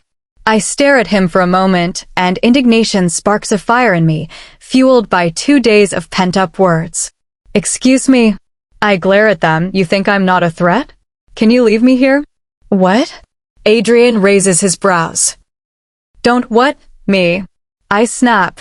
I'm perfectly capable of coming back for revenge. I might not look much, but I'm pretty damn dangerous. I don't follow. Adrian looks at Ryan for help. Do you want us to kill you? Ryan asks me, his brows knotted. Those words snap me out of my angry haze. Right. Well, I clear my throat. You don't have to think about that. Luke won't come for me. Adrian shakes his head with a smile. That's the oldest trick in the book, love. Fine. Don't believe me. I lean back against the tree I'm sitting by, but he hates my guts. He can't stand the sight of me. He'll probably thank the stars that I'm gone and be on his merry way. For a moment, they both go quiet, and I realize that it's not just my excellent acting skills that they are considering my words. It's the conviction, the truth in them. Adrian and Ryan exchange a look. Then Ryan says, whether he likes you or not, it's on his pride now. He will come. I put on a thinking expression, ignoring the bitter taste in my mouth. Now that you put it like that, maybe he will come after all. That's what we thought, Adrian says before standing up. Now you sit tight while we plan on how to take the moron down. Moron. That's one thing I agree with you on. I nod. Luke is a jerk. Always was, Adrian says. When he came to our pack to train for 2 months, he wouldn't even talk to me like I'm his age. He was always talking to my father, and can you imagine, my father never told me what the hell they talked about. I can understand. I nod solemnly. If you need any help planning this trap for him, feel free to ask me. Why would you help us? Ryan asks suspiciously. Well, you two said that I can go free, I say calmly, and besides, Luke is insufferable. You two will do me a favor by taking him down. Adrian grins. I knew there was a reason I like you so much. I smile back. Don't mention it. So, what are you guys planning? Adrian takes out his map, but before he can approach me, Ryan stops him, and they start talking in quick, quiet words. Damn you, you moderately bright person. Just let your stupid, impulsive alpha do all the deciding. But she's tied up. Adrian's voice reaches me in a bare whisper. She can't possibly be harmful. Look at her, so small and helpless. For the first time in my life, being short, female, and an omega is helping me out. Nevertheless, I feel my jaw clench when he says that. Just wait, I'll show you how helpless I am. After a few more minutes, Adrian walks towards me, a map in hand. He sits down and lays it open. For a moment, I have to blink at the spotless paper. Luke's map is full of lines, crosses, and little notes. We are here, Adrian says, pointing at a spot about 2 miles from where Luke and I had camped. We told your partner to meet us here, he says, moving his finger towards the waterfall, about 1 kilometer away. We are planning on shooting just as he arrives. He won't be expecting it, Ryan adds grudgingly. I purse my lips. That's a great plan, but I don't think it'll work. Adrian raises an eyebrow. So much faith in that guy? No, I shake my head. It's too obvious. Luke probably won't even come from a place open to the eye. If he got anywhere close to you two. I shudder. Adrian and Ryan exchange a glance. But you know what will take him by surprise? I say, an underground trap. A what? Ryan says. I roll my eyes, dig a hole, cover it with leaves and stuff. And what about the fact that he can come out? Adrian crosses his arms. He won't. I click my tongue. He's claustrophobic. This secures their interest, and Ryan comes and sits by my side as well. I suppress a grin. Perfect. With my bound hands, I slid the map towards me and pointed to a spot near the waterfall. You can dig the trap here. If you guys put me just in his line of sight, I'll tell him I ran away.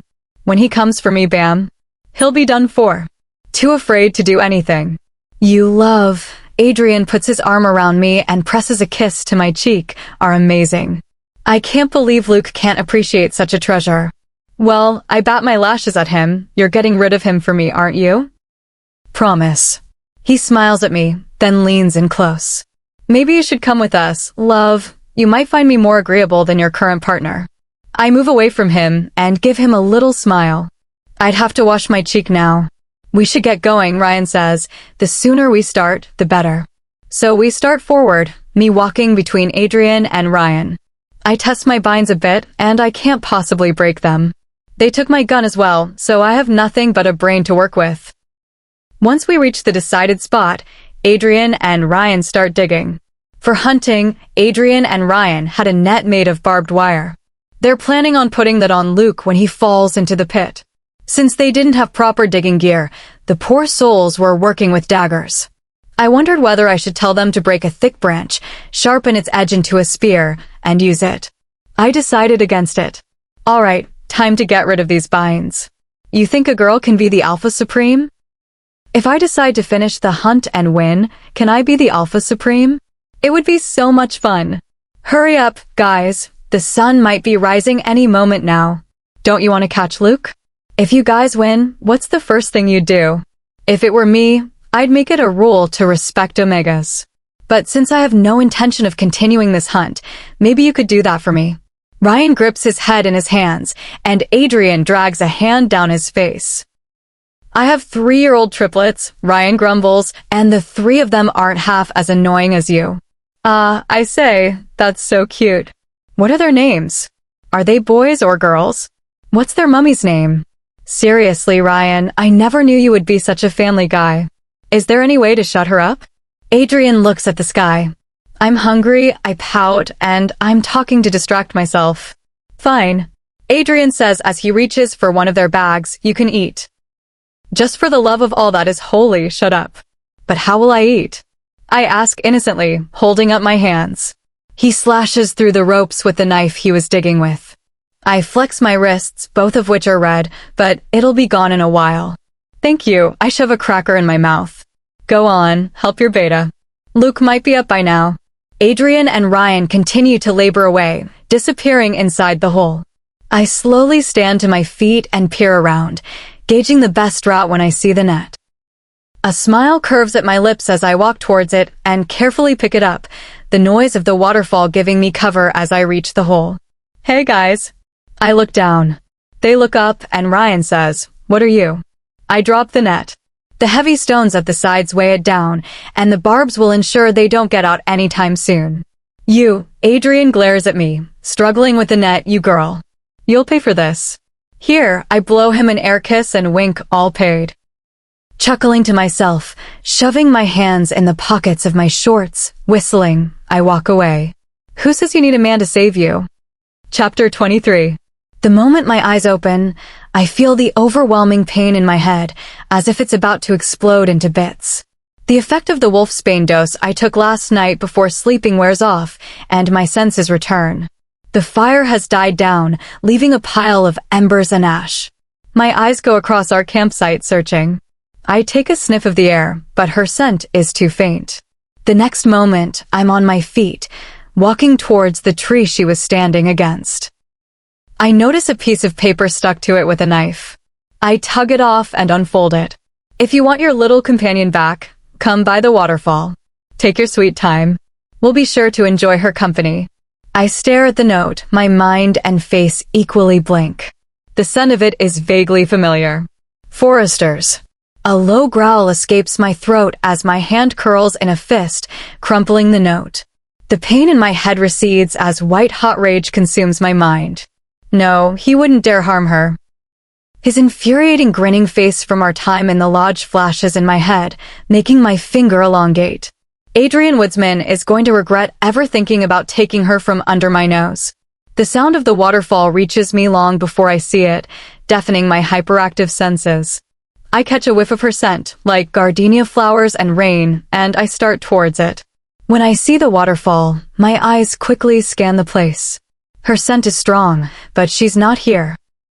My lips curl in a snarl, and a growl claws at my throat. Then I catch 2 other scents along with the coppery tang of blood.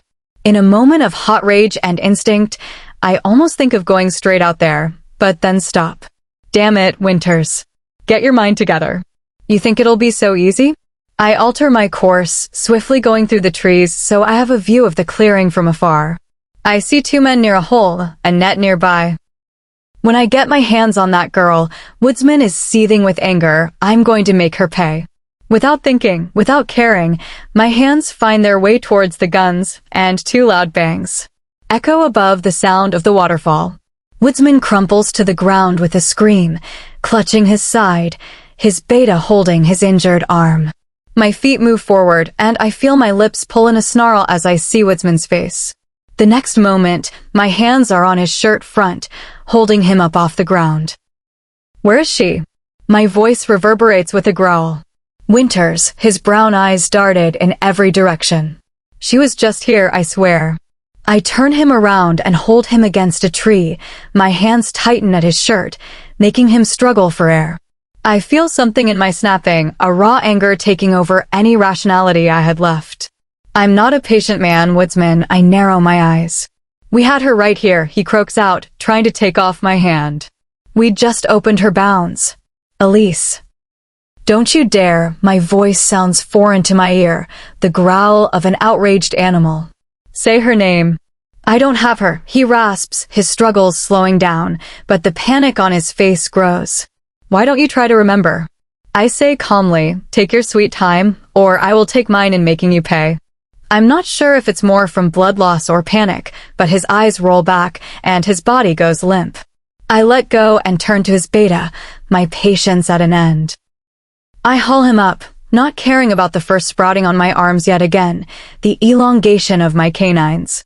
What have you done to her? My voice sounds rough to my ears. Nothing, he says, we didn't have to. She was helping us to plot this trap against you. Liar, I say harshly. You tell me, Winters? He says, his voice strained. What did you do to make her want to get rid of you so badly? Answer my question, I say, or I'll forget all mercy. I see his dark eyes glint with fear before he swallows. She was right here. We'd opened her binds before we continued digging. She ran away. I stare at him for a moment, my breath coming short and ragged. Despite the fear alight in his eyes, he holds my gaze. I drop him down, already looking for a hint of her scent, where she could have gone. Believe it or not, Winters. His raspy voice reaches me, she hates you. And I'm sure it's not her fault. Something about his words makes me feel like someone had set my insides on fire. Despite myself, I turned around, and my foot shoved against his stomach. Hating me or not, I growl lowly, she's my partner. Keep that in your head. I turned back, my senses searching for a hint of her, and I caught a faint whiff. The thumping of my heart and feet echoes in my head, pain overwhelming my senses, and my head is swimming with panic. She could be anywhere, in any danger, and I wouldn't be there to protect her. I wouldn't be there because I'm the most stubborn man alive, and I let her go. I didn't trust her to understand what was happening to me. Bewildered, I reached back to our campsite, probably because I must have walked in a circle, tracking her scent back to where it began. With bare shards of control left in me, I punch a tree, and my hand heals in an instant. The stem shakes, and leaves fall. Damn it, I hold a hand to my forehead. Where are you, Hazel? Would she even come back to me? After all I've put her through? Or was she happier with the woodsman? At the lodge? Where people didn't tell her to shut up, be quick, or anything that would hurt her. Where I wasn't her only option. I try to swallow the lump in my parched throat. Once I find her, I will fix this. I'll tell her everything she needs to know. You shouldn't have taken me for granted. A soft voice reaches me. I close my eyes and breathe through my nose. Great, now these pre-effects and panic are driving me mad. I can hear her voice in my head, feel her scent around me. I hope you've learned a lesson from this, the soft voice says, closer now. Something touches my shoulder, my eyes snap open, and I whirl around. Golden eyes stare back at me, as bright as ever. Elise, I can't quantify the relief that crashes over me like a heavy wave. You.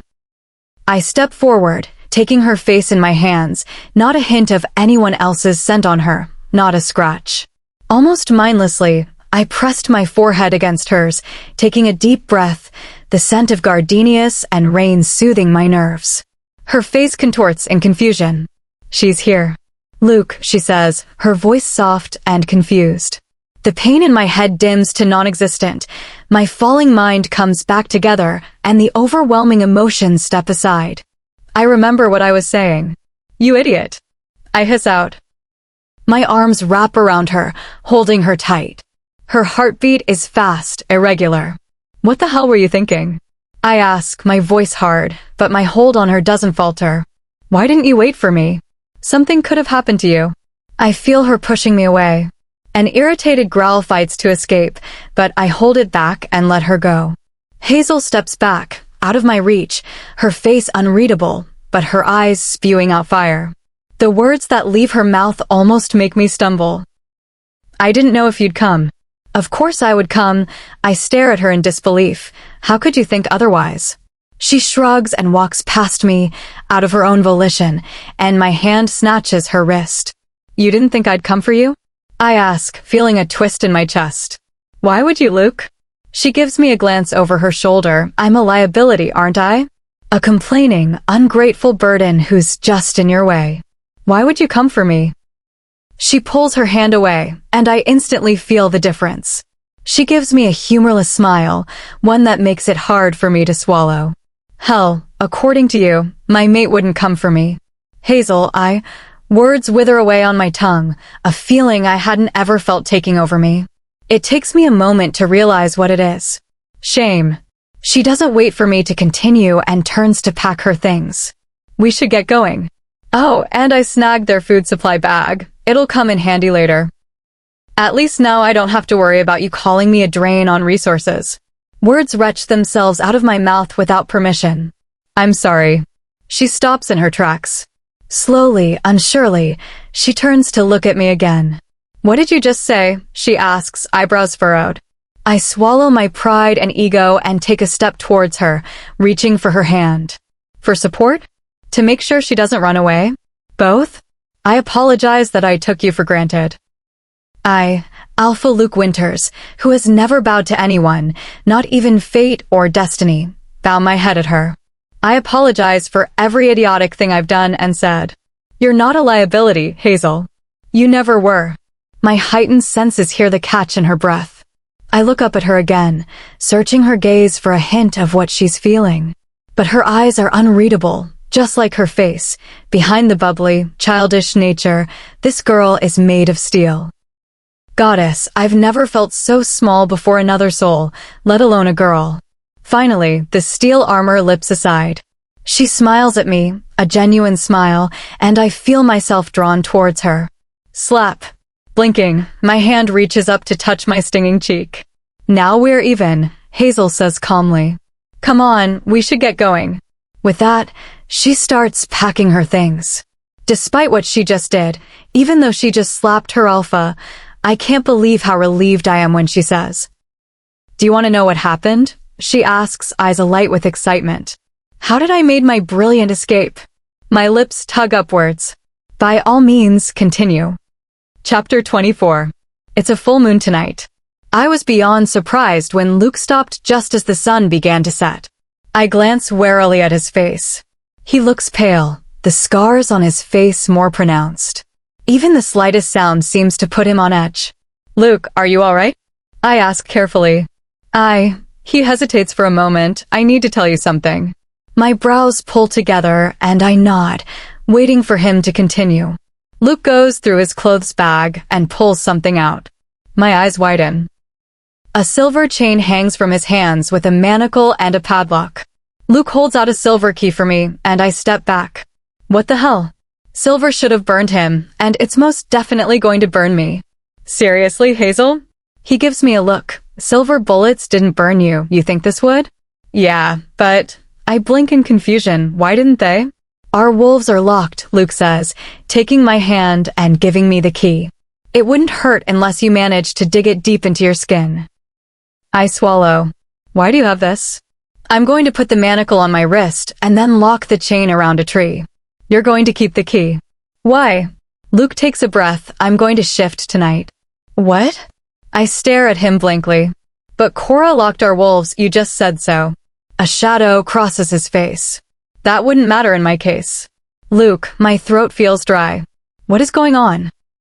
Just promise me. He leans down and puts his hands on my shoulders. Whatever you see, whatever you hear, you won't come near me. I promise me, Hazel. The urgency in his voice makes my stomach turn unpleasantly. I let out a shaky breath. All right. I nod. Good. Luke exhales as he pulls away and runs a hand through his hair. But why are we doing this? I ask yet again, why do you need to chain yourself? I will tell you, Luke says, just know that when I shift, I'm not myself. I will attack anything within my reach. Confusion and questions cloud my mind, but taking into consideration his look, I think it's better to nod. I watch Luke pace around from my place near the fire, the silver key held tightly in my palm. Soon enough, darkness falls over the place. Luke puts the manacle around his wrist and picks up the chain. I expected him just to put it around a tree, but he started walking. Where are you going? I get on my feet. I'm not going to be near the campsite. He says before he starts walking again. Why? I ask, following behind him. You told me the chain is enchanted. It won't break no matter what. I see his shoulders stiffen. I don't want to take any chances. Finally, he stops by a big oak tree, puts the chain around it, and locks it. Luke's eyes slide to mine. I'm taken aback by how dark they are. I'm going to be fine, he says. Just go back to camp and don't come here.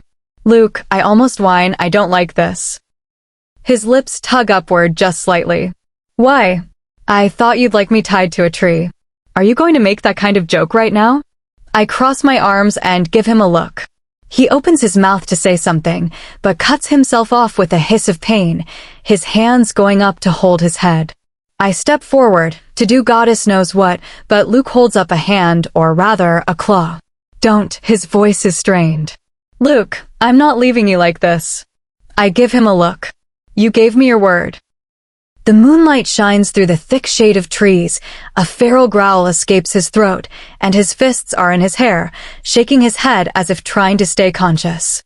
Oh, Moon, my eyes widen as I step closer, are you? Hazel, go, Luke growls out. Anger flares through me, no? His head snaps to face me, and I take a step back. Obsidian eyes stare back at me, pits of endless rage and fury. Lethal canines elongate from his mouth, lips curled in a snarl. No! His growl reverberates through the air. I hesitate, then I turn around and run towards the camp as fast as possible. Swallowing the lump in my throat, I stare at the path I just came from. After a while, I sink and hold my knees to my chest. What is happening to Luke? Why is he shifting despite Cora's spell? Is that why he had Wolfsbane? To keep himself from shifting? Even if he does shift, why is he dangerous? A loud howl shatters my thoughts. I jump a little, tightening my grip. The sound of something rattling a tree reaches my ears, followed by loud, guttural howls. The look on his face flashes in my head, so wild and primitive. That was not Luke, so what was it? I get to my feet, the weight of the silver key heavy in my pocket. This is a bad idea. I take a step forward. He told you not to go. I keep walking. Slowly, quietly, occasionally flinching at the loud howls, I approach the tree Luke had chained himself to. Just a look, a tiny peek, and I'll know what the hell is going on. If he's okay or not. I shuffle closer and press my back against a nearby tree, and the howling stops. I hear something sniffing the still air. A tree rattles again, and the sound of chains clinking against each other makes my heart jump to my throat. Don't be such a ninny, Elise. He's just another Leakin. Take a look, and you'll realize it's nothing to be afraid of. With a deep breath, I will force myself to turn. A series of deafening growls made me stop in my place. This was a horrible idea. Okay, there's no going back now.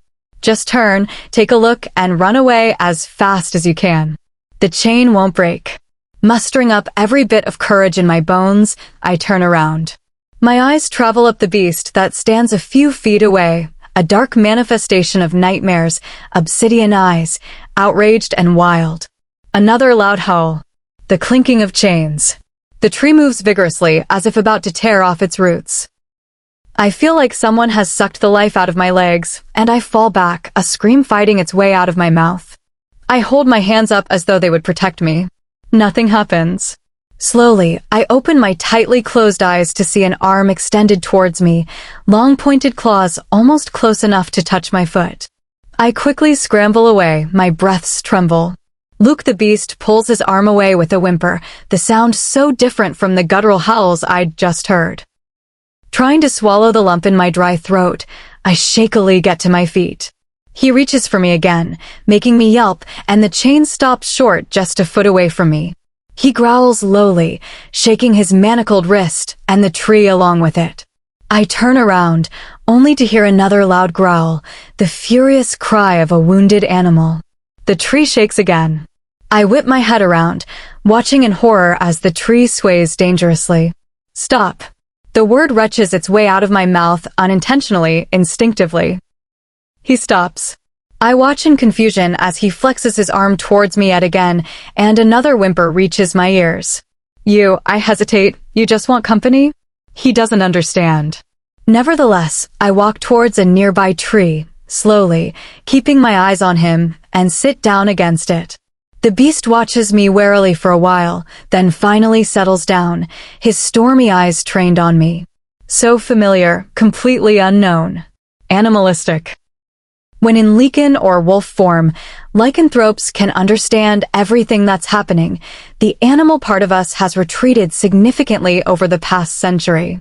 But looking at the hairy creature in front of me, I feel like I'm near a brutal military dog. Impossibly, a chuckle escapes me. Those words probably describe Luke best, military dog. A low growl reaches my ears.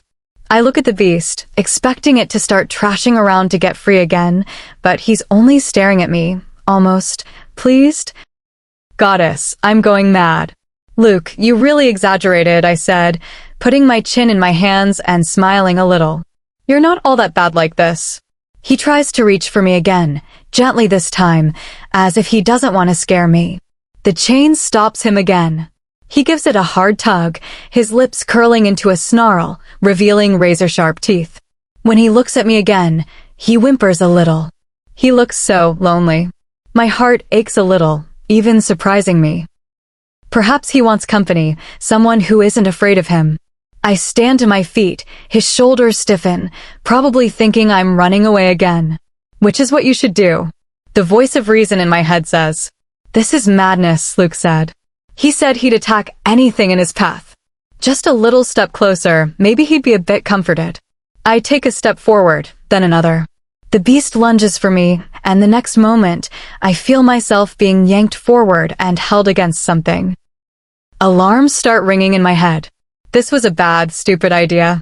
My body goes rigid from shock, screams die on my tongue, and my heart leaps to my throat, but the beast is too busy to notice as he wraps me in his arms, and loud howls rock through him to me. I'm about to die, I'm about to die, I'm about to die. His muzzle lowers to my shoulder, and the beast takes a deep, deep breath. A growl rumbles through him, and I shake with it. He hasn't. I'm still. I'm alive. I need to get the hell away before he changes his mind. Luke, I say, struggling to put some distance between me and his big, furry head. He presses me closer still, holding me so tightly it's hard to breathe. Is that how he plans to do it? By using his overwhelming strength? No. I'm not dying just yet, and not due to my stupid sympathetic nature. But seriously, universe. This is what I get for being nice? Imminent death? Okay. Take a deep breath, Elise. You can do this. With Herculean effort, I free one of my arms and, cautiously, praying not to get killed, scratch him behind the ear. A soft, almost purr-like growl reaches my ears. Slowly, his hold eases enough to let me breathe. The beast raises his head and drops his chin on my head, holding me like some favorite toy. Luke, I try to push his arms away, only to stop a moment later when a threatening growl meets me. Perfect. A roughly padded claw touches my cheek, and his muzzle rests in my hair. More deep breaths, both from the beast and me. Dear Moon, what the hell have I gotten myself into? Okay, he seems to like me. I need to distract him enough to get away, maybe get him to sleep? Swallowing my fear, I slowly pull my head away and turn to look at him. His obsidian eyes are impossibly tender when he meets my gaze, the storm of rage now calm. He doesn't look half as scary as he did a while ago. Cautiously, I reach up a hand and trace the scars on his muzzle. He leans into my palm, and a little flower of warmth opens in my chest. "You're not going to kill me?" I ask quietly, tracing the scars on his face, acutely aware he could harm me at any moment. "Even if you are, please reconsider." He whimpers a little and leans towards me so his muzzle lowers to my hair. "You're not very much like Luke, are you?" I can't believe the chuckle that leaves my mouth, and you're not quite a beast either. I shift a little in his hold. This time, he lets me hear like a complete leak-in, but I'm not going to call you that, so. Wolfie. He snorts through his nose, and I feel myself smile a little. Whether he senses it or not, he's still Luke. Don't sound so disappointed. I pat his furry arm. That's all the creativity I can muster right now. My panic dims down, and I feel the tension in my muscles escape. Goddess, he's so warm and furry. A yawn escapes me. Luke, or I should call him Wolfie, lowers his head near me again. I should try to escape somehow. He's still pretty much a wild animal. But somewhere in my heart, I feel sure that he won't hurt me. Slowly, steadily, despite all my cautions, I think darkness seeps into my vision and I fall asleep.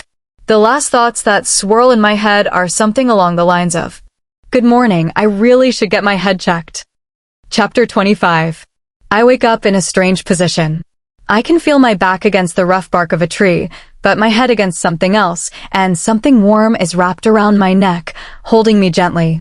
My eyes flutter open as sunlight tickles my skin. I see the trees and shrubs around me. Strange, where did the fire go? Why am I not in my sleeping bag? With clouds of confusion in my head, I look at the human limb around my neck. The events of last night flood my head. Oh.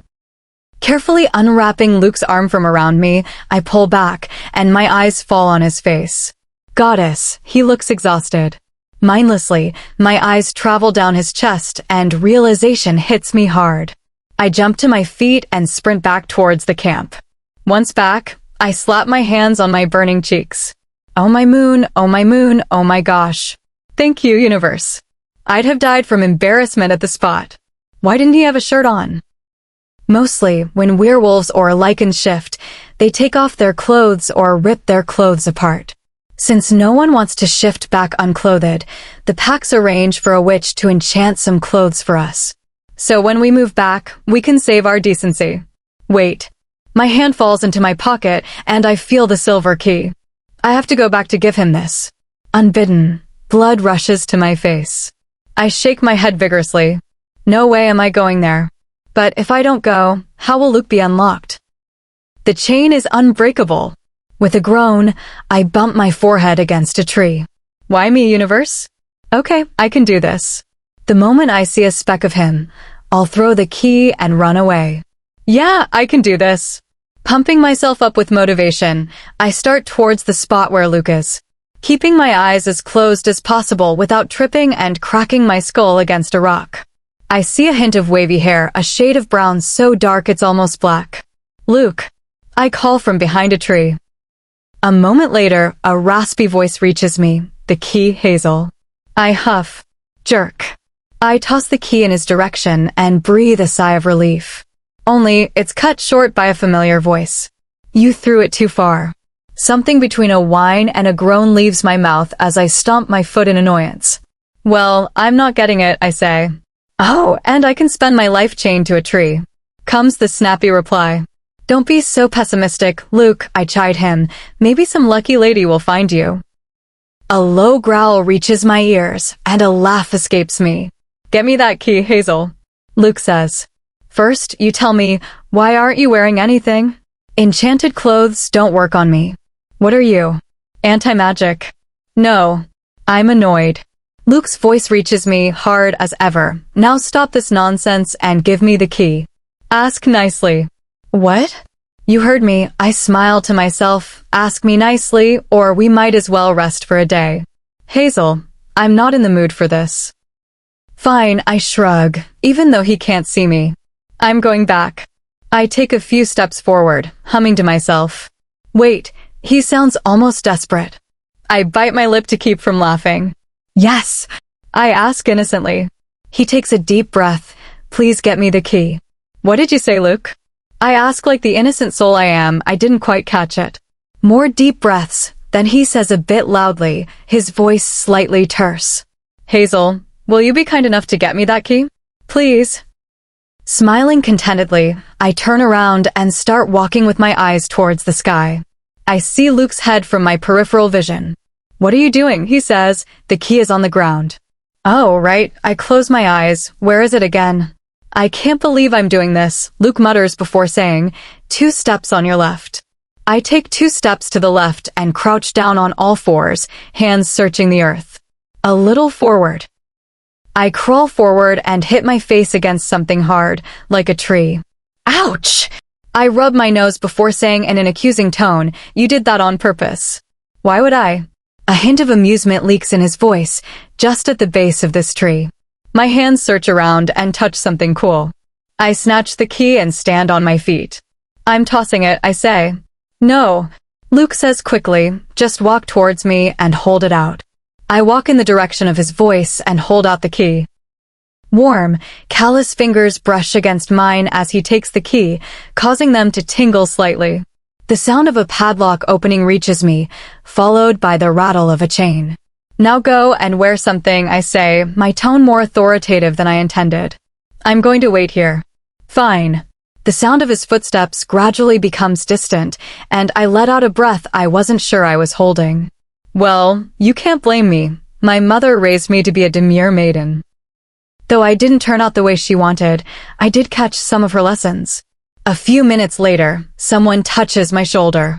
My eyes fly open, and I see Luke standing near me, thankfully clothed. Thank God, I say as we start walking again. Luke raises his brows. Since when are you so concerned about decency? I narrow my eyes at him. Since always. We reach the campsite, and I see that Luke has already packed everything. He opens his food bag and tosses an apple to me, taking one himself. Come on, we have to get going, he says. Wait, I grab his arm. Luke turns to me, an eyebrow arched. I let go of his arm and crossed my own across my chest. You promised me an explanation. I leveled him with a steely look. Luke kept staring at me for a few moments. He looks so tired, as if he's been breaking rocks. The way he looked when I had knocked on his room's door so many nights ago in our Pack mansion. It had been a full moon the night before.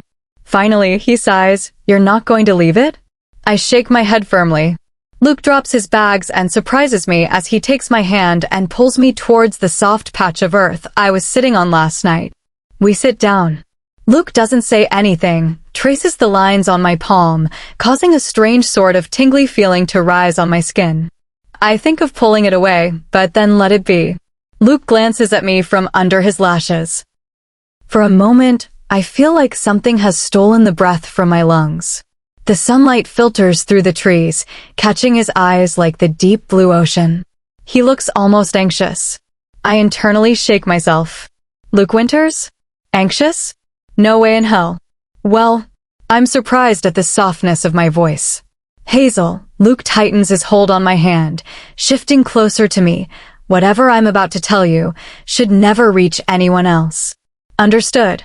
Pulling my brows together, I nod. Luke lets out a breath. I was born on an eclipse. I suck in a sharp breath, my eyes widen. Lycanthropes born on an eclipse never survive. They die just a few minutes after birth. But I stumble on my words, that's impossible. You're the strongest Lycan I've ever seen. After last night, after I'd seen him almost pull that giant oak tree from its roots just by a tug. Luke turns his eyes to my palm again, tracing the lines almost mindlessly. My mother was very malnourished. It was a miracle she survived childbirth, he says. She couldn't have survived again. That was clear. There would have been no leader of our pack after my father. In their desperation to save my life, they were willing to do anything. His finger stops on my palm. Luke looks up at me. They called Cora. Realization dawns on me. She'd recognized him at the starting line. I swallow. What did she do? Over the centuries, our primal nature has receded to almost nothing. Luke says lycanthropes born on an eclipse can't survive in this age, but they could before. Luke lets go of my hand, and silence hangs in the still air. She made mine strong enough to survive. But last night, I saw you. I heard the growls and the rattling. What was that? That's where it went wrong. Luke heaves a heavy sigh. It was all right in the start. Everything was normal. But as time passed, around the full moon, my primal nature heightened. It got worse when I shifted at 11. I stare at him blankly. Lycans usually shift at 13, werewolves at 16. It's almost impossible to change before that, and if someone does, they typically die of the pain. I'd slept early due to how panicked I was feeling, Luke says, and I woke up in the forest near the Pack Mansion, blood on my hands, and the body of a dead animal at my feet. My father called Cora again, and she told us that somehow my animal nature was still growing stronger. Luke runs a hand through his hair, pushing it back from his forehead. When it got worse still, she gave my father that chain to lock me up every full moon night. I pull my knees to my chest and wrap my arms around them. So this will just go on? I ask quietly, trying not to think of how painful it must be. There's no end to it? A shadow flickers across his face as he stands up. There is. I tighten my hold on myself. That is. If this goes on, my animalistic side will overtake the human one. Luke turns around and starts towards where he dropped the bags. And when that happens, I'll just be another monster to be eliminated. My heart twists horribly in my chest, and my throat tightens. There's no cure. Luke glances at me over his shoulder. That's why I'm on the hunt, to get a cure. And another time today, realization hits me. The Alpha Supreme's will is unbreakable. That's what's driving him. That's why he's always looking for ways to ensure his victory. Come on, I stand up from my spot and dust my clothes. Let's go win this thing. There's too much at stake now. Chapter 26. Days melted into nights, and my memory stores it all as a haze of walking, arguing, and more walking. The forest was getting thicker, the trees and vines blocking our path. It wasn't even a path, just a zigzag to go through. So I guess it's our fault, not theirs. Goddess, this is infuriating. I grumble as I push vines out of my view and stagger behind Luke. How the hell can he walk through here? Stop grumbling and focus, he calls back. The roots are protruding out of the ground. What's next? Apes throwing rocks at us. I doubt it. The forest was cleared of most animals for the hunt. I roll my eyes but don't say anything. As I do so, my gaze lands on a bright red feather ball on one of the lower branches of a tree. Just look at that adorable eek. My foot catches in something, and I lose my balance, falling towards the earth. I clench my eyes to brace myself for the fall, but before that could happen, something pulls me back upright.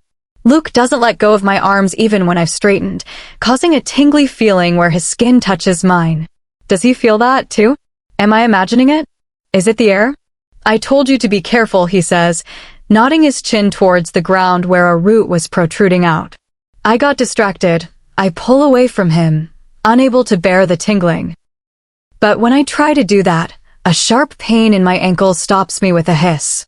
I lift my foot and, to my horror, see a bruise winking at me. Luke steadies me again, furrowing his eyebrows, and he stares at my ankle that's already starting to swell. Do you think you can walk? I give him a look. I'm going to pretend you didn't say that. But we can't stop here, he says, looking at our surroundings. Oh yes, I can float in the air. Hazel, let me think. No, really, just watch. I close my eyes and strike a yoga pose by connecting my thumbs and forefingers. Work damn thing. With a sigh, Luke lets go of me, and I wobble and lean against a tree. He turns his back on me before crouching down. Are you? I stare at his back in disbelief. Are you going to give me a back ride? If you're done processing that, hurry up, he says, his voice irked. I bite my bottom lip not to grin like an idiot. Who knew I'd see the day Alpha Luke Winters gives me a back ride? But like the decent little girl I am, I climb on and don't tease him. See? Generosity. Luke stands up, with a slight squeal of surprise. I put my arms around his neck, my legs securely around him. Goddess, are you trying to choke me? Luke says, and what do you eat? For a moment, I think of tightening my arms around his neck. I don't weigh that much. What would he do if he had a male companion? I eat whatever the hell you eat, I huff, and it's not much. Thankfully. I really should strangle him. Luke starts walking, all 4 bags held in his hands. The man is made of steel, I'm telling you. Or cursed. I shake those thoughts out of my head and focus on the scenery. With a jolt, I realize how high I am. Everything looks so different from up here. Like the sunlight is a little closer, the lower boughs of trees are within reach. The uneven earth far below. Thankfully, we reach a clearer area, so the tree vines aren't slapping our faces anymore. This is so much better than walking. Luke might complain, but he doesn't seem tired. A mischievous giggle escapes my mouth. What are you up to? Luke asks suspiciously. Luke, if I sprain my ankle every day, will you carry me all the time? I ask cheekily. I'd make you crawl. Better savor this, then, mindlessly, I lower my chin. My skin brushes against his hair, and my eyes widen. Oh my moon, I straighten instantly. How the hell is your hair so soft? Better jeans. I ignore his remark, it's probably softer than mine. I unwrap one arm from around his neck and brush my fingers through his hair. Oh moon, I need to know what conditioner this man uses. What are you doing? Luke snaps, his shoulders stiffen, and he comes to a halt. What? I ask in confusion. Stop being distracting, Hazel. I'm afraid I can't do that. Then I'm afraid I can't carry you anymore. I fake gasp, you wouldn't. Luke turns his head just the slightest bit, barely enough to let me have a glimpse of his dark blue eyes. Is that a challenge? Somehow, I know it won't be good if I say yes. So I gesture to zip my mouth. The barest smirk crosses his face. That's what I thought. I huff silently, arrogant jerk. Though my back aches, I keep myself straight, avoiding any more physical contact than necessary. Then I feel a little sting on my neck. Ouch, I say under my breath. My hand reaches towards my neck, prepared to ward off a mosquito, but brushes against something else. I pluck it out and stare wide-eyed at the needle that comes into my view, more like the thorn of a wild plant. Luke, I say, feeling my head starting to spin. I told you not to disturb me, Hazel. I wave the needle in front of his eyes, and he stops. What the Luke takes it from my hand. It struck me, I blink several times. Luke's several heads come in and out of focus. What? Luke unwraps my arms from around his neck, and I step down on one leg. I sway on my feet, holding onto him for support. I don't feel so good. Hazel, what do you mean it struck you? Luke asks. I open my mouth, but only a big yawn comes out. Before I could speak again, 3 similar needles struck Luke in the neck and arm. Just like that, I mumble. And I pass out. Muffled voices reach my ears, not making sense. My eyes feel like they're weighted down by tons of sand. With Herculean effort, I pry my eyes open. My blurry view clears, and the outline of the roof above my head comes into focus. Wait, roof? Though my limbs feel sluggish, I turn my head to take in my surroundings, a bare room with no window. I try to move my hands, but feel them tied at my back. Goddess, not this again. It takes me a moment to realize the worst part of this situation. Where's Luke? Panic settles in my stomach, and I force my legs to work and stand up. With a hiss, I realize my ankle is still swollen. It means it hasn't been long. I limp towards the door and press my ear to it. I don't hear anything but muffled voices. Should I call out? Is Luke even here? Who else is? Don't be dumb, Elise. If you make any sound, whoever is a captor will know you're up. What are you going to do then? I worry my bottom lip, raking my head for any idea to get the hell out. My captors are mind readers, since the next moment the door clicks open and I stumble away from it. 2 hooded figures stride in and grab me by the arms. Whoa, hey, I say as they start dragging me out. Into manhandling much? They don't answer me. I squint my eyes to fight the bright light as we go outside. My eyes adjust to the brightness, and I realize we're in a small hall, dark hooded figures all around. Are you going to sacrifice me now? My eyes become the size of the moon. Trust me, that's a bad idea. I haven't been a very pious soul. And I'm a wolf. You should try a goat or something. Well, a feminine voice reaches my ears. Isn't she a chatty one? My eyes snap towards a figure with a blood-red cloak, sticking out like a sore thumb in the parade of black. With a manicured, pale hand, the woman tugs off the hood, and I stare at her in disbelief. That's probably the most gorgeous woman I've ever seen in my life. Coming from someone as straight as a pole, that's something. A little girl, the woman cocks her head, her rippling black hair follows the movement. I'm surprised. I thought this was a men's game. What can I say? I try to ignore the bad vibe coming from her. I'm a feminist. The woman turns to the hooded figure to her left. Where's the other one? My apologies, my lady. The man bows so deeply I think he's going to topple off. He was being problematic. And you forbade us from using magic on them. He's still in the containment room. With a rush of relief, I realize they're talking about Luke. If he's being difficult, it means he's okay. The woman taps a finger to her sharp chin. Very well. I'll deal with him. She gestures at the hooded figures holding me before she starts walking, and they drag me after her, my ankle throbbing painfully. Soon enough, we reach one of the other doors in the hallway, a thick metal door, dented as if someone had been hitting it with a hammer from the inside. A loud metallic bang. The sound reaches my ears, and another dent forms on the metal. I cringe. No, not a hammer.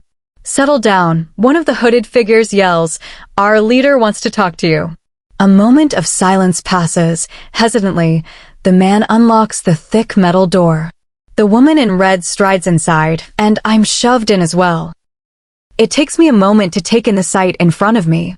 Luke is sitting on a chair, arms crossed across his chest, booted feet on the table in front of him as if he's not a prisoner here, but a gang leader who has come to collect his share of the scrub. The moment his gaze meets mine, he stands up, eyeing the two figures holding me. The woman in red walks up to him, her gray eyes appreciatively running up and down his frame. She cocks her head thoughtfully. I hear you were being a handful for my guards, Alpha, she says. Luke keeps his eyes on her for a moment. Then his lips curve up in a slow, charming smirk. I'm not used to obeying. He swiftly takes her hand in his and presses a kiss to her knuckles. But if you had come, I think things would have been smoother. I stare at him, mouth hanging open as the woman laughs in a soft, highbrow way. Quite the charmer, aren't you? She arches a perfect brow. Alpha Luke Winters at your service. Luke's smirk turns into a smile.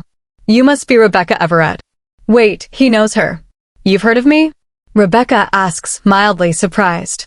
Of course, Luke shrugs modestly. I knew that if I came across a devilishly beautiful woman on this hunt, it'll be you.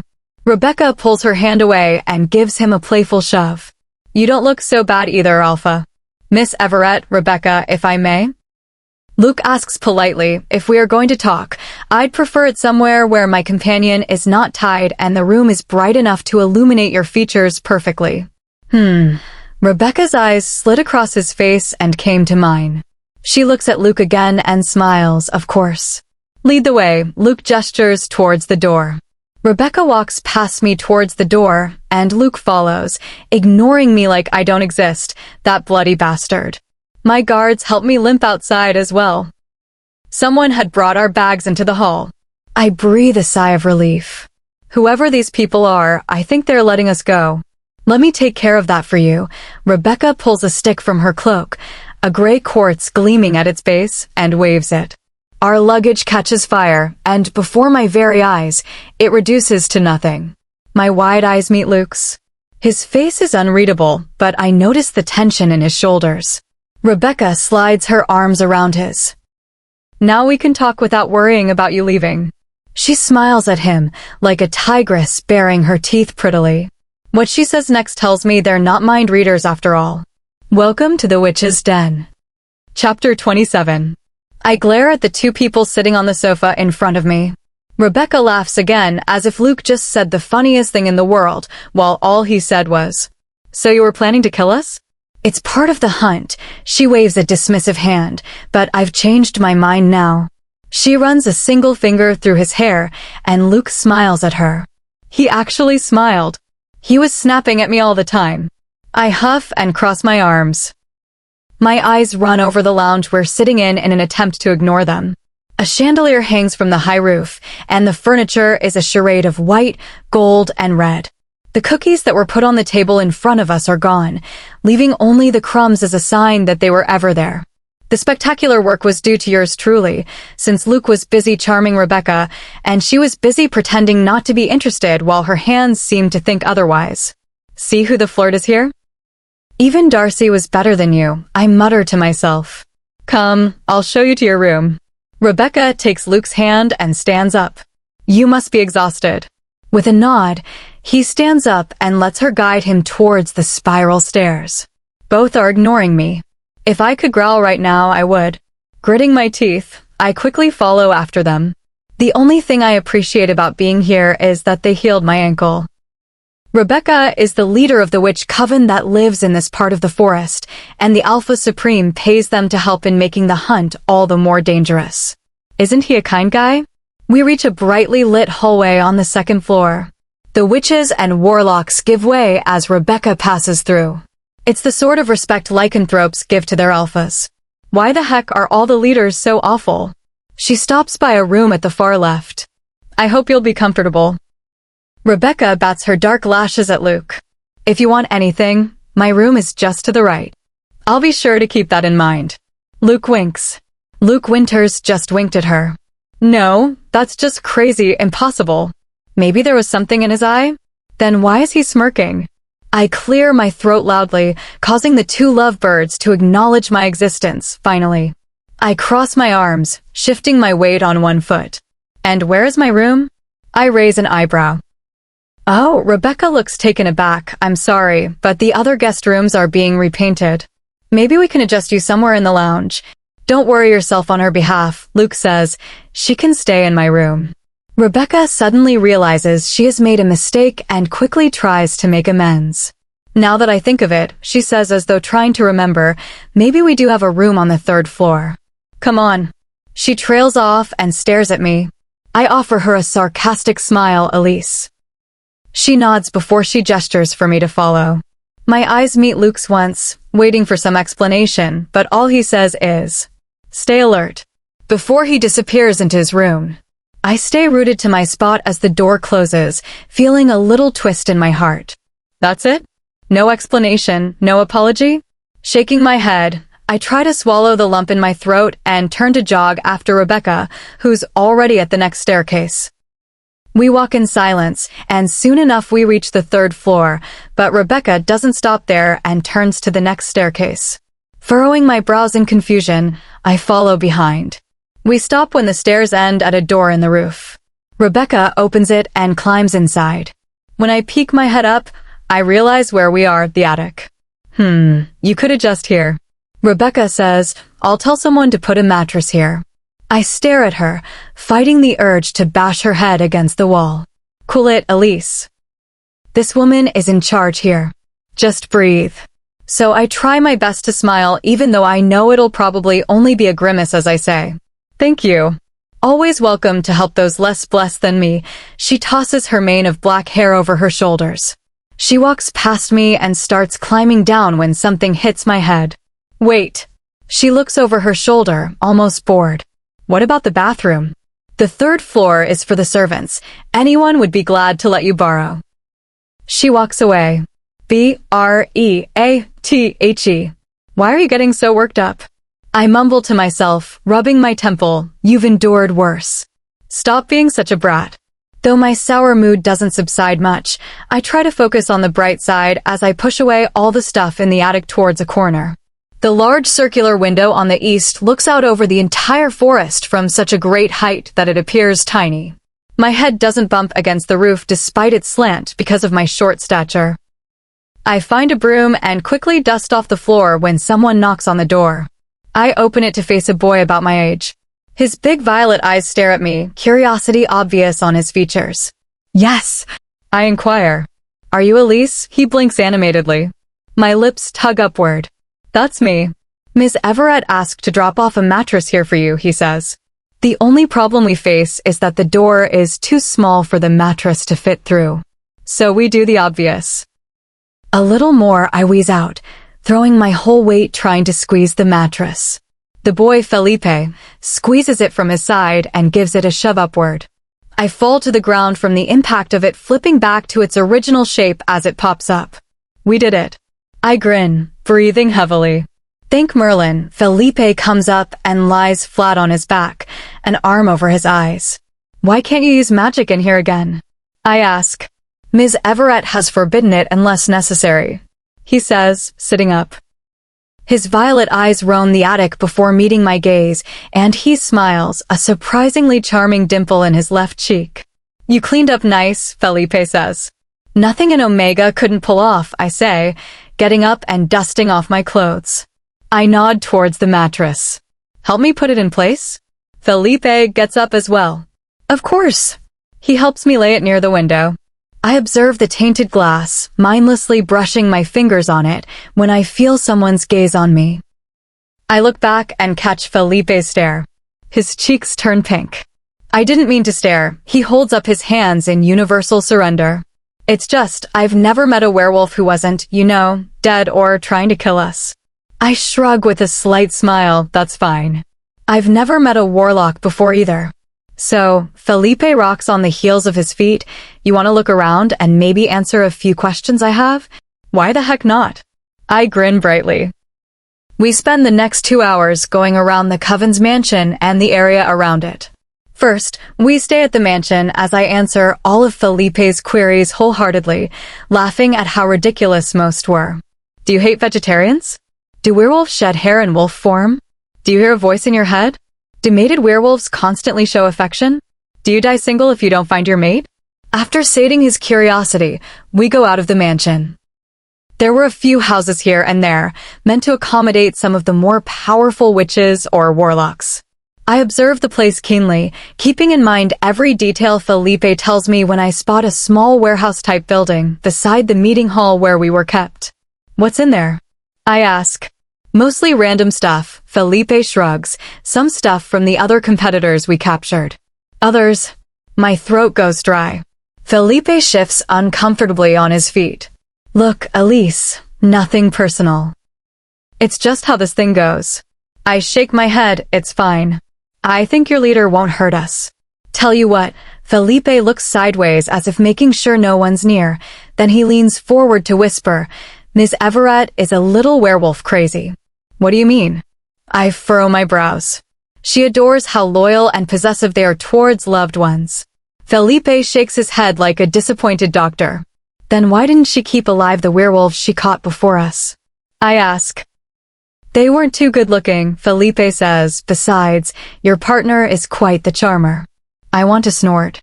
Charming? Please. When we go back inside, I see the charming Luke still charming Rebecca. I narrow my eyes at them, laughing and smiling in the lounge like they have nothing better to do. I turn my face away and make my way toward the kitchens. Goddess, I'm famished. In the kitchen, I see a woman humming to herself, waving a wad with a bright ruby at the base. Things float in the air. I stare open-mouthed as a whisk mixes something in a bowl, a frying pan sizzles something that smells mouth-watering, and the dishes are arranged on a trolley. As if sensing my presence, the woman looks over her shoulder, and her bright amber eyes settle on me. She lowers her wand, and everything settles down gently. She smiles. Hello, dear, she says. Do you need something? I find myself returning her smile, just wondering if I can get something to eat. Of course, come in. She ushers me inside. What would you like? Anything really. I exhale a laugh. She walks towards the fridge and fishes through it while I sit myself on the kitchen island. The plump woman with amber eyes hands me a tub of ice cream. I look at it like it's a gorgeous male model. Thank you, I say as I take the tub of half-full mint and chocolate chip ice cream. No need, the woman says, giving me a spoon. It's rare to find anyone in the kitchen but myself. I'm Elise, by the way. I smile at her. Nice to meet you, she says as she waves her wand again. I notice a tiny silver thread slip out of it, holding everything up and making it move. My name is Martha, head of the kitchen department. Is there anything I can help with? I ask, swallowing a mouthful of ice cream. I can handle it, Martha says with a chuckle. As I watch her work, I can't help the wave of homesickness that crashes over me. I was sitting on the kitchen island as Mom and Morgan made food, since I'd always end up breaking something. I suddenly feel less hungry. I hear someone laughing. I look up at Rebecca as she enters, Luke following behind her. "Martha, is everything ready?" she asks, with underlying authority in her voice. "Everything is ready, my lady," Martha says, looking at the food trolley for any sign of imperfection. "Good," Rebecca says. "Luke and I will have dinner in my room." "Very well, my lady," Martha bows her head in a nod. I feel my grip on the ice cream tub tighten. My eyes narrow as Luke doesn't spare me a glance before leaving with her. A familiar ache in my chest makes me curse under my breath. Why am I feeling so rejected? It's not like Luke, or any other guy for that matter, ever paid special attention to me other than when they want something. I know not to expect anyone to be kind or good to me for no motive, but somehow, for some forsaken reason, this hurts. "You like him?" My eyes snap towards Martha. She's giving me a knowing smile, her eyes crinkling. I feel blood rush to my face. "Werewolves have soulmates," I mumble. "We're not supposed to like others." "Werewolves have hearts, too, don't they?" "I don't like Luke." I shake my head. "I'm just worried about getting out of here." Martha offers me a slight shrug, "As you say, dear," but my eyes see something else. She takes the trolley out, leaving me alone in the kitchen with my pestering thoughts. I look hard at the ice cream tub in my hands. I do not like anyone, especially not Luke Winters. Chapter 28. I always hated being a light sleeper. The slightest sound can shake my slumber. But you see, I'm stubborn, and so I try to ignore the sounds and sleep again. I shuffle in the sheets, ignoring the creaking of the wooden floor under someone's feet. Wait. I open my eyes just a little. There's no one in my line of sight. When my eyes move away a bit, they widen. I scramble away from the dark figure looming over me. I open my mouth to scream the whole mansion down, but a hand closes around it, and the feel of it is oddly familiar. I smell him before I can make out his features, the scent of coffee and pine trees. Don't scream. Luke crouches down so we're on eye level. I shove his hand away and glare at him. "You almost gave me a heart attack," I say in a furious whisper. My eyes adjust to the dark, and I see Luke raising an eyebrow. For some reason, his presence here bothers me. After ignoring me the whole day, he thinks he can just come to me in the dark of the night? When no one can see him, he talks to me. "What do you want?" I cross my arms. For a moment, Luke stares at me, face unreadable and eyes thoughtful, then he settles down on the mattress, forming a dip in it. "Well," I narrow my eyes. "Everett said they didn't burn the luggage of every team they captured," he says. "That means there's still a map here somewhere. If we ever want to get out, we need the map." I raise my brows at him. "Everett, huh? Not, oh my beautiful love? And he does want to get out of here. Interesting. I thought he'd found himself a home." I decided to be professional and consider what he had just told me. Something clicks in my head. "The warehouse," I snap my fingers. "Felipe told me that's where they're keeping stuff they took from other competitors." Luke nods, but the sudden hardness of his features doesn't go unnoticed by me. "And who is Felipe?" Just as he says that, the devil himself comes to me and whispers in my ear, "Time for payback." I smile shyly and lower my face, making a great show of tracing my finger along the sheets. "He helped me settle up here," I say, like the demure maiden I am, "and he also gave me a tour around the mansion and the perimeter." I look up at Luke's constipated face with innocent, big eyes and a smile. "He's nice to me," I say. Briskly, Luke stands from his seat. "Good to know you find admirers everywhere." He walks towards the door on the floor. "You'll have to search the warehouse. I'll keep Everett distracted. Tell me if you find the map." "What about everything else?" I ask. "Food? Weapons?" "I'll take care of that." Luke opens the door, but doesn't go down. "What is it?" I move out of bed and walk towards him. When I peek down, I realize what exactly it is. Two people in the hallway are embracing each other. Goddess, they should be more discreet. If they saw me, we're damned. Luke closes the door. "Maybe they won't notice?" I offer. Luke gives me a look. I spread out my hands and shrugged. A partial apology, a partial confusion. You can just wait until they're gone, I say. Everett said she'd come to collect me for breakfast. Luke gets up and goes towards the window. It's almost dawn. He opens the tainted glass, and I shudder a bit as the cold air whips inside. You can't possibly jump from here, can you? I glance down at the earth far below. Can't I? Luke says, his face calculating. Well, even if you manage to have all of your limbs intact, what are you going to say to the guards near the front door? I ask. I'll make something up. Luke rolls his shoulders. I look away from him. Maybe you can say you went for a morning jog while they dozed off? From the corner of my eye, I see a faint smile touch his lips. Not a bad idea. Something warm presses against my cheek, making my breath hitch in my throat. Stay safe. Luke's lips brush against my skin. I dare to blink, and he's gone. I stick my head out of the window and stare down. Luke is dusting off his clothes. They are in perfect condition. I let out a breath of relief. My cheek still tingles when I close the window, my face too warm for my liking. Stay safe, he said. I shake my head. Get a grip, Elise. That's all the things he says. Stay focused, stay alert, stay safe. It's nothing to overthink. I eat breakfast in the kitchen with Martha and afterwards head towards the warehouse. Unluckily, there are too many people outside, so I head back to the mansion. I don't want to risk suspicion. The day passes as a blur of talking to Felipe, trying to ignore just how much Luke and Rebecca flirt, and helping Martha in the kitchen. Thank Moon I'm not going to be near when Luke finds his mate. I can't bear people flirting so openly. People? Or just... I cut off my train of thought. Nope. Not going to think stupid stuff. Nearly at sunset, I head outside again, telling the guards I only want to take a walk around. I casually walk towards the warehouse and take a moment to make sure no one is near. I push the big wooden door, thanking the moon that it's open. I close it behind me as I enter. The warehouse resembles an old barn. Broken furniture, dry grass, and dust covering everything, and barrels of something I suspect is grain. I look through the objects, narrowing my eyes to see better in the dim light. I spot something in the farthest corner, behind an old settee with protruding springs, a few bags. I hurriedly make my way towards them and start shuffling through men's clothes, food that's gone bad, and sleeping bags.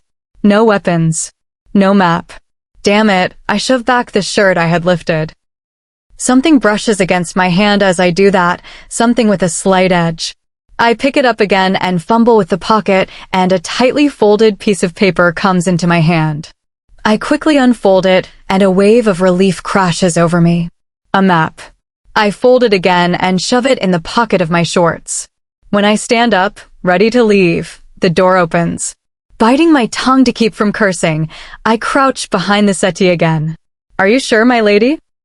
A male voice reaches me. Keeping the lichens here can cause us trouble with the Alpha Supreme. He won't mind, a very familiar feminine voice says. He just needs them not to win, he's getting that. You know best, my lady, but there's a moment of hesitation. Why keep them here anyway? A moment of thick silence passes before a deadly, low, poisonously soft voice says, Hector, are you here to question me? No, my lady. Luke is my guest, Rebecca says, and after tonight, he'd be spellbound to be my guest forever. What about the girl? Once Luke is wrapped around my finger, we can get rid of her. I swallow hard. Spellbound? Is she planning on bewitching him? But magic doesn't work on Luke. Will her spell work? Burn whatever we'd picked from the others. Rebecca's voice snaps me out of my thoughts. I don't want any slip-ups. Yes, my lady. The sound of heels thumping on the earth progressively becomes quieter before it vanishes completely. A sigh reaches my ears. Merlin, give those women some brains. I feel you, Hector. Footsteps reach me again, and I realize he's coming here. To get rid of this stuff. I swallow thickly. And maybe me too. I look around, finding no way of escape in the tightly packed corner. The footsteps become louder. Okay, Elise, it's now or never. Instead of waiting for him to find me, I shoot to my feet and jump over the settee, coming face to face with a middle-aged man with bright red hair and equally red eyes. Hi, I smile at his shocked face. And I punch him square in the jaw. Hector stumbles back, his wand flying out of his hand. "What the hell are you?" What he was about to say, I'll never know, because the next moment, I pick up the broken leg of a chair and strike him. He sinks to the floor, unconscious. I wince. "Sorry," I mumble to his unconscious form. It was nothing personal. For a moment, I consider leaving, but then glance at Hector. He's bound to wake up sooner or later, and if he told Rebecca what I did, which he definitely will, I'm dead meat. I take out the clothes from the bags I was going through a few minutes ago and shred them to bind and gag him. Goddess, forgive me. This hunt is making me do stuff I don't want to. "Sorry again," I whisper as I turn around and go out the door, closing it behind me. I quickly make my way towards the mansion, and just as I enter the lounge, I see Rebecca leaning close to Luke on the couch. His eyes meet mine, and I give a minute nod before heading for the kitchen, ignoring the sour taste in my mouth. A few moments later, Luke comes into the empty kitchen. "Did you find it?" he asks in a hushed voice. Yes, I nod, watching his eyes gain a sparkle, but a man saw me. He's temporarily occupied, but we need to hurry. Luke nods. "Your room, tonight." "Luke, I think Rebecca." Speak of the devil, she waltzes inside just then. Her eyes flicker from me to Luke. "Dinner's in our room," she says, sliding her hand in his. "Our room?" "Our room." Luke gives her a charming smile before he nods, and they both walk out. But before she leaves, Rebecca turns around and smirks at me. It gives me a cold feeling in my stomach. After tonight, he'd be spellbound to be my guest forever. Chapter 29. Luke. Everett leads me to her room, and after dinner, she excuses herself to change. I sit on the bed, calculating if everything's ready. Only a few hours from now, Hazel and I will be out of their territory and on our way. The bathroom door clicks open, and I have to refrain from raising my brows at the sight in front of me. This is one desperate woman. It's my first thought when I see her. The second is that I need to get out of here. She walks towards me, or maybe stalk would be a better word. Her manicured hands come down on my neck as she sits on my lap, batting her lashes at me. I'm just so tired. Trust me, I am as well. I make my lips tug upward and cock my head to the side. For someone fatigued, you look ravishing. Rebecca drags a hand through my hair and smiles at me. Unbidden, the memory of someone else's hand in my hair forces its way into my mind. Hazel's hand had been smaller, gentler, but it made me feel as if someone had set up a small shock machine on my head. I had dismissed it, thinking it was because I hadn't let any woman touch me like that. But this doesn't make me feel anything, simply 5 fingers moving through my hair. I want an escape. She leans close to me. I'm sure anyone with eyes will do anything for you, I say. The corner of her mouth lifts. You know any? I've heard many men from your coven would die to have a moment with you, I say smoothly. My hands slide up her back towards her shoulder blades, searching for the pressure points to numb her arms. If she can't use her wand, we can slip away easily. Like this Felipe I've heard of, I say, leaning in just a little. She laughs at that. I know a lot of them have a soft spot for me, but Felipe isn't one of them. He isn't interested in women. Good. Don't talk about others, she says softly. Tell me what you would do for me? The faintest sound of the door opening makes my shoulders tense. A familiar scent hovers towards me, and I have to force myself not to break eye contact with Rebecca. From my peripheral vision, I see someone take silent, determined steps forward and... A loud metallic bang rings in the air as a frying pan collides with Rebecca's head. Rebecca falls off my lap with a yelp of pain. Her gray eyes narrowed at the short female holding a frying pan like a lethal weapon. You girl! Rebecca shoots to her feet. Better me than you. Hazel hits her straight on the face with the frying pan. Rebecca's eyes roll to the back of her head as she collapses on the ground. I watched wide-eyed with my mouth hanging open, mind blank with shock. Oh my moon, Hazel turns to me, brows furrowed in concern. Luke, can you hear me? Are you all right? She touches my cheek, and I feel a jolt in my spine. My mind snaps back to reality. What have you done? I stand up, gesturing at the unconscious which on the floor. Everyone must have heard that sound. Hazel blinks at me, her golden eyes confused. You're not under a spell. What? I raise an eyebrow. When I was in the warehouse, she was saying to someone that you're going to be spellbound by her. She trails off. Her eyes fall on Rebecca. Oh. I don't know if I should laugh at her innocence or slam my head against the wall. Yes, dimwit, I narrow my eyes. You just announced to the whole house that something's going on. Wait, Hazel narrows her own eyes at me. So you weren't under a spell, and still you. That is so gross. My back straightens. The note of accusation in her voice doesn't go unnoticed. If you've forgotten, I'm a gentleman. She scoffs, waving the frying pan in the witch's direction. Doesn't look like it. I was going to disable her. We would have left after that. She glances at the unconscious witch, then her eyes flicker to me, suspicion evident in them. Luke. She looks skeptical. I feel a muscle in my jaw jump. Get your mind out of the gutter, will you? I didn't say anything. I open my mouth to give her a piece of mind when the door knocks. Oh no. Oh. Hazel glances at the door and then at me. I ruffle my hair and loosen my collar. I motion to Hazel to be quiet, and a slight blush appears on her face. If the situation were different, I would have smirked. I open the door just slightly, and the girl outside quickly averts her eyes. Sorry to disturb you, sir, but we heard a sound, she says awkwardly. Try to ignore the sounds, will ya? I say in a raspy voice. Of course, sir. She quickly turns around and walks away. With a silent breath of relief, I close the door and turn around. Try to ignore the sounds, will ya? Hazel mocks me. Shut up, I give her a look. Go to my room, you'll find a duffel bag there. Throw it down the window. Giving me one final glare, she walks past me and out of the room. I let out a breath I didn't even know I was holding. Now, what was it like for me at the lodge? Quickly, I open the window in Everett's room and neatly jump down. Soon enough, a bag hits my head. Still haven't taken out your anger, Hazel? I put the bag on the ground and directed my eyes towards my room's window. Jump down, I say as quietly as possible. Even from here, I can see the hesitation on her face. Can't we go through the door? The guards, remember? Hazel hesitates. Goddess, I need her to move. What are you waiting for? I say. I can't jump from here, Hazel says. I can guess what it must be costing her to admit there's something she can't do. Hazel, I will catch you. I open my arms and take a few steps forward. Just trust me. She looks back at the room she's in, then at me, a hint of fear on her features. For the love of Moon, Hazel, I roll my eyes, jump. Something lands in my arms. Instinctively, I hold on to it as two arms wrap around my neck.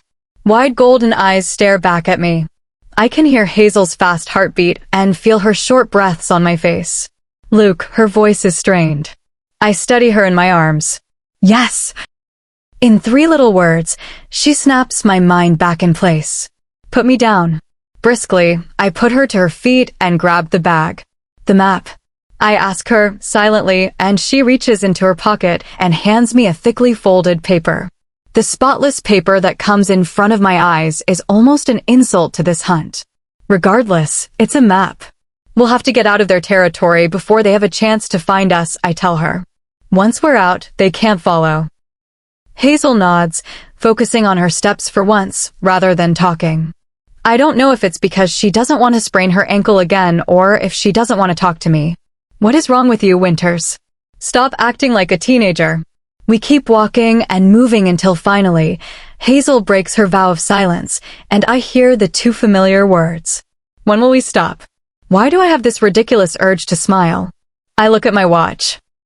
It's about 2 hours in the morning, 1 more mile to go before we're out of their territory. I turn my eyes to Hazel, at her tired features. As if on cue, her mouth opens in a perfect yawn. When Everett wakes up, if she hasn't already, she wouldn't let this insult go easily. We have 1 more mile to go, then we can stop, I say. Oh, come on. Hazel puffs up her cheeks. What difference would 1 little mile make? It's going to ensure our survival. And your safety. I take her hand in mine, ignoring the tingling that erupts across my skin, and start walking, almost dragging her along. If I have to choose between comfort and safety, the choice would be pretty obvious. Comfort won't matter to you if you're dead. We walk on silently, her hand clasped in mine, fingers interlocked. Finally, we cross the boundary of their territory. Hazel bumps into my back before stumbling away and straightening herself, her expression one of supreme sleepiness. "Are you dead yet?" She yawns again, because I feel dead. Yes, it's time to lie in the grave. By all means, let's not waste any more time. I'd managed to gather some food, 2 guns, a box of ammunition, some medicine supplies, and a blanket. Though the limited supplies are bound to cause problems later, I'm too tired to worry about them right now. When I pull the blanket out and turn to where Hazel was standing, I find myself staring into the air. My eyes dart around, and a moment later, I spot her curled up against a tree. Goddess, this girl wouldn't wait for anything when it comes to sleep. "Hazel," I crouch down and shake her shoulder. "Go away," she mumbles. "You're going to catch a cold," I say, shaking her again, "or get sucked dry by mosquitoes." Grumbling, she opens her eyes and pushes herself just enough to let me drape the blanket around her. "And you," she raises a sleepy brow. "I'm going to keep watch." I stand up again. I turn around, but before I can take a step forward, something closes around my hand, a familiar warmth spreading through me. I whip my head back and sleepy golden eyes stare back at me. "Stay. My heart should not be beating so hard." Let go of her hand. A part of my mind yells at me. "Hold it tighter," some forbidden part of me argues. "Who's going to keep guard?" I ask. "We've just crossed their territory." She tugs at my hand. "There won't be any traps in such a condensed space." She has a point. I look around, focusing on whether I can hear anything. The perimeter should be safe for another few kilometers. Another tug on my hand. Without giving it a second thought, I settle down beside her. Hazel flops a part of the blanket towards me. Before I could tell her it's not necessary, she slides closer and leans her head against my shoulder. Words evaporate on my tongue, and everything in my mind goes haywire. "Just relax," a soft voice whispers to me. I didn't know a proud alpha could handle sharing a blanket. More from challenge than from being vexed, I slide my arm around her shoulders and pull her closer so her head rests against my chest. The scent of gardenia flowers and rain cascades over to me, her frame small against mine. "I think you've seen enough proof of what I can handle," I say, my voice quiet in the fragile silence. Her shoulders were tense, just a little, and if we weren't so close, I doubt I would have noticed it. "Were you interested in her?" she asks quietly. I turn my head the slightest bit so I can take a look at her face, the soft sweep of her jaw, her lips, doe eyes closed, and long lashes brushing against her cheeks. Her features are slack from exhaustion, somehow beautiful still, with a crease between her golden brown eyebrows. I want to brush it away with my fingers. I straighten my neck. "I've seen better." "So you've had connections with other women?" "No." "You're waiting for your mate?" This time, I openly turn my face towards her, and Hazel lifts her head from my chest. Her eyes meet mine like big, golden mirrors, bright, clear with the slightest flecks of darker brown. Both of us have flirted with others, but for our own reasons. "Are you?" I ask, raising an eyebrow. "Yes." She doesn't hesitate before answering. "You didn't find him. What if you never do?" Hazel puts her head back against my chest, eyes closed, breaths even. She could probably hear my heart beating. "Then maybe I will find someone else," she said softly. The silence that follows tells me she's already asleep. Against my better judgment, I rest my cheek on her head and close my eyes, her words still echoing in my mind. And after a long, long time, I find something I thought I'd never have again. Peaceful sleep. Chapter 30. We're cursed with rain the next morning. Luke doesn't surrender to nature this time, and since it's not raining cats and dogs, we continue walking. "Tell me again why we have to keep going," I say, steadying myself against a tree before I slip on the muddy ground. "We're still closer to the witch territory than I'd like us to be," Luke says. "Our food supplies are limited, and so are weapons. We have to hurry." "Oh, and did I mention that the only clothes we have are the ones we're wearing? Yay, witches." "Darn that witch," I mutter. "Did she have to burn all that? One of my favorite shirts was in there. Maybe it would sting less if you weren't so jealous of Everett." I pause while taking a step forward. My head snaps upward. What? Luke gives me a cool glance over his shoulder. You are reeking of jealousy, Hazel. I'm not jealous of anyone. I snap at him. Both of us have stopped walking, and the only thing that reeked was her crappy perfume. Just admit it, you were jealous. I open my mouth to fire another sharp reply, but then close my mouth. I shrug with an indifferent face.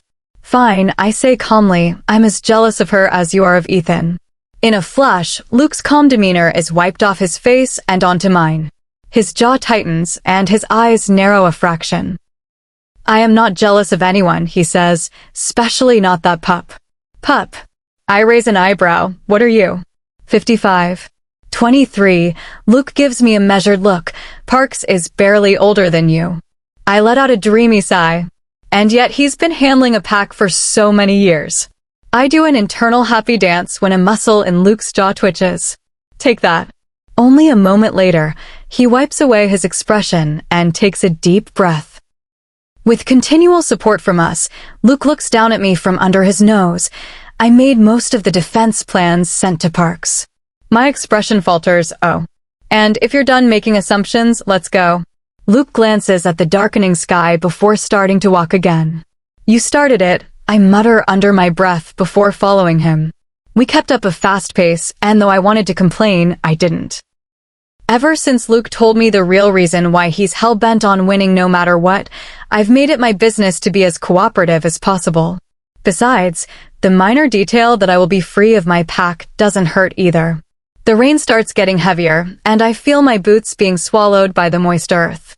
Our pace slows, partly because of the darkness and partly because of the muddy terrain. We'll have to stop, Luke says with an irritated sigh. Here. I look around the muddy forest. I'm pretty sure I don't want to be covered in leeches. We can climb, Luke considers the tall trees. All right, I squint to see the trees ahead. But something bigger than these, I don't want to hear you yelping if your branch breaks. I'm not the clumsy one here. I walk past him, keeping my eyes on one big tree a few feet away, which should provide enough shelter and stability for the night. I hope that blanket isn't wet, because if it isn't, I'm taking it. My scream interrupts my following words as the ground slips from under my feet, but unlike what I had expected, I don't fall on the earth. Instead, it swallows me. In the distance, I hear someone shout my name. A moment later, I fall on the wet earth bed. What the heck? I push myself up with one hand, rubbing my cheek with the other. Something crashes into me, knocking the breath from my lungs. Over the haze of pain, the scent of coffee and pine trees wafts over to me. Goddess, are you all right? Luke quickly gets off me and helps me up. A 6-foot-something man just squashed me into the earth, but I am okay. I look up at the opening where raindrops fall and a patch of dark sky is visible. What is this? I look around the small cave we'd landed in. I have no idea, Luke says, nor do I care to find out. Too bad, Winters. A perfectly feminine voice purrs from above. A moment later, Rebecca looks down the rabbit hole, wearing the same red cloak I'd seen her wearing days ago. You might want to know where you spent your last moments. She grins. The expression makes my stomach roil. Goodbye. With a wave of her wand, the opening starts to close before my eyes. No. I leap forward, but a moment later, I'm tugged back as rocks start to fall through the earth, blocking any path that was left. Luke, let go. I trash against him. Calm down, will you? Luke finally lets me go when the rocks stop coming. He walked over to where the entrance was, his face calculating. Let's see, Luke rolls his shoulders. I see his fingers turn to claws. Calm down, Elise. I will my heart to stop beating so fast. The walls are not closing in on you. Everything is going to be okay. You're not alone here. Luke is with you.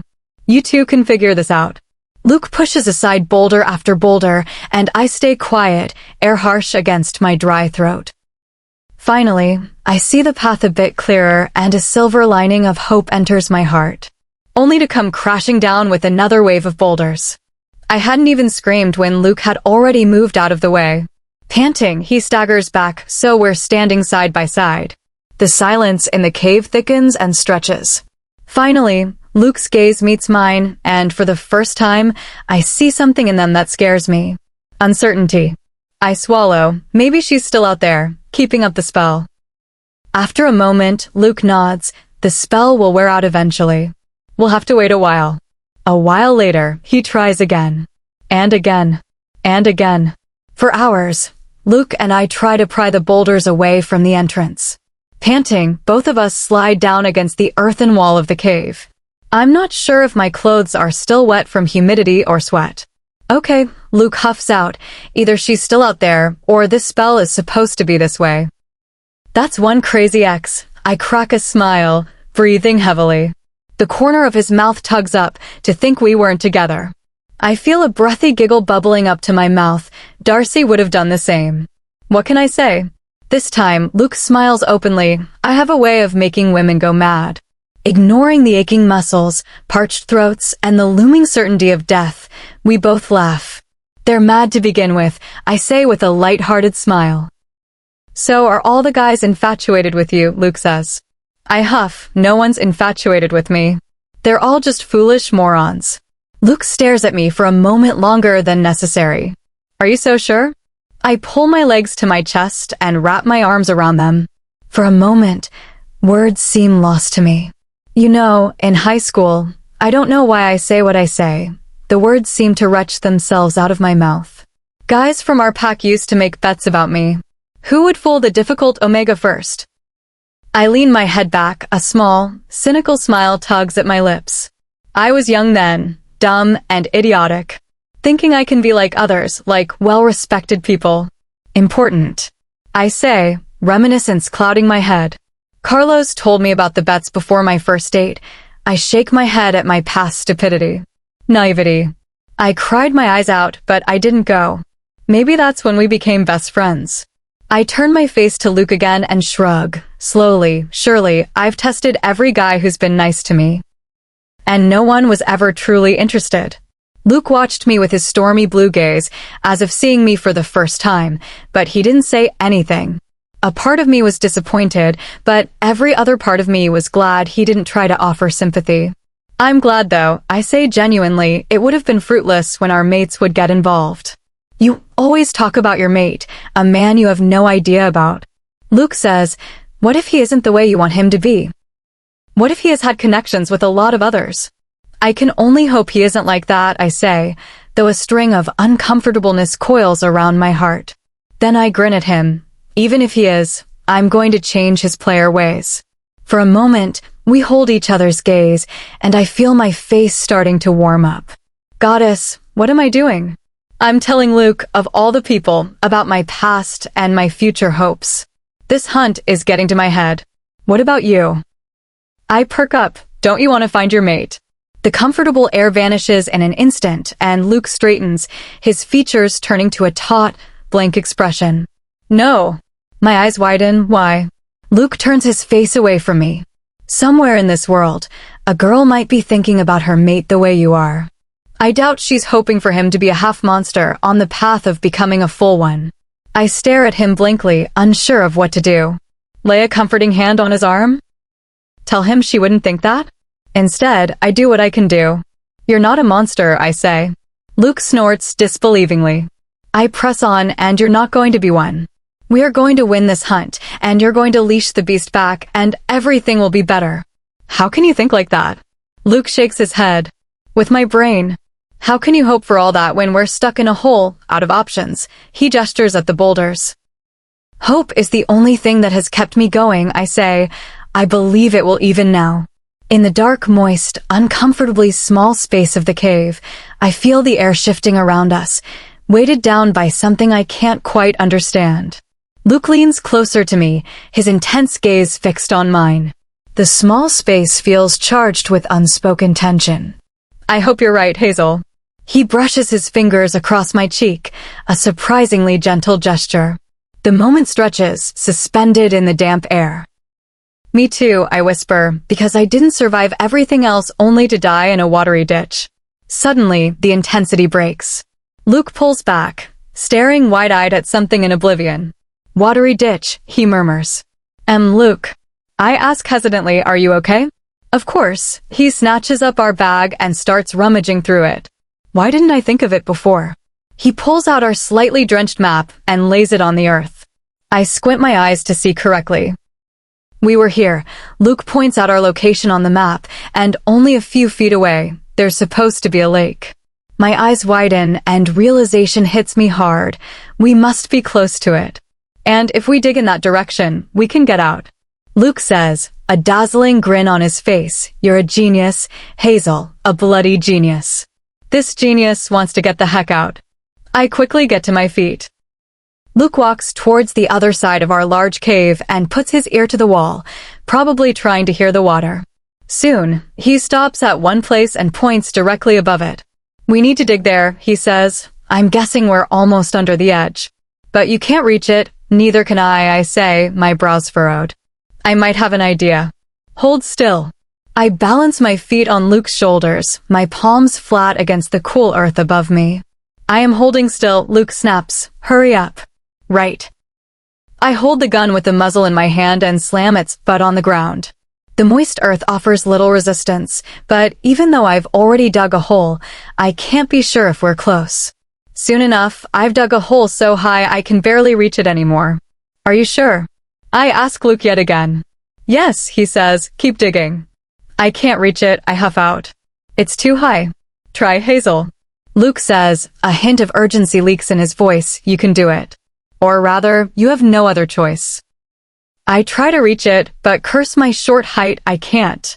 I suppress the scream of frustration that builds in my throat. I raise the gun again, but stop. An idea hits my head. Click. "Hazel, what are you?" Bang. Bang.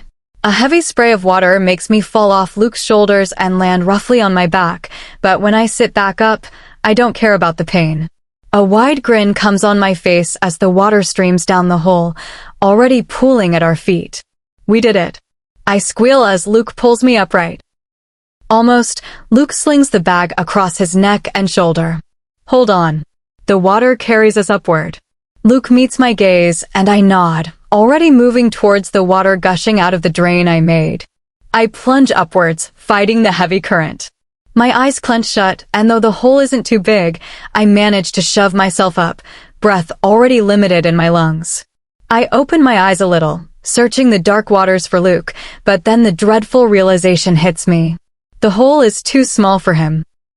Reaching towards the vacuum, my arms look around blindly, and then I feel it, the warm tingly feeling I get whenever our skin contacts. I pull him up, probably detaching his arm, and pull again. Water tries to rush into my mouth, and my lungs beg for air. Then the thing I was pulling suddenly pulls me upward.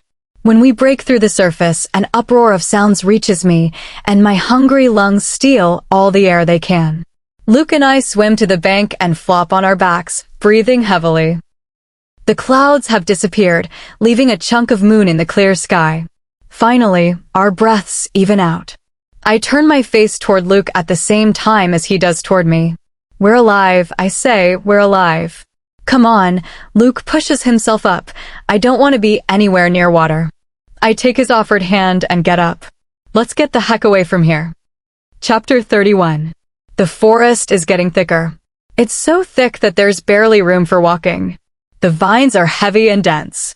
I feel like I'm walking on snakes, I mutter under my breath. Luke had to take out a sharp dagger and cut down the vines hanging in our path, and they fell to the ground. We seldom talk during our travel, partly because Luke is as talkative as a rock, and partly because I don't want to fall into the forest. I have to focus on my movements. I look up at the sky, only to have my vision obscured by thick branches and leaves. I can't see a thing. What time is it? I ask Luke to start after him again. Almost 7 in the evening, he replies, effortlessly cutting through the vines. Almost 7? My eyes widen, no wonder I feel like my legs are made of jelly. You want to camp here? I look around the suffocating environment and speed up to fall in step beside him.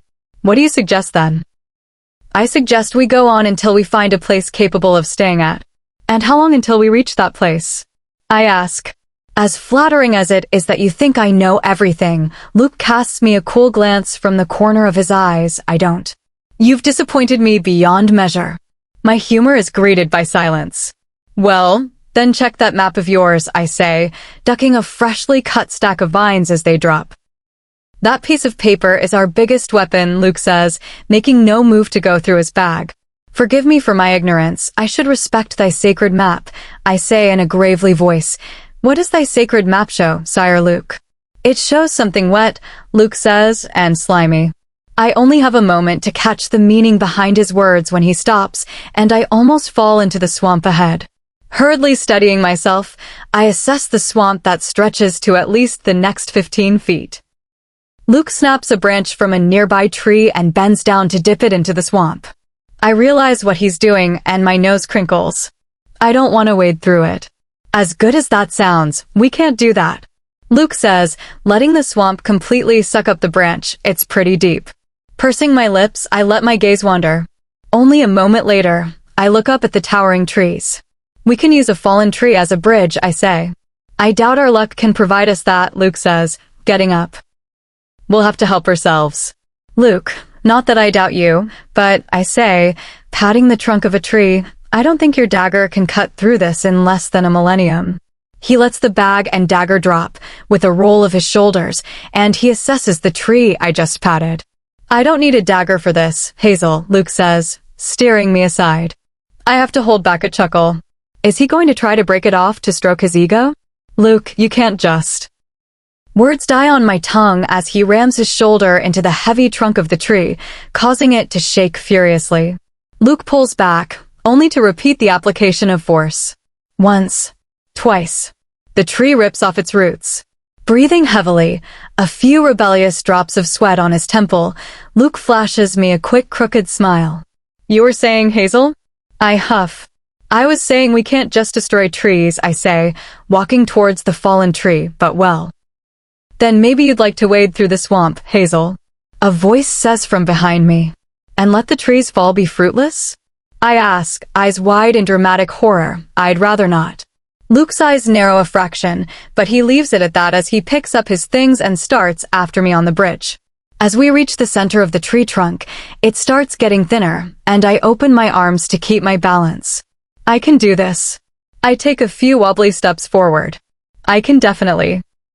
A yelp passes my lips as I begin tipping towards the left, and my eyes widen in horrified anticipation as I stare at the slimy green water. When someone grabs my arm and pulls me back, I yelp. I spin on my heel, barely steadying myself, when I see Luke now walking ahead of me. Are you all right, Hazel? Luke glances at me over his shoulder. It seems like you need help. I'm good, I say, focusing on my steps and trying my best not to shove him down the bridge. With a shrug, Luke walks over the bridge with lithe, cat-like steps, making it to the other side as easily as if he'd been walking on flat earth. Take your time, Hazel, he says, crossing his arms. I'm figuring that it'll take you a while. Indignation and irritation rise in me, and I narrow my eyes at him in determination. I'll show you.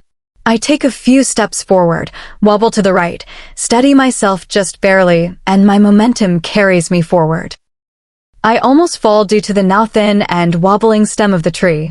As if my feet have a mind of their own and they love to dance. Tripping and staggering, they waltz forward, and finally, I feel the earth under my feet. Made it. My hands shoot up, a wide grin gracing my lips. Take that. I don't have a drop of water. The rest of my insults scatter away as I take a step forward in the mud and slip backwards. In the swamp. I come up to the surface, disgustingly wet and slimy. You got me there, irony. A slight sound reaches me. I look up to see Luke's face turn sideways, but his dark eyes are on me, bemused as he holds a fist over his mouth, and I know the corner of his mouth tugs upward. I glare at him as I come out, not a word. I take off my long boots and rid them of the slimy water. Luke wisely stays quiet as I rid myself of the slime as much as possible. Please tell me the map shows a stream nearby, I say to him. Only a few miles away. I groan and hang my head, my shoulders sagging. I'm too tired to complain to fate right now.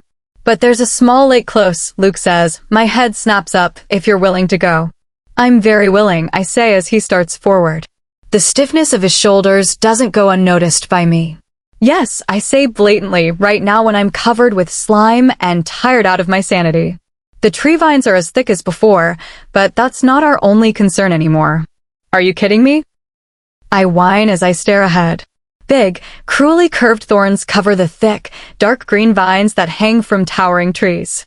Stay close, Luke says as we plunge in, the swift movements of his blade clearing a path for us. The forest is darker here, trees twisted and hunched, as if whispering among themselves. The vines are so long that they cover the forest floor. With every slash of Luke's blade, a hiss reaches me, as if they can feel it. Stop being irrational, I tell myself. There are just a bunch of old trees, nothing to be afraid of. I dare to close my eyes for one moment when I feel something slithering around my ankle. I scream as I'm pulled back.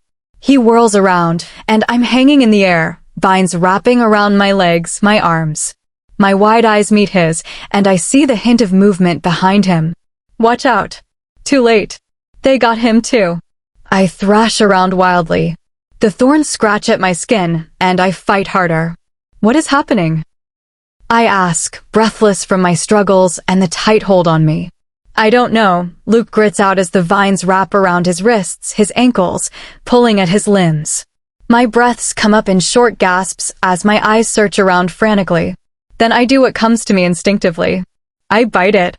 Yes, I bite into that thorny, heavy tree limb and tear it off my right arm. The vine loosens its grip, hissing, but it's enough for my slimy arm to slide away. I don't waste time before snatching and pulling at the vines on my other arm, slipping free. Whoa! My vision lurches as I hang upside down. From my peripheral vision, I see Luke land on his feet, but something shiny catches my eye. The wild vines snatch me up again, but in one swift movement, I grab the dagger off the ground. I hate weeds, I slash the blade through my vines and fall ungracefully on the ground. Get up, Luke is tugging at my arms, pulling me to my feet. Hissing, thorns gleaming, the vines crawl towards us. Go, go! Luke shoves me forward, and I barely have time to register what's happening when he's taken the lead, pulling me along. There are too many. I wave the dagger unthinkingly, cutting and missing. Keep moving. Luke's voice reaches my ears. He stops abruptly, and I bump into his back and look around him to see what made him stop. I stop. Something sharp goes past my arm. I wince, snapping out of my momentary trance. The vines are slashing at us.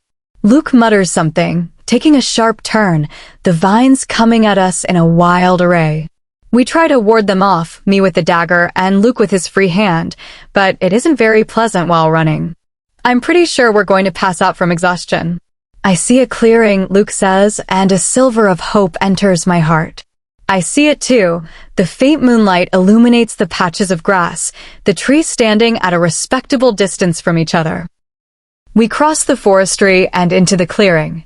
Something pulls me back. A scream escapes me as the vine curls around my arm. Luke snaps his head back. I see a flash of his hand, and the next instant, I feel myself stumbling forward. Breathing harshly, I stagger away from the plants. The vines recoil, hissing. I harshly take off the dead vine curled around my arm, and the wound sting. Luke closes his eyes, breathing for a moment before coming to me. Come, he tugs at my elbow. We need to clear and bandage the wounds. I nod, casting one last glance at the deadly trap we just left behind before we start forward. Soon enough, I find myself cleaned up and changed into fresh clothes, my other pair still wet from washing and hanging off a tree. Sitting by a fire, arms and legs bandaged, body aching from exhaustion, my mind refuses to shut down.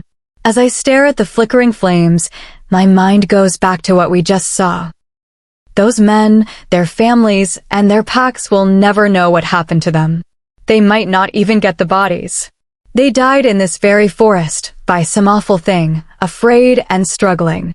Something brushes against my shoulders. I snap out of my thoughts and look up, surprised as Luke settles beside me, the blanket draped on my shoulders. You need to sleep, Hazel, he says, stormy gaze trained on me. I turn my tired eyes to the fire again. I don't feel sleepy. Seconds go by, maybe minutes, and silence stretches around us, allowing my thoughts to chase each other in circles. I jump as I feel a touch. Luke doesn't seem fazed by my reaction. Instead, He leans forward. You have a tear on your cheek. My hand goes to my face, where a silent tear has trickled down. Why are you crying? Luke asks, no emotion in his voice. I didn't know I was, I say silently as I shift back in my previous position. You're upset about what we saw. It's not a question, so I don't bother with an answer, but I can feel his intense gaze on me, urging me to say something. Those men, my breath catches in my throat. Before swallowing, they're just gone. I turn my face to him, and he's staring at me with an impassive face, not betraying a single thought. What's done is done, Hazel. But I can't find the right words, but their families, their friends, all of them. This isn't right. I purse my lips. I lower my eyes. A beat of silence passes. The world isn't always right, Elise. Luke's voice is steady. Those men knew that they might never come back from this hunt. It's not fair to the people who loved them, I whisper, closing my eyes, and something wet and warm trickles down my cheeks. What about their mates? Their children? Was it their fault that this hunt is so dangerous? No, he says, but we cannot cage the ones we love, just to keep them safe. I let out a shaky breath. It's not fair. Life is not fair.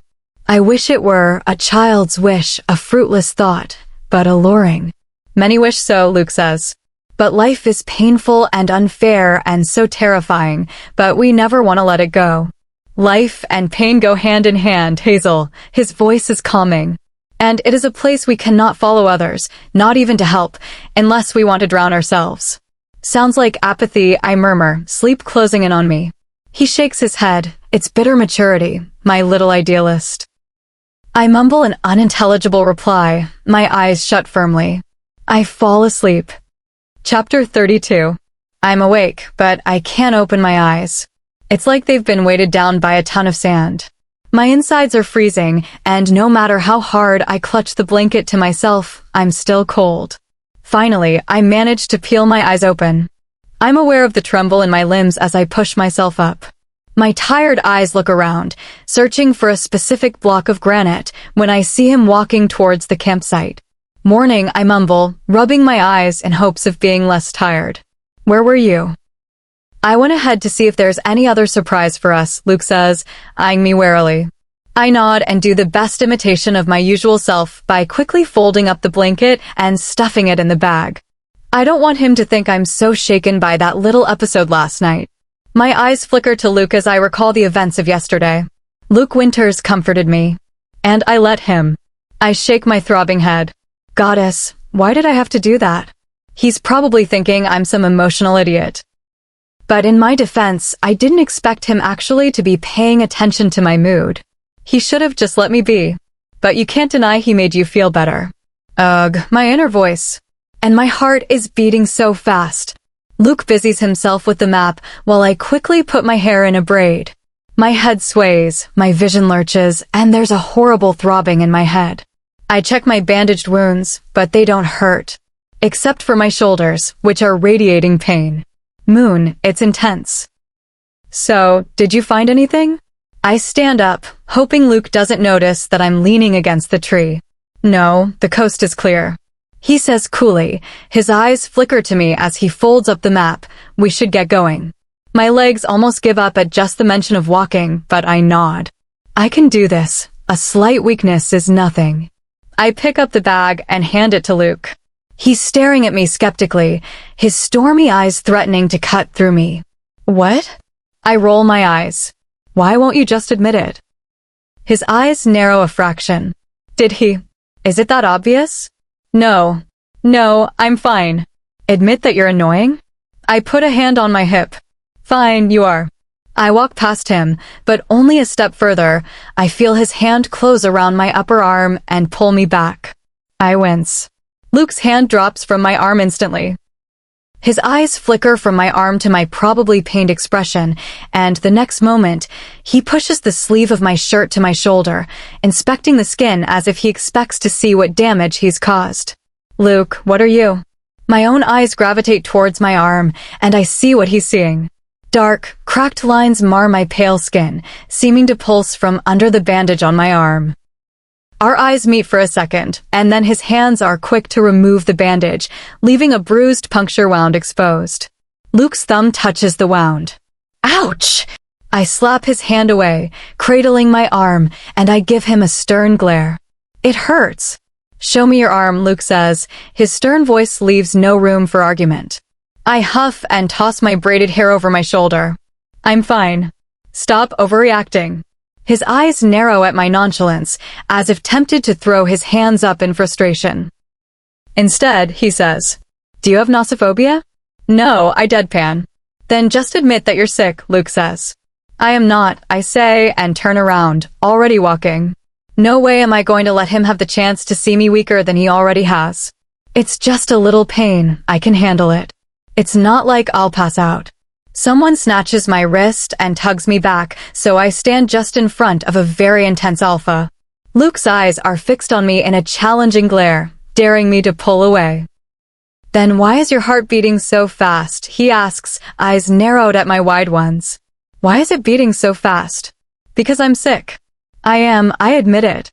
But no, it wasn't beating like this a while ago. What is wrong with it? My eyes dart between both of his. "Answer my question." Luke leans down. "Why is your heart beating so fast? Why is this thing beating so fast? Am I having a heart attack? Why would I have a heart attack?" My mind is scattering like sand, and I blurt out the first thing that comes to my tongue. "Because you're making me nervous." He pulls back by sheer surprise. "What?" "You're making me nervous, Winters." I blurt out, growing more panicked by the second. "Let go." Luke lets go of me, and I put a hand on my chest, taking deep breaths. "Moon, get a hold, will you?" I'm not used to men holding me like that. Luke gives me an offended look as he crosses his arms, staring down at me. "Then show me your wound. Stop making a fuss about it." I narrow my eyes at him, but I can't deny that he's right. This wound looks bad. Maybe it's infected, and I need to treat it. Decency has its disadvantages, I mutter under my breath as I hold out my arm. His fingers close around my skin carefully, his thumb touches the wound again, and I feel myself stiffen, jaw clenched. Luke focuses on the wound and applies the slightest pressure. Something bulges up, inflammation forming around it. The thorn is still inside. "How could you not notice this last night?" Luke flashes me a quick glare. "Well, I don't know." I glare at him with enough heat to melt iron. Maybe because I almost got injured and saw things I didn't want to see, and my whole body was numb with pain. Luke opens his mouth to say something, but then closes it again, taking a deep breath as if calming himself. He turns his eyes to my arm, marks trailing down it. "We need to pull it out," he says. My eyes widen, and I pull my arm away. "That sounds like a horrible idea." Luke gives me an irritated look. "Are you intending to keep it then? Maybe it'll become part of me?" I say unsurely. "This is the reason you're running a fever," Luke says, grabbing my elbow and leading me to a patch of grass to sit down. "We need to get it out, you know it." Too tired to argue anymore, I sigh. "Fine. Do it while I don't have the strength to kick you for it." Luke nods. I watch as his finger sharpens at the edges. His eyes find mine for a moment. "On 3. I nod. Luke turns his focus on the wound again, the slight wood bulging up pinched between his pointed fingers like a pair of tweezers. 1, 2. Luke pulls it out. I gasp. 3. He pulls out the antiseptic from the bag and quickly cleans the wound, applying a bit of pressure with a wad of cotton and promptly wrapping a bandage around it.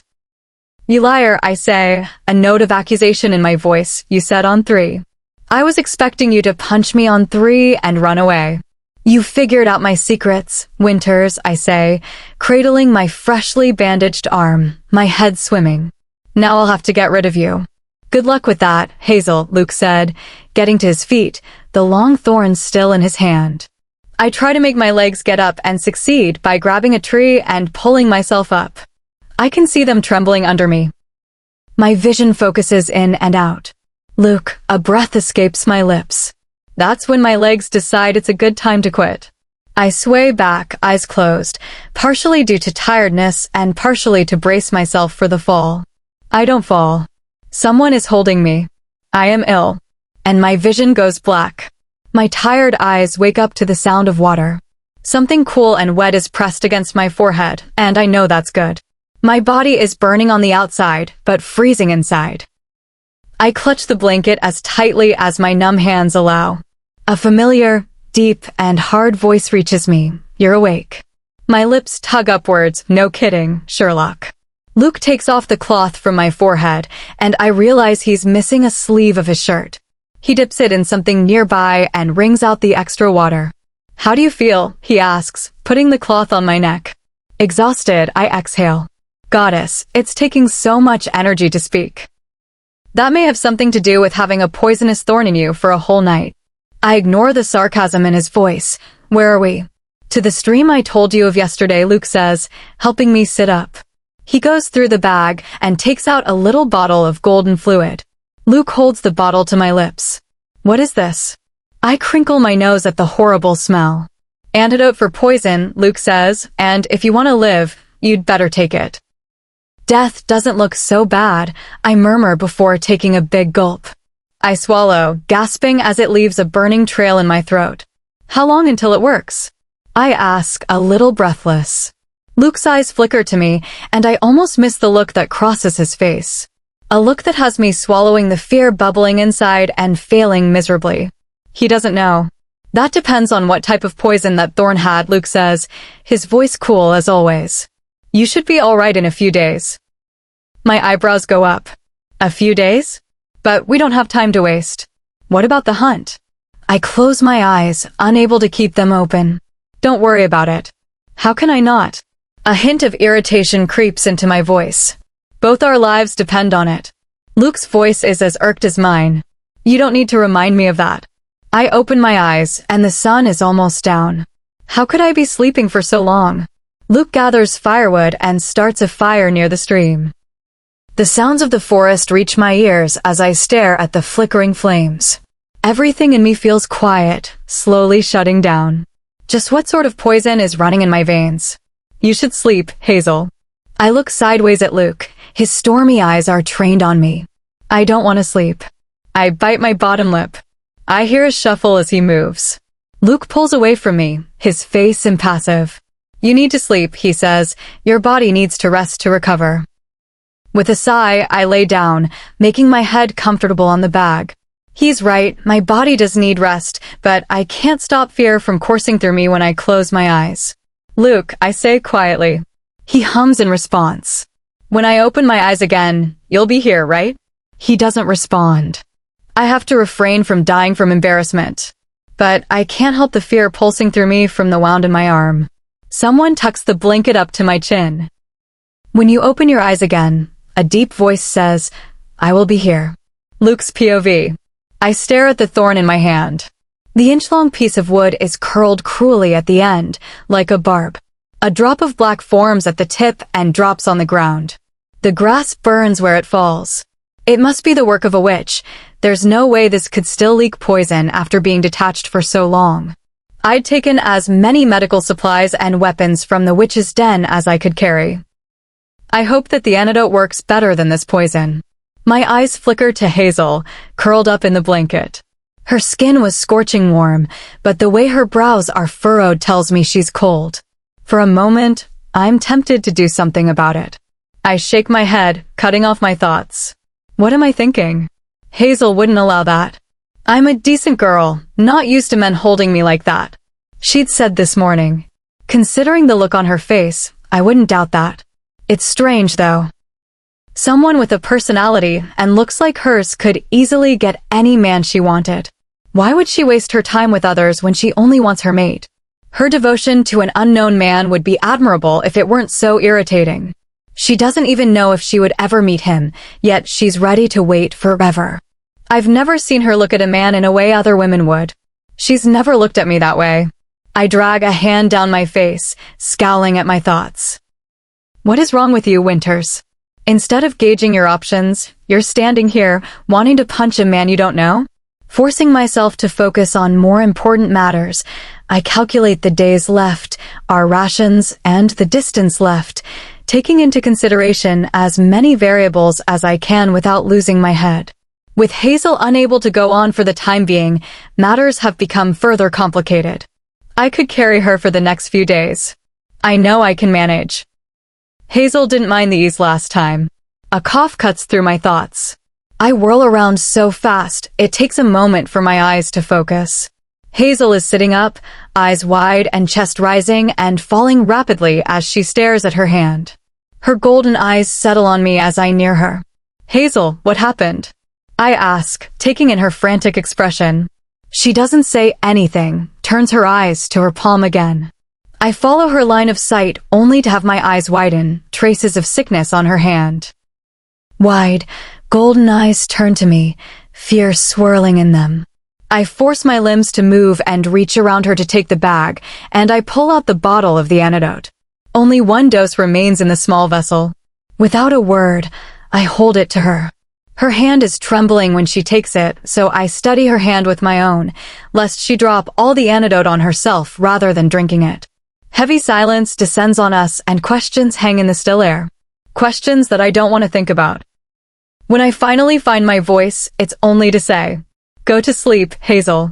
I get up, turn around, ready to spend the next hour convincing myself that she's going to be fine, that the antidote will work, that her body will be strong enough to fight the poison.